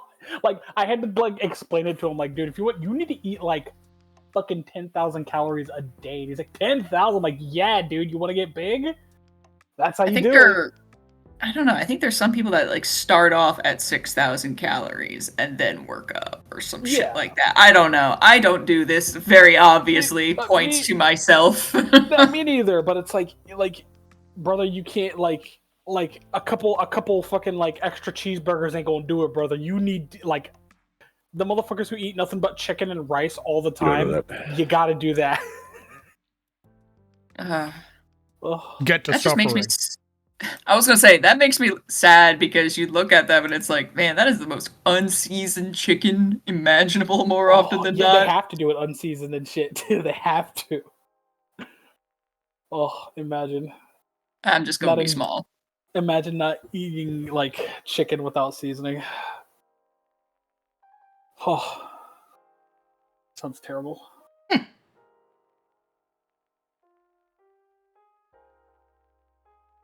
I don't know if we want to stay calling them Crip Sharks. We were thinking about we were looking for names, but we didn't come up with anything good. We Sorry. tried. We really did. Unless you like Crip Crab, but I don't know. No, I did not Dude, like I Crip love Crip Crab, bro. Yo, I'm Crip. I mean, Crip Sharks, it's great because it is kind of like, it's obviously a play on Cripman. It is very, like, it's almost like derogatory, right? yeah. But yeah, I wrote that Crip Sharks or debt collectors have a fondness for collecting their debts in the form of taking the debtor's body and using it for whatever they want until they claim the debt is paid. This is considered highly illegal. With Crip Sharks often foregoing trials and sentences and given the death penalty. I love whenever DM has to whip out the voice modulator. It's real bad. If you are found Nice, to be bad. a Crip Shark, it's just off with your head. You do not get a trial. You don't get a prison sentence or anything like that. They take you to the euthanasia chamber and they fucking put you down. Yeesh. Oh, ow. It's called a deterrent. Like if they had caught Oberon before the Whoopsie. Paladin did, Mm-hmm. Oberon gets to see a nice padded white room. Uh-huh. Yep. And then Deserved. it's just like going to sleep, That's except right. not. Oh, your eyes are getting a little heavy. And then Athune's sitting across from him, and he goes, "What happened?" And she goes, "You dumbass, you got caught." Why are you here then? That being that being in the before times. Why are you here then? No, I am the one asking questions here. Pinches your lips. I normally like it when women boss me around, but this time I'm not exactly feeling it.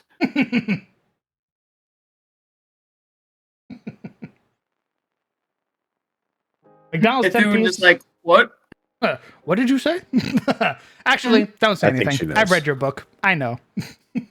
I know what What you're did I say? into. I'm ashamed. I was this close to sending it to your mother in a fucking zip bomb.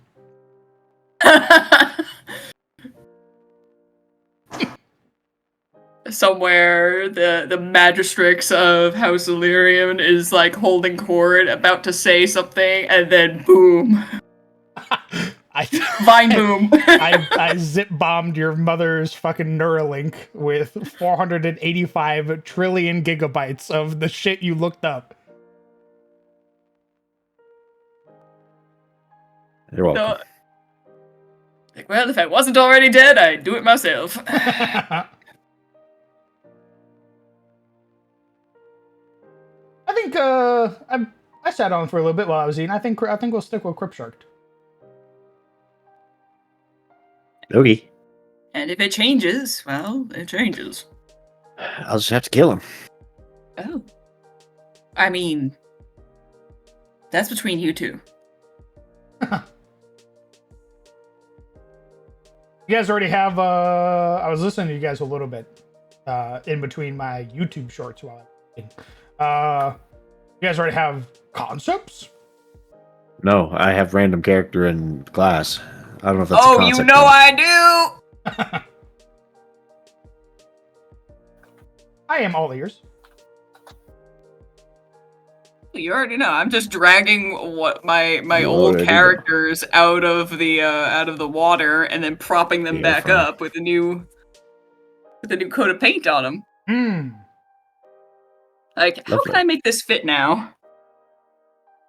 And then I take a bone saw the two of them and make them fit. Oh. Yeah, I want to play a Crypt Shark. DM, I want to Well, play a I mean, Bloodshark. okay, I wanna hold be the on. rival to them. Hold on. What kind of game are we playing? The concept I had in mind Uh-oh. was it's I mean, let's not get ahead of ourselves, right? I'm very original. You I know wake up from cryosleep aboard a prison ship. Your prison ship is going dark when you wake up. Mm. It is a manned ship, meaning that there's oxygen in the ship. But prisoners often are held in stasis between like prisons or to prison. So you were on your way to a prison moon. Yippee! But then something went wrong. Your stasis ended. You are now awake. You're conscious. You're bleary-eyed, throwing up. Your ship is going through emergency calls right now. It is blaring alarms. And then everything goes dark. And now you need to escape the ship before the death cult gets you. Oh, dang it. Because they want your biomass. No, not my biomass. So you are a band of plucky adventurers from wherever the fuck you are with whatever I'm backstory you have, lucky. who are working together to escape or undermine each other, whichever one. Well, To So yes, you could be in jail for legitimate reasons, Correct. or not. and I then think it sounds like they just kill me. Yeah. well again yeah. it's so here's the big thing. It's per planet. Sometimes, like if you get there are certain planets in the Republic where if you get found to have committed a crime, they'll add a 0 to your sentence and then keep you in cryostasis prison. So you don't get to serve out like a normal sentence. You just blink and 50 years passed.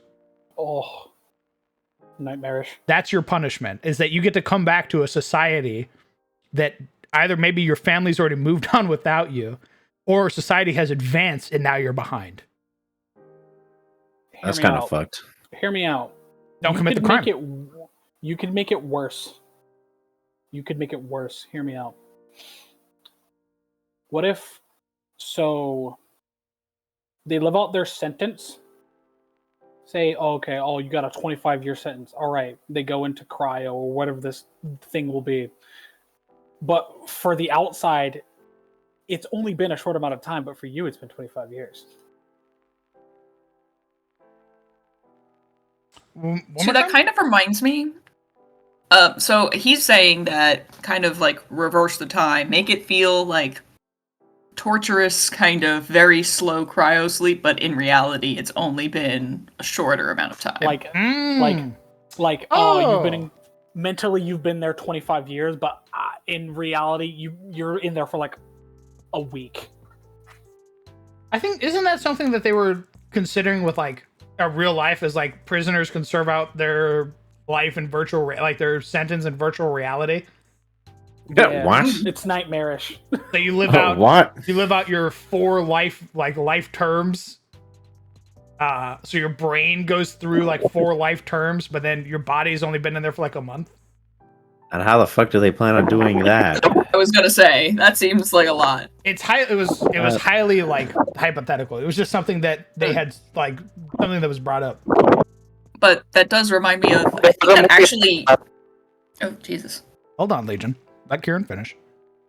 I think that actually happened in the movie Demolition Man, where this guy, he gets arrested and he gets like put in the pod, and it feels like he's been there for a very long time, but in reality, it's been like again, like 50 years, but he's like serving consecutive life terms for allegedly killing a bunch of people. And also now he knows how to knit because they try to reprogram you to be a model citizen.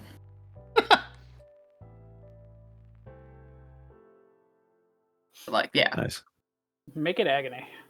Make it agony. Well, I mean, the great part is that it's different per planet.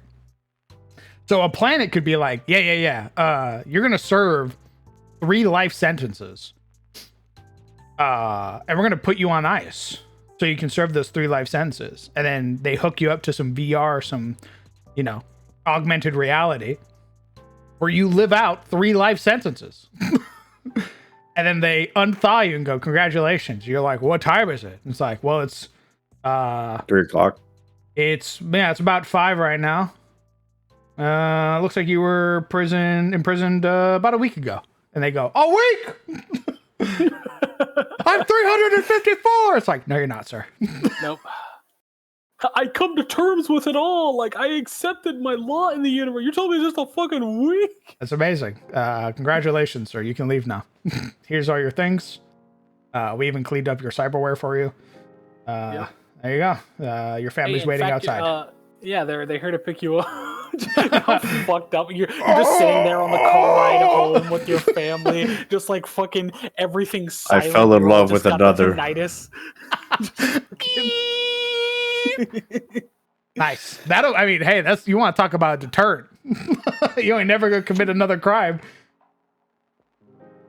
No, hit him with the fucking like, all right, look, if you commit this crime, you're gonna die. Don't do it.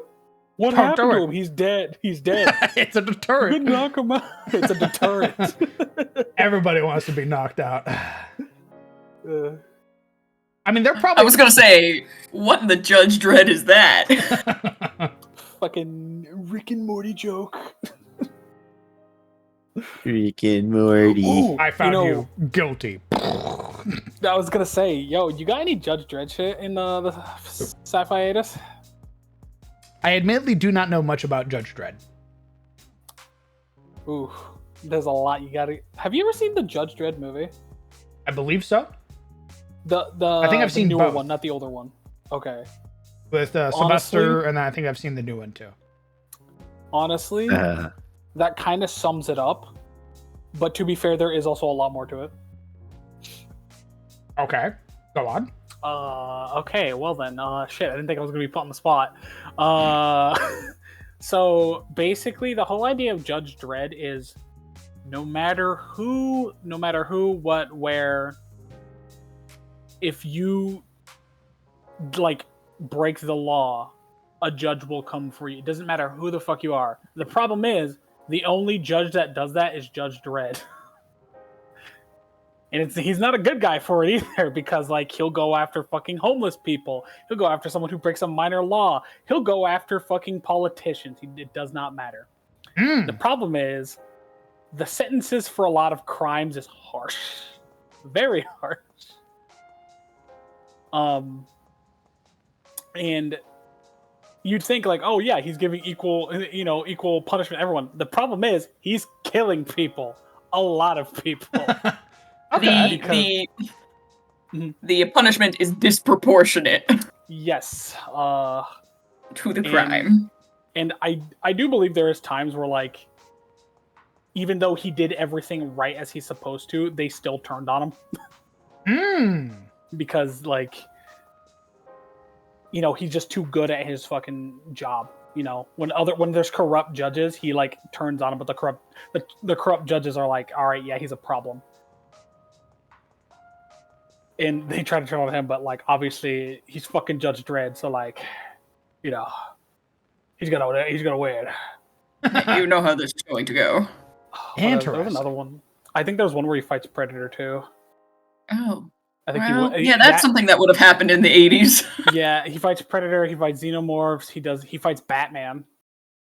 Batman? He fights Batman. Yeah, he would definitely fight Batman illegal.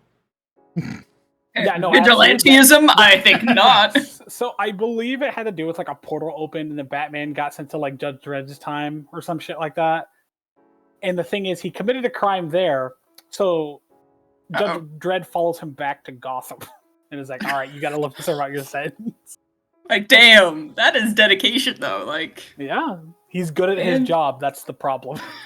I've crossed fucking universes to get your ass. Yeah, Judge Dredd's pretty cool. I like Judge Dredd. Like, why don't we do that with our society, bro? And then everything will be better. What? Isn't crime still super prominent in fucking the Judge Dredd like world? Yes, it is. Yes, yes. It's also a post-apocalyptic world too. Oh, really? It's bad.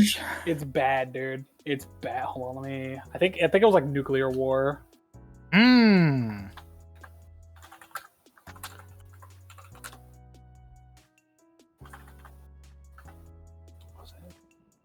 Yeah, it's called the Atomic Wars.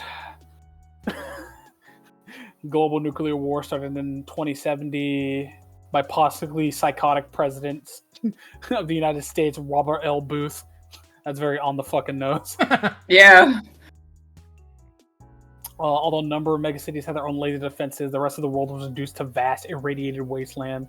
The most famous being Cursed Earth and Radlands of... Yeah, basically the Earth got turned into fucking... It just got new. Fucking nothing. And, there's like a handful of megacities left. So yeah. There you go. I'm still just digging through the classes in Pathfinder 2nd Ed.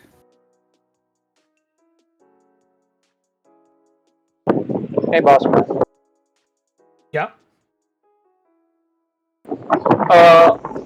How does what's up, wind man? Sorry. Get out of your wind tunnel, and then you can ask your question.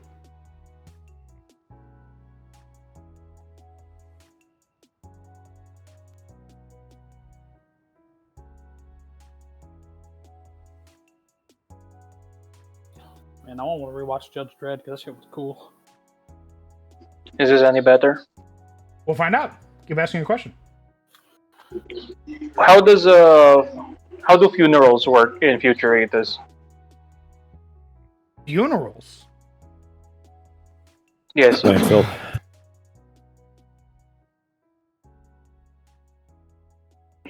Especially with the threat of of Amir, right? Because they're looking to get the biomass. Do they know about that? That they're gathering the bodies, or I don't think they do. I think it's meant to be a terrifying unknown entity, like a boogeyman in space. Yeah. Because if they know, right, would they still bury people, or would they just like, oh, yep, time to the incinerator? I think it's per planet. Oh, Like I could imagine a planet being like, all right, how we deal with our dead is we shoot them out into space. oh my God. Others are like, we incinerate them. Others are like, yeah, what if we launch them into the sun? You know, every planet has a different way. Ah, yes, we launch it to that thing that's floating in the sky, and it just takes it away, you know? Because it's like a disposal unit. It's just up there, always waiting for dead bodies to float up. I mean, there's probably if you get launched. Go on. I was gonna say, if you get launched into the sun, there's no coming back from that. I mean, maybe there is a planet out there or a moon or something that has like a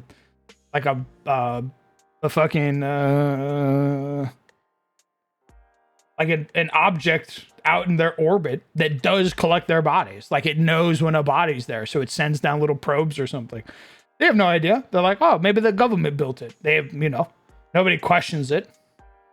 And in fact, it's gathering biomass. Like there's plenty of opportunities for shit like that. Okay. Biomass, that is. Wow, what's up? What's up? Love that word. It's a great word. It is a great word. Unironically, it is a great word. It kind of like dehumanizes you. Oh yeah, absolutely. It is so dehumanizing. It's like, oh, biomass. You are nothing but a pile of goop. It's not even like meat, because meat comes from something. Yep.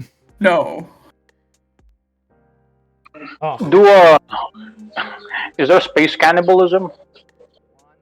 What a question.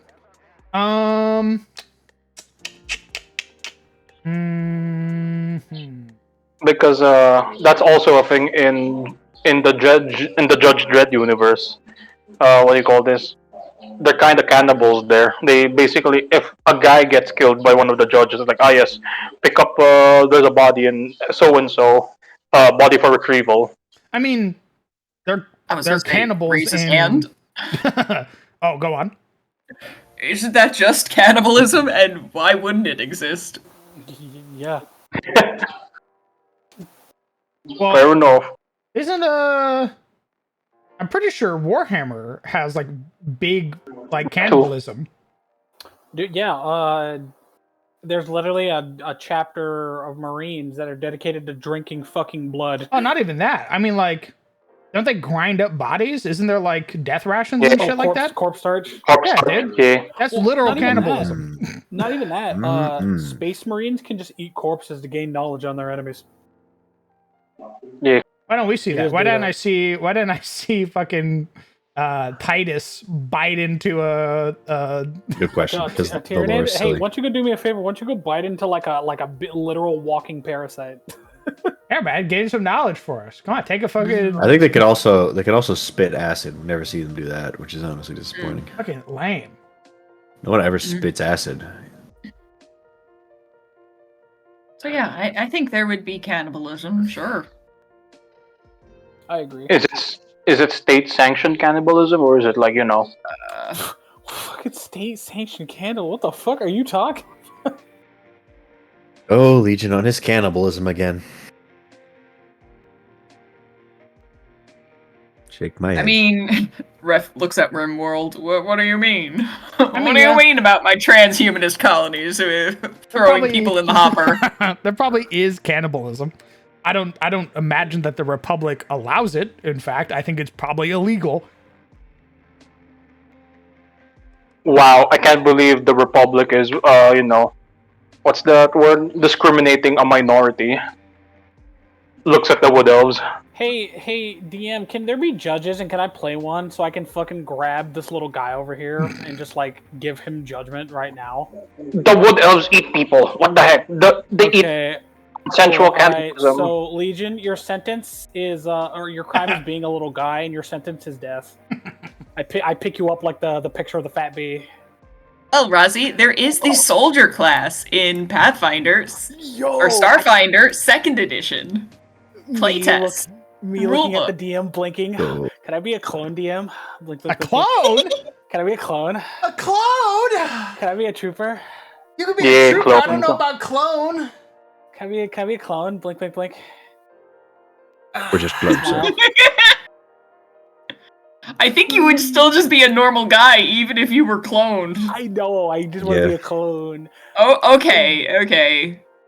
What if you were like, God, what was that movie? The Island? Like you were some guy's insurance policy, like when their organs would eventually fail. Oh, that'd be kind of fucked up. Yeah. That would be perfect, actually. I would allow that. I would totally much as- allow you to be somebody's fucking sleeve that they left around that gained consciousness. Let's not call them sleeves, man. That has connotations. Well, sleeves are what they alright. called it in Altered Carbon. That's terrible. Why would they call them that? Because you They sleeved into didn't- the body. That. Fair. Oh yeah, Fair. it's gonna make it uncomfortable for you. It's meant to Oh, be. boy. So as much as I'd love to be like House Steel Security clone trooper, I like that idea too. I want to be an escape clone, brother. Yeah, I think it would be you'd be illegal, which is why the Republic would capture you and put you in a prison because they're like, we need to figure To out jail. who the fuck did that to you, so we need to probe Look you at for it. all of your information. We need to find out who you're a clone Prison. of. Just look at his fucking face. Well, Republic's big, baby. We gotta do something. We gotta do more than that. Because remember, people can like change their face, augments, all that stuff. You are like the pure, unadulterated version of this person. So we need to get your DNA back.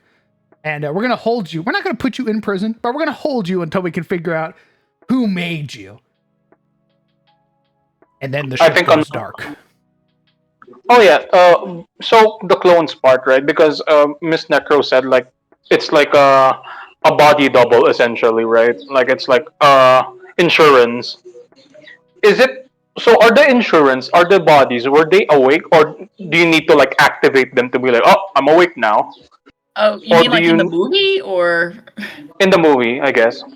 So in the movie, these clones were rapidly like vat grown, and then they awoke. Now the thing is, the people who were buying these clones didn't know that they were awake. They thought that it was just an unconscious body in a soup that when they needed it, when they soup. needed a kidney from their clone or they needed a new liver or heart, they would just end up taking it from the unconscious clone. They didn't know that these people were up and walking about and things like that.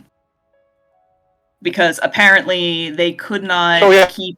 That the Hold on. Let her finish. Goddamn. So, because apparently they couldn't keep the organs working if the clones were just like asleep the entire time. They had to wake these cloned people up in order for the organs to be viable. Oh. Jesus. Oh, so they had to keep them conscious? Yeah, these people like woke up and they Ooh. created this whole alternate reality of the island that these clones all thought they were like the last survivors repopulating Earth. Like some people would be found and they would come to the facility until they were able to resettle this place called the island. And that just was like a metaphor for when their time gets called, they go off to the farm upstate, And that's when they're usually harvested by the clientele. Lovely. Yeah, it's fucked up. What's even more fucked up is that some of the clones were pregnant women, basically surrogates for clients. Oh. Yep. Oh. Yep. It was real fucked up. Damn. Yeah. Yeah, man. So maybe you escaped from some rich assholes like private collection, basically his insurance. Oh my God. And then you get picked up because you ain't got no no ID, no nothing. Who is you, son? Whose man's is this? Sorry, Legion, as you were. Oh, then is the Republic allowing this? Are they like, yeah, we're signing off on this. You can have clones. No, You can that's have why- that's why I conscious said clones. it would be illegal. Oh, That's okay, why he would okay. get picked up. Like, what the fuck are you? Your DNA matches somebody in our system, but you know, you have no ID, no nothing. Come with us. Trying to figure out who he is, what he is. And then on his way to being processed to you know, eventually being brought in, the ship goes dark. And the necromorphs show up. Oh, so okay, that does bring up a good, interesting question. So because I imagine this happened, like so much. What do they do with these clone people that now exist? Like after they're done processing, like what do they do with them? Do they keep an eye on them? Do they send them off to like a special place, or do they just become like, all right, you're a citizen now? Go to the farm. No. I don't know, actually. I think there would try to be some humanitarian effort in it where it's like, okay, you are a person, right? You have a consciousness, you have a soul, mayhaps. You can't be the person that already exists because they already exist. So Yay, new birthday. I think what they would do is that they would offer you a choice. You have nothing to your name right now, right? You could join the Republic Army, basically. You could join the the Republic Navy and be a new recruit and everything like that. Yeah. Or I could see them being like, we can't give you anything, right? Like, so it's like, I can't just give you money. But what I could do is we could basically make you, like, you pick a name for yourself. You pick your own birthday. And then we drop you off on a planet that you want and you start a new life. Also, Silent PD put in an excellent suggestion saying, God, imagine being someone's clone and being strategically released as a scapegoat because the client is running from the law. Never mind, I take it back. That's what happened. Unfortunate for you. You're a scapegoat. You got caught. Oh, dang it. You're like a week old. You have no idea what's going on, but you're going to prison, baby, for what you did. You did some heinous shit. You did some heinous shit. You're a piece of crap. I hate you. You're going Fuck to you. jail. They're going to kill you, Fuck you. son. They're going to kill you. 400 years in prison. 400 years in prison. You're going to jail. I just imagine he's waking up and it's like the fucking Drow from Oblivion just telling how he's gonna fuck his wife. Wow. And he's like, "Who are you?" And he's like, "Yeah, I hate you. Fuck you, man." And you're like, "Bro, I just woke up." That does. So, are there any signifiers to know that you're a clone or not? When you see the other guy, you know. Yeah, I think it's the moment that you make eye contact with the other dude and your fucking world collides, where something in your brain goes, something is wrong. Oh no! I meant for the Republic. For the Republic, like if they so before the whole you a scapegoat. But when we kill that guy and another one shows up, well, no, it's I can't tell at a glance, but when I splice your DNA, there's something in your DNA that shows like the age of your cells and everything like that. So they have to test you on a molecular level. Correct. So at a glance, you would pass. It isn't until they like do, they do biometrics on you that they go, wait a fucking minute. This dude is a month old? What? He looks 35. What can I say? Before you even get to say another word, you're fucking put into cryo sleep. With the dumb grin on your face, what can I say? Yes. Yes, Petey, just like that. But for Ozzy's part, right? If you get inducted into the military, the Navy, are there like if this is a common thing, right? Then is there like a clone battalion? Not common. Oh, okay. Is it Sad. okay? Hold on. Is it public record that you're a clone? I think it's a government record. So it wouldn't be public. So I think like Town Hall wouldn't have it, but the FBI does. Homeland Security does. Okay. So like it's one of those things where like your average citizen, like you wouldn't know if someone's a clone or not. Yeah. There's probably so here's the thing. There's probably fear mongering in some places. Like if it's a thing that like Crip Sharks are doing, where they're making clones of people illegally, you could run into like the Fallout synth situation, where it's like, who the fuck's a clone, who's not? That guy's a clone. I believe that guy's a clone. The more you talk, the more we need to run gradient descent. Yesterday.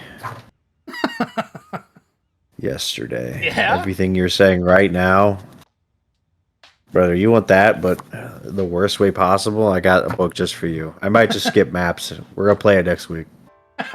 Yes! Sizzle just grabs us like, excuse you. Move over. Probably not next week. Apparently I'm going to a Ren Fair next week, but soon. Oh, hell yeah. Nice. Apparently. I do like. Oh, sorry. I'd be more excited, but right now I'm in a bath towel and I just ate peanut butter. So anyway, this is my character. Yeah, you can be a slug person. What the fuck?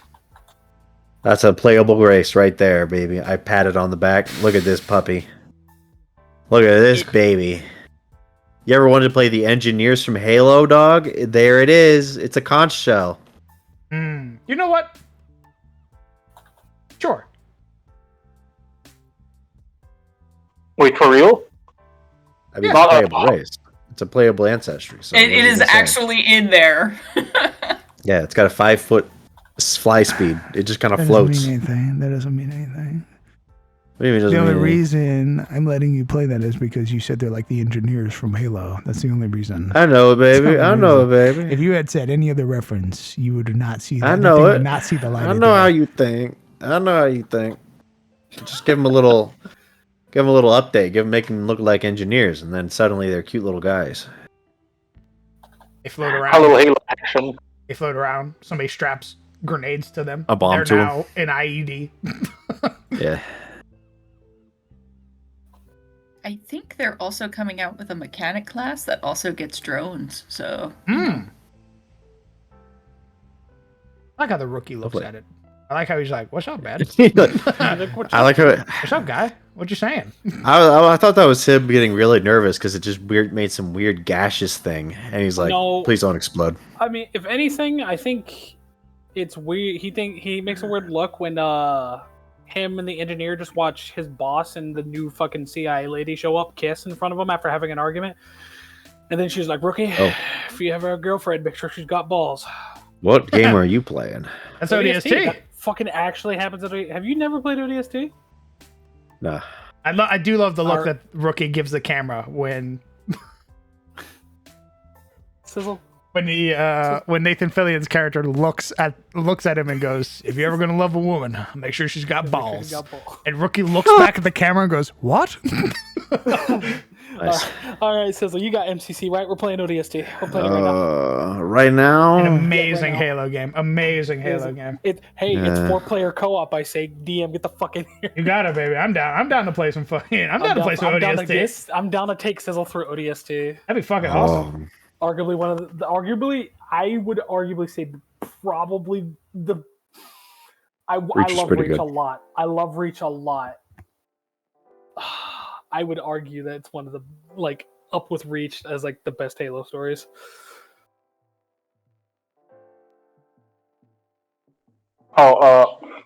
Speaking of dang, that conversation. Oh wait, no, the Cryptmen, the Crypt Sharks. Okay. It does sound like they're turning out to be this setting's dark friends. Like it's just the Crypt Sharks everywhere, man. They're cloning dead body, or they're cloning bodies for their, to raise into undeath.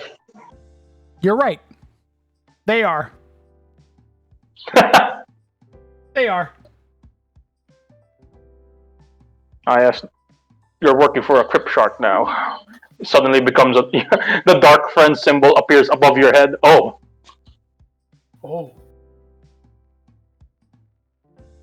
this is also a playable race. I hope you understand. That I don't will like Pathfinder never see the anymore. light of day.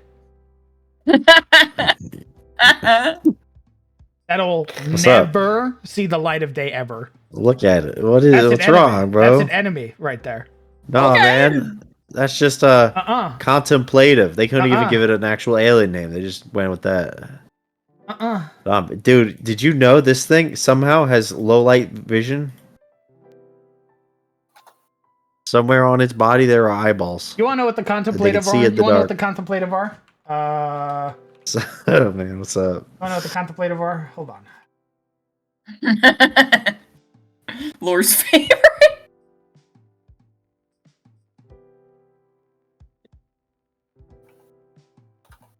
I'm waiting. Yeah, man, you can play your contemplative. It's just that they're this.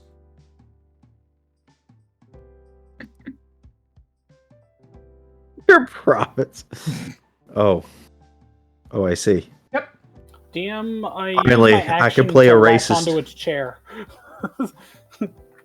I'll also say that there's also another playable race that seems like it would be very villain coded, and that's the Astrozoan. They're like flesh warpers. God, what the fuck? Absolutely Yeah, they villains. Absolutely villains. What the fuck is that?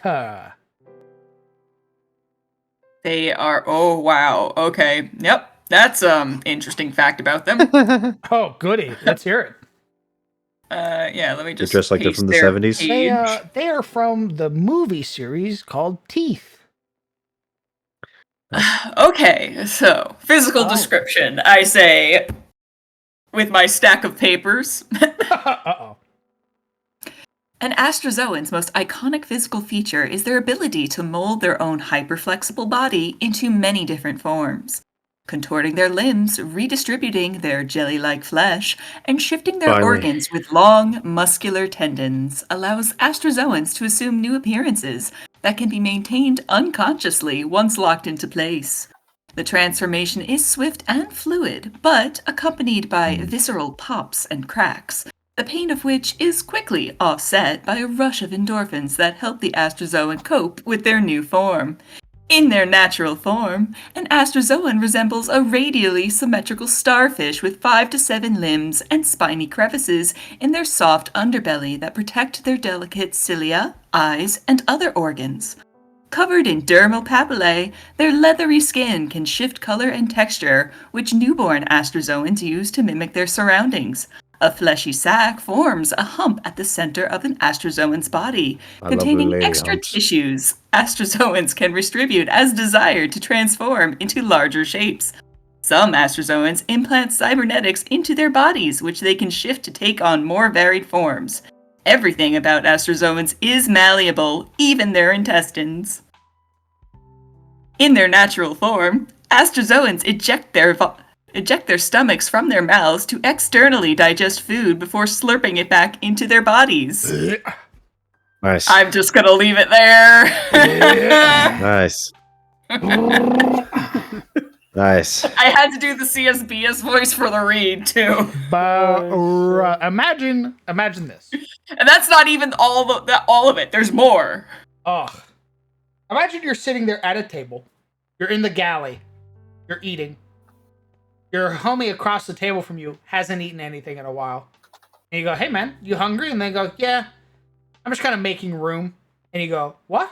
And then you watch as as their stomach flies out of their mouth, splats across the table, scorfs up all of the food, and then slurps that shit back down like the world's biggest noodle. How do you not kill him? Explain. Hi, Lore. With love and understanding. How do you not kill that motherfucker? How is this a playable race? Stuff like that. Treat yourself. You wanted sci-fi? This is sci-fi. You didn't even sleep, all of sci-fi motherfucker. is What are you pretty. doing here? I got 4 hours of sleep. You just barely entered REM. I got a cycle. I came up for air. Revolving You door. guys are still talking. He's got It a is what it is. cycle. At least one. I got one of them. It counts. He's doing that like 1800 sleep cycle where you sleep for 4 hours, you're awake for 2, and then you Yeah, Roman. It is what You're it like a is. RimWorld pawn.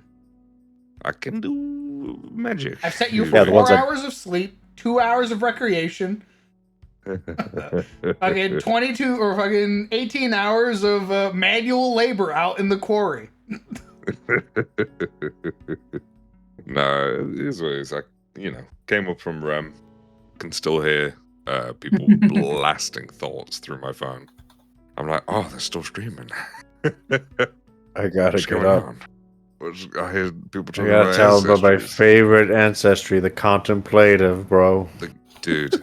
Why do you space. like the walking hemorrhoid? Why do you like it?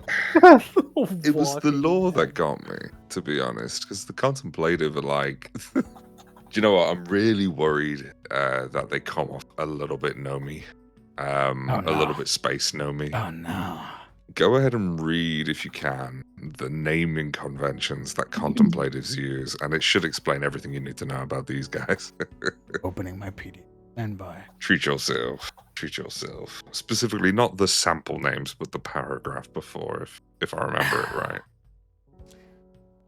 The my god, they look fucking awful. Oh, they look terrible. Are there eyes on their stomach? No, they're not. They have a working mouth and eyes in the brain. What the fuck? Ew. Ew. Hey, Raz. Guys, they have a femme fatale contemplative. Isn't that crazy? There's one image of it's Why does it have a scouter? There's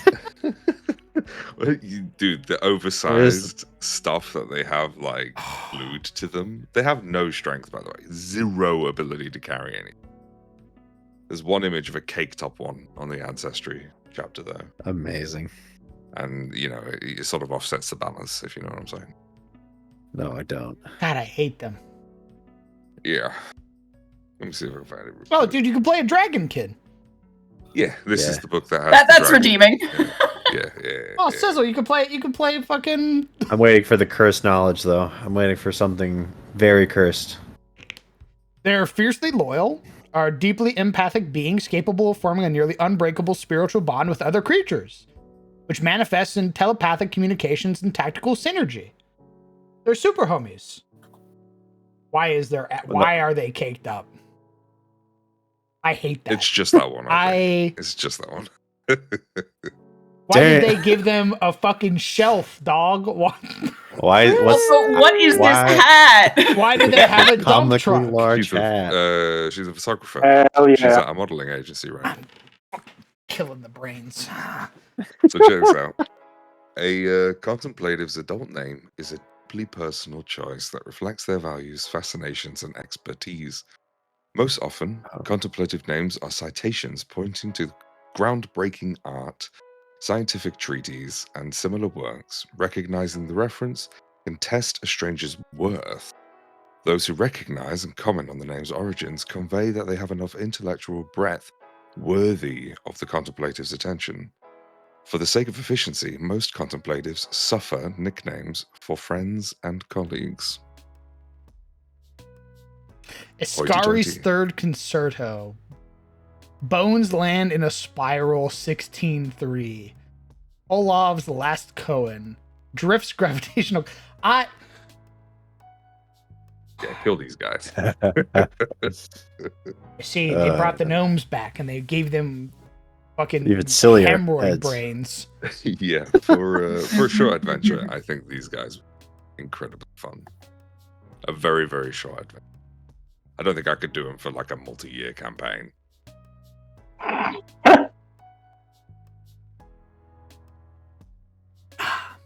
Nope.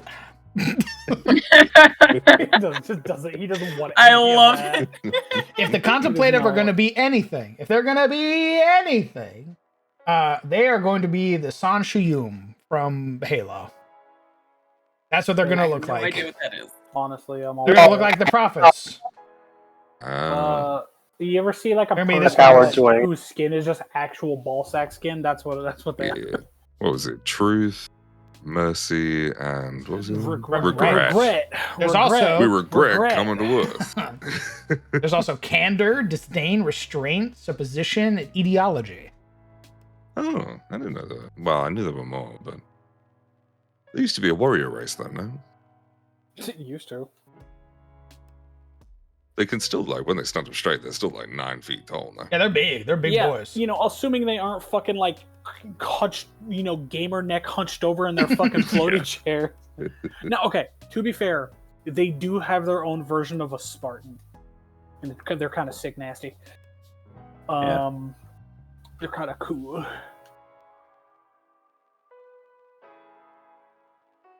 The war between the Sangheili and the Sanshiyum began soon after their first encounter in 938 BCE.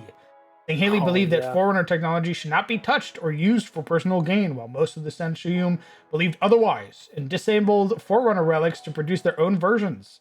Their first meeting resulted in bloody engagement. Physically, the Sangheili were far superior. One Sangheili warrior was the equal to at least 10 Sanshiyum. However, technologically, the Sanshiyum had the advantage. They had the Forerunner Dreadnought, which proceeded to wipe out the Sangheili armada using hit-and-run tactics. Eventually, in 852 BCE, in order to ensure for survival of both races, the Sangheili gave up their own conviction, and the two races merged to form the Early Covenant, with the Sanshiyum as their head religious leaders, and the Sangheili as the physical backbone and defenders of the prophets. True. Until the brutes beat them up. Yeah. And the brute showed up and were like, "We're stronger and dumber. We fall for religious dogma easier than you." I'm more susceptible to propaganda than you are, Rick. I'm a believer, Rick. Me standing fucking the Jirahane. Oh, yes. Well, we are going to be putting the Jirahane in. Yes. But they are going to be, they're going to be Covenant, right? They're going to be bad guys, so. I mean, can I play as one? Are you a defector?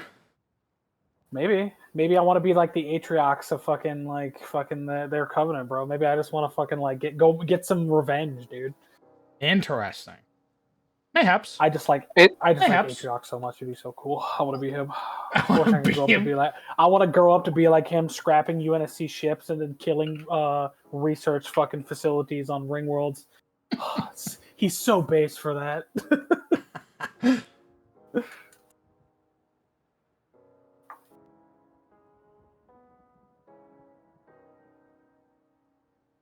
Also, Halo Wars 2 don't fuck me up, bro. God damn.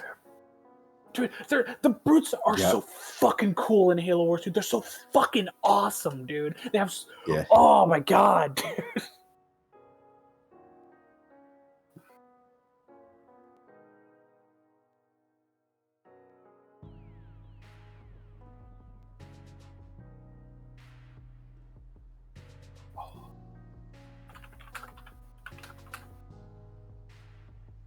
Got. Oh yeah, boss. What? So tieflings, since they're the planet's already like the Republic's at war with Motorus, right? are they looked at warily by the populace, by the rest of the population of the Republic now? I don't know.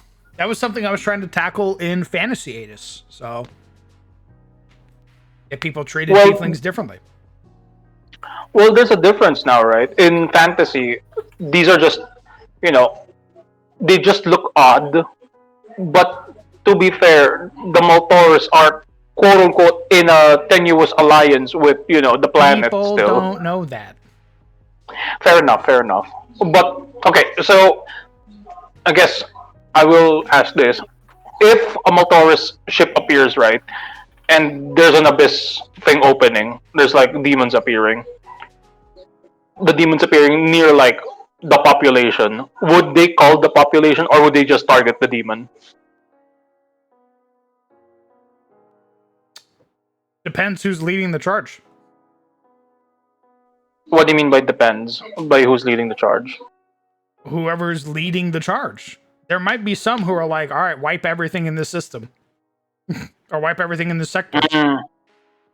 I see.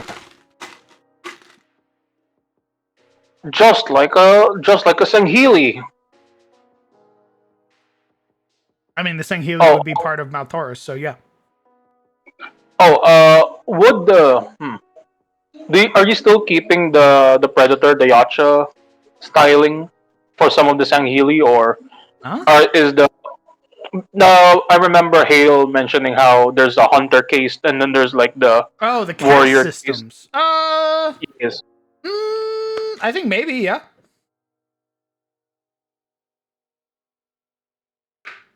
Understood. God, dude, Sci-Fi 8 is so fucking cool. I want to play in it so much, dude. Yeah, because I think there should be the difference, right? One of my favorite. He's very short-lived, but there's two very obviously different elites or Sangheili on Infinite. There's the one who meets you straight up and goes, "Master Chief, welcome to my tower," and he he throws hands with you, right? He's like, "What's up, pussy? I've been wanting to fight the demon since I've heard about you." And then there's the evil predator motherfucker with his red ass energy sword who goes, "I'm gonna kill you now." Doesn't face you up front at all. That motherfucker would love to stay invisible the entire time. Man, you know what sucks about both of those guys? Dude, they show up like fucking once. Yeah, I'm aware. I know. Oh. I loved the Sangheili. When you meet him, he's like, "Master Chief, welcome to my tower." And it's like, oh, damn. What's up, man? What's up, dude? He's like glazing you the entire time that you're fighting him. Oh, he is.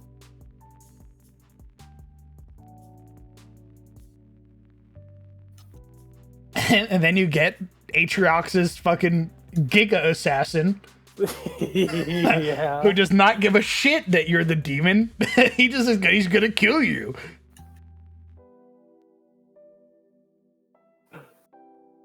Oh, you're so cool. He's really dope. Dude, I'm just saying, dude, the Covenant don't got that shit on. The Banished, they got that shit on. They got that shit on. The Banished got that shit on, bro.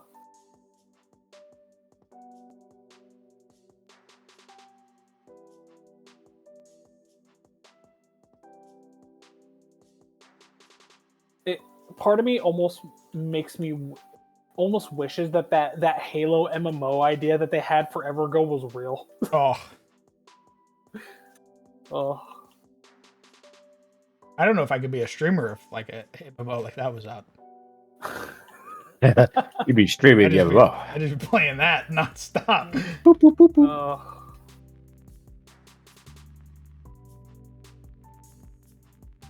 Me playing as my Jirohane fucking tank, literally howling. My dad, shut the fuck up!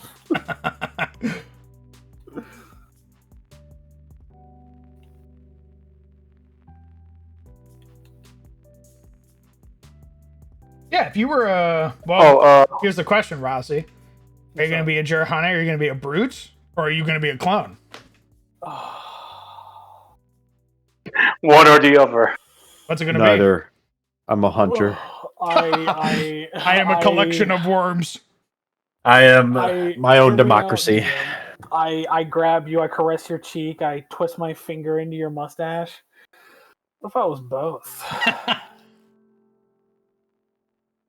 What if someone in the Republic was like, damn, these brute guys are kind of cool. I want one for my own, and they take one and they clone it to make their own bodyguards, and like I'm the one that kind of like escaped.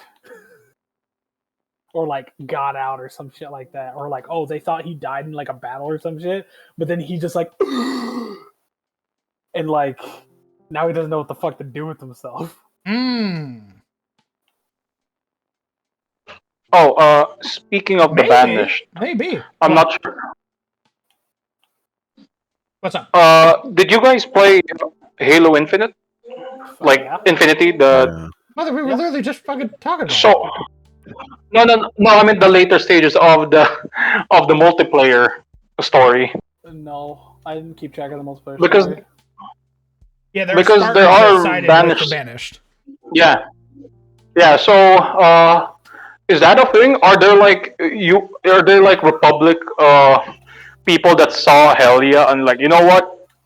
We're following her. Of course. We're turning over to the Motors. Dude, if there are bad guys that can join the good guys, there are good guys that can join the bad guys. Wait, are you talking about like in Infinite where like humans join the banished?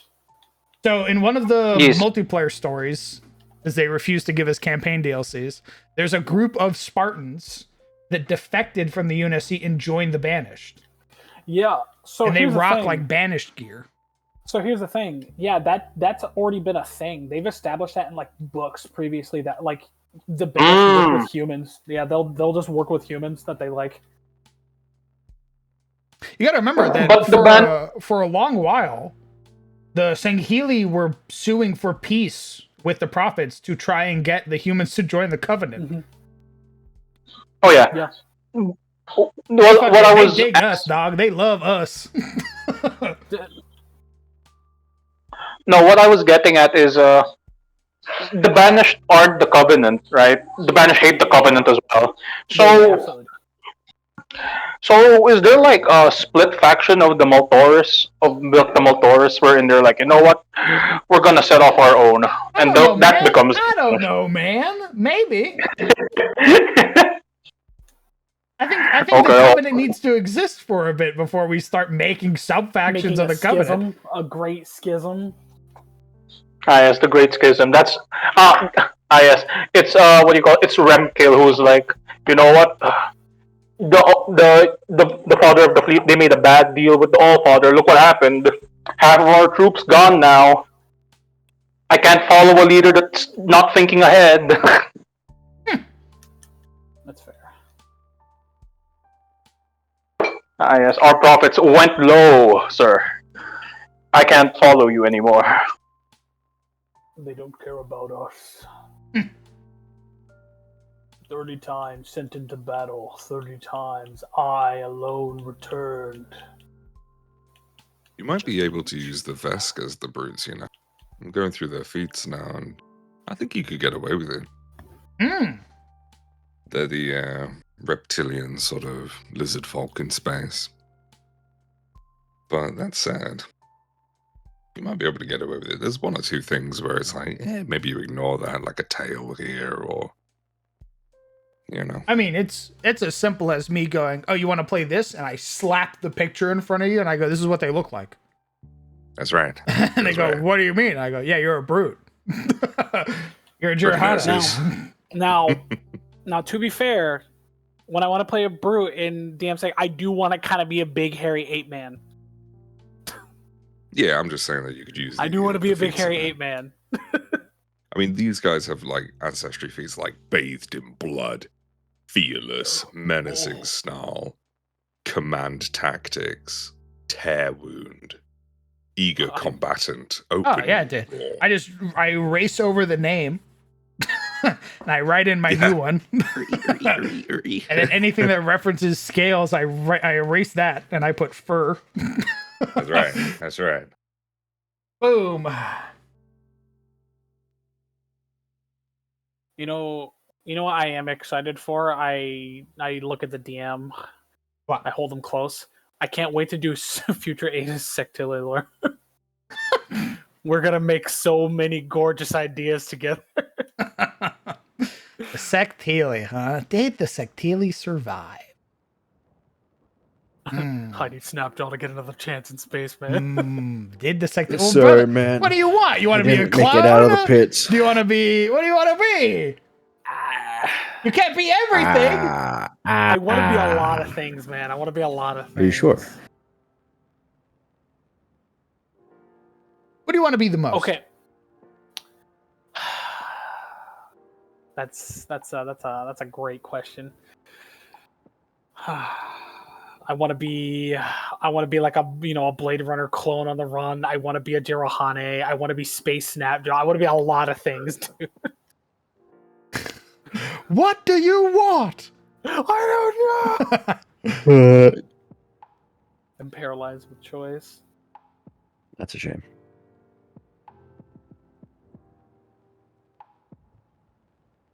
How about an awakened fish? Chop. Chop. Awaken this. My guy's really stuck on the A of the ABCs. Oh, that's fucking cool. You haven't even gotten to feeds yet, my son. Oh, I'm looking at the stuff Hale's posting. My God, they're so peak. They're so preem.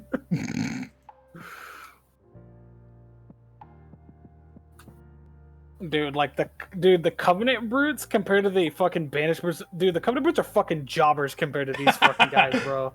Holy shit. Yeah, I mean, when you're able to like dress yourself, basically, right? Like, it's being dressed by your parents versus when you get your own sense of style.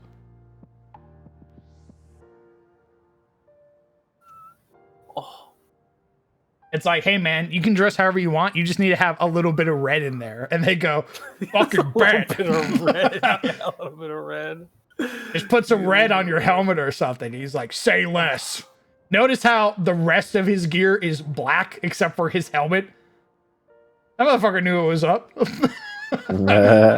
Me and the boys.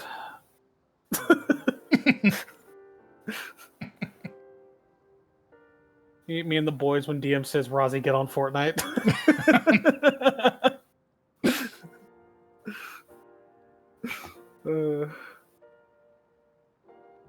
I think we did some good work today. We definitely fleshed it out more. I liked making necrologists. I like that a lot. Oh, what now? Nice. A necrologist. Was that during the EAP? Yes. Oh. So a necrotologist is a Republic necrotologist. They are sanctioned necromancers who often serve in the Republic as a way to help those who cannot afford bionic replacements or advanced medical surgeries. They provide lost limbs for those who perhaps can't afford bionic replacements or have religious practices that prevent them from getting those limbs, metal limbs. These often see the greatest use in planets with large-scale industry. Necrotologists can also be used to allow loved ones to say their final goodbyes. And with proper consent, allow those willing to expand the territory of the Republic as laborers. So, like how you can donate your body to science, you can donate your body to the Republic, where you choose a job on behalf of the Republic where you serve to like do that job, and then once that job is done, or after a period of time is done, you are put to rest. So let's say there's an asteroid that has a unique mineral in it. Let's say it has orichalcum in it, and they can't send normal people because it's too dangerous. They can't get any like proper like oxygen wells or anything up there, so it's damn near impossible for anybody to stay on there for prolonged periods of time. It would be you get on, then you have to get off. No work's actually done. Or we get laborers who have donated their body to the Republic who can take that risk And the entire time that your body is being used, your family is being paid. There was one. Let's see. I don't quite recall which of the planets it was. I think it was Nox. I want to take a look at because they have something very similar where you can like. Part of the culture is like getting undead flesh put on your body and like grafted to you for replacement limbs and things like that. Might be something to dig in there. Well, what else we've also did is that androids can seek out necrotologists and get skin grafted onto their bodies to help them with body dysmorphia. Ooh, that's really cool. I like that a lot. What about the Borai? Did you ever take a look at the Borai? These are the dead people Hale was on about, I think. It's a heritage where basically you've died and then your soul takes a look at your body floating above it and goes, I ain't done. Goes back Get in me and back in restarts the there. clock. That's right. Yeah. But yeah, that's it. Very, very good work today. What's up, Dex? Thank you very much for, my God, 20 months. What is up, gamer? Damn. Thanks for sticking around for so goddamn long. Oh, what? I like the way you said that. Thanks, man. La passion in that. Goddamn. Damn. I put like a Y in there. Goddamn. Said just as passionate as Dex.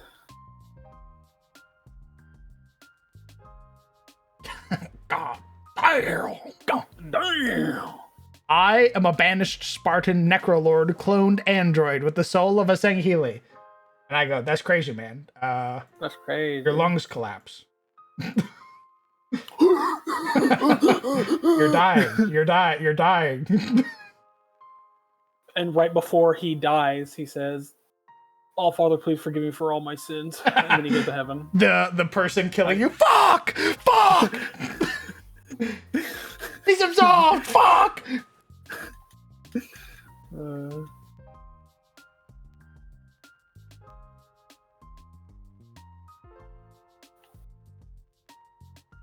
I didn't realize. Yeah, man. It's been like 5.5 hours of us just fucking straight up cooking. Ooh, cooking. It's good. It's good. We've been cooking a lot. What I really want to get into.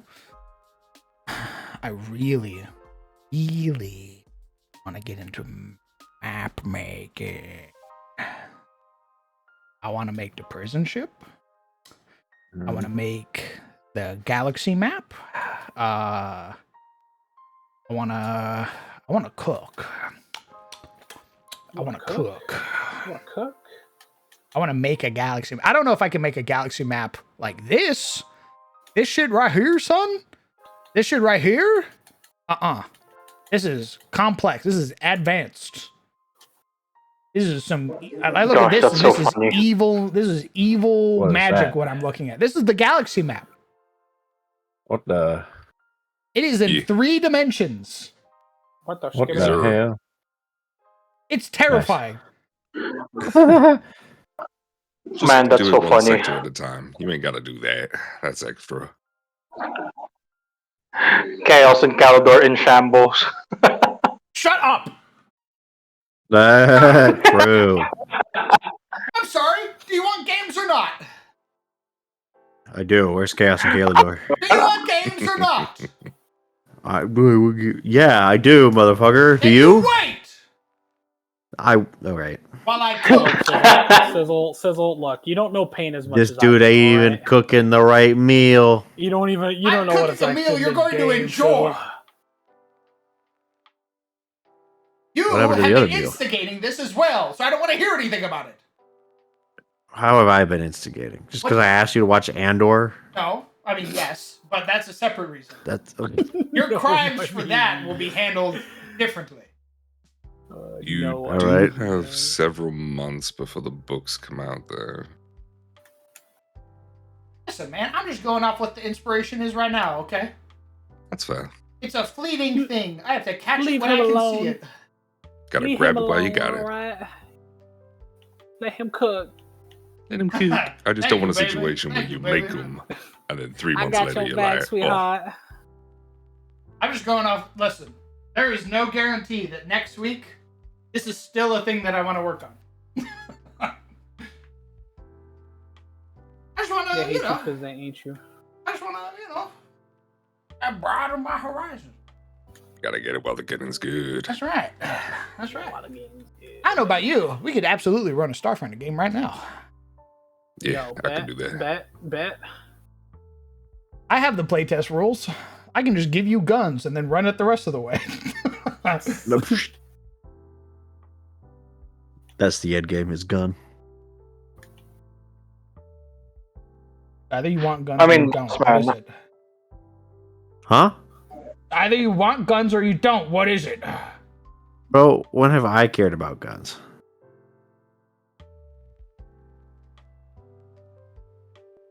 Exactly. I ring don't give your a neck. shit about guns. What the fuck?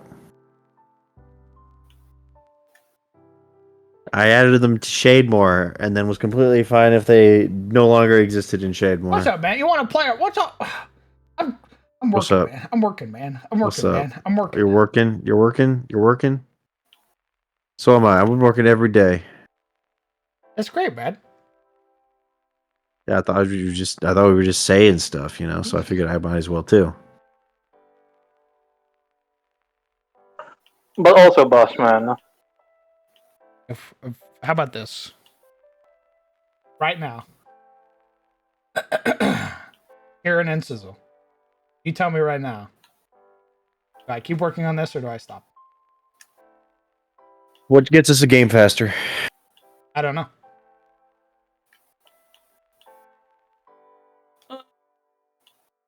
Oh, that is so you, my friend. I mean that in the most sincerest and kindest way. I mean,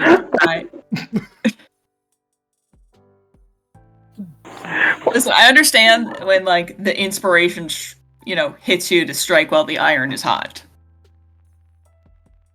I will say, just because of like how things are going with production for Starfinder, that we should probably try to focus on finishing up Chaos and Calidor stuff.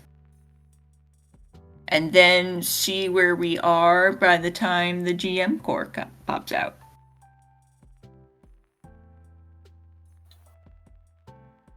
That's my strategery. But that doesn't mean, like, if you suddenly get an idea, not to act on it. Not to be like, oh shit, let me write this down. I understand. Because I understand shiny new toy syndrome. Don't get me wrong, I've already gone through the playtest book for Starfinder Second. I've done it. I have a character sheet. It is a thing in my brain, because sometimes the brainworms start hollowing out your cortex. I understand. However, from a getting show on the road thing, probably at least finish up what we're going to be doing in the next leg of the adventure for Chaos. That we can get started on that, and then, use the streams for working on whatever strikes your fancy. That's my 2 cents. I have 1 cent. It's game. I'm currently in the middle of stabbing myself getting these patches onto my jacket, so... Take your jacket off. What are you doing? No, I'm sewing them. How are you? What? They keep stabbing myself in the finger with the needle. Off. What are you doing? Oh my god. Very well. Very well. I will end this Bay mood. No. And I will direct my attention. I mean, boss man. I don't want to hear it. No. The players have spoken. Hear me out. All of them. Every single one.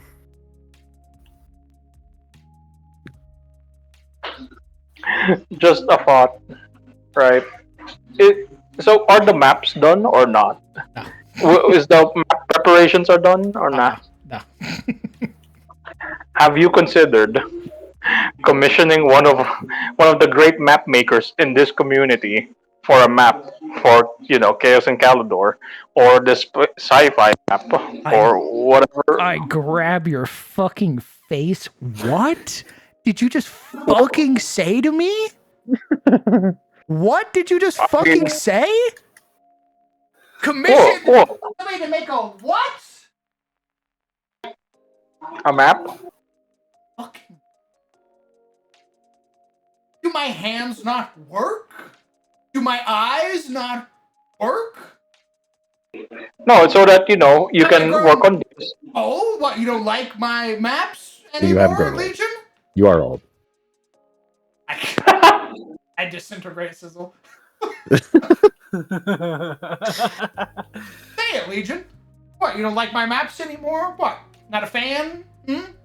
Have my styles grown too stale for your delicate palate? Jesus. Answer the question.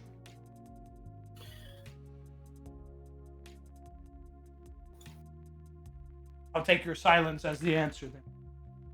No, I did not say anything about that. I'm aware you said nothing. I think the maps are still great. What I'm just saying is, if you want to work on this, but are still worried for Chaos and Calidor because the players also want to play Chaos and Calidor, right? It would behoove you to, spread the workload a bit. If somebody else can make like the Chaos and Calidor maps, while you make, this future Aethys maps, while also writing up, stuff for Chaos and Calidor and the like. Game. Rocket dare. Do you have 2 pairs of hands, Mr. DM? I mean, he has 2 hands. make the maps. I make the maps. My Are you ambidextrous? maps. Yes, your maps. Yes.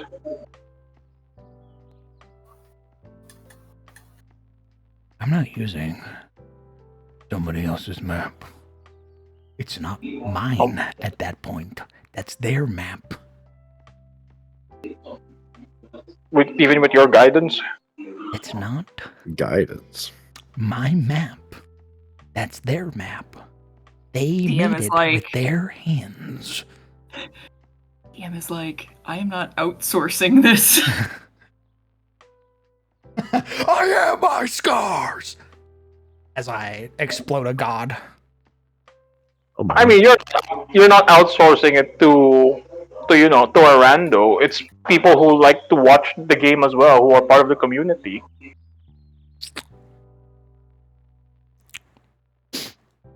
I can make the maps. Okay. Prove it. Make one right now. Already have, Sizzle. Prove it.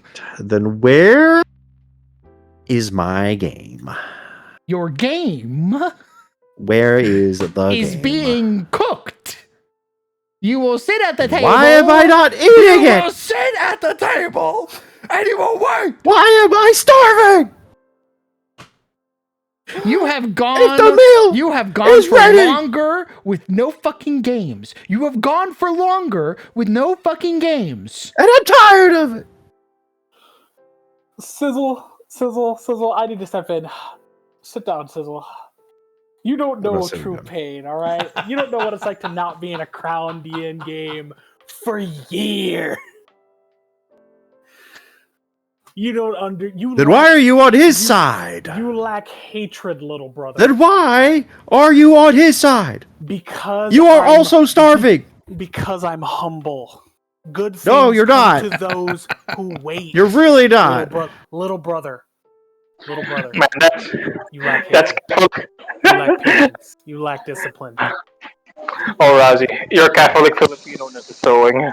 That's some Catholic Filipino mindset. It is. I got it from my grandma. Yeah, I was about to say. Fine. You talk about starving, Sizzle. You don't know starving. Sorry about it. Anyway, give me a game. God, what a dick. Very well.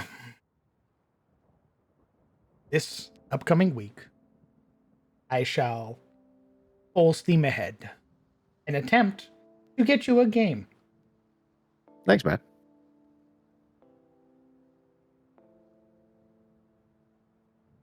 Is there like a monkey paws moment that you're gonna like unleash, or is this? Oh, perfect. I'm waiting for the butt. All right, everyone. He's like, all right, everyone, make a goblin. Nice.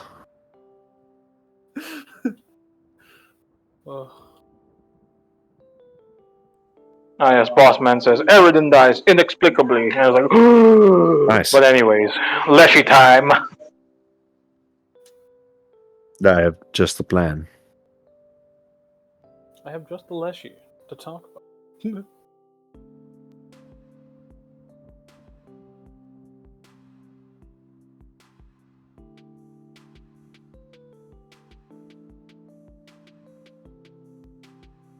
I'm ending. Oh. Oh, you're ending the stream. Oh, okay. Say goodbye to chat. Goodbye, Bye, chat. chat. Bye, chat. Dream of Starfinder. Legion, say goodbye. Oh, sorry. Goodbye. Shall return. Friends, companions, thank you guys so much for coming out and supporting the stream. That's it for me tonight. Tomorrow, if you would like to, or today rather, because it is 12. If you would like to see more content, we got Dumpster Delvers today. It is a collaborative podcast between Mr. Brez Ultibus and myself, where we talk about anything and everything. It's just two dudes, sitting in a hot tub, 5 feet apart. Smile. So yeah, if you want to come listen to us rant and rave, you can do so by checking out Mr. Ultimus's Twitch. Jesus, my brain fucking turned off there for a second. But yeah, that's the plan. And I think this weekend we are, if I'm feeling better, hopefully, fingers crossed, we full steam ahead. We try to cook up as much as we can for Chaos and Calador. It has been around close to 2 months now since we played last.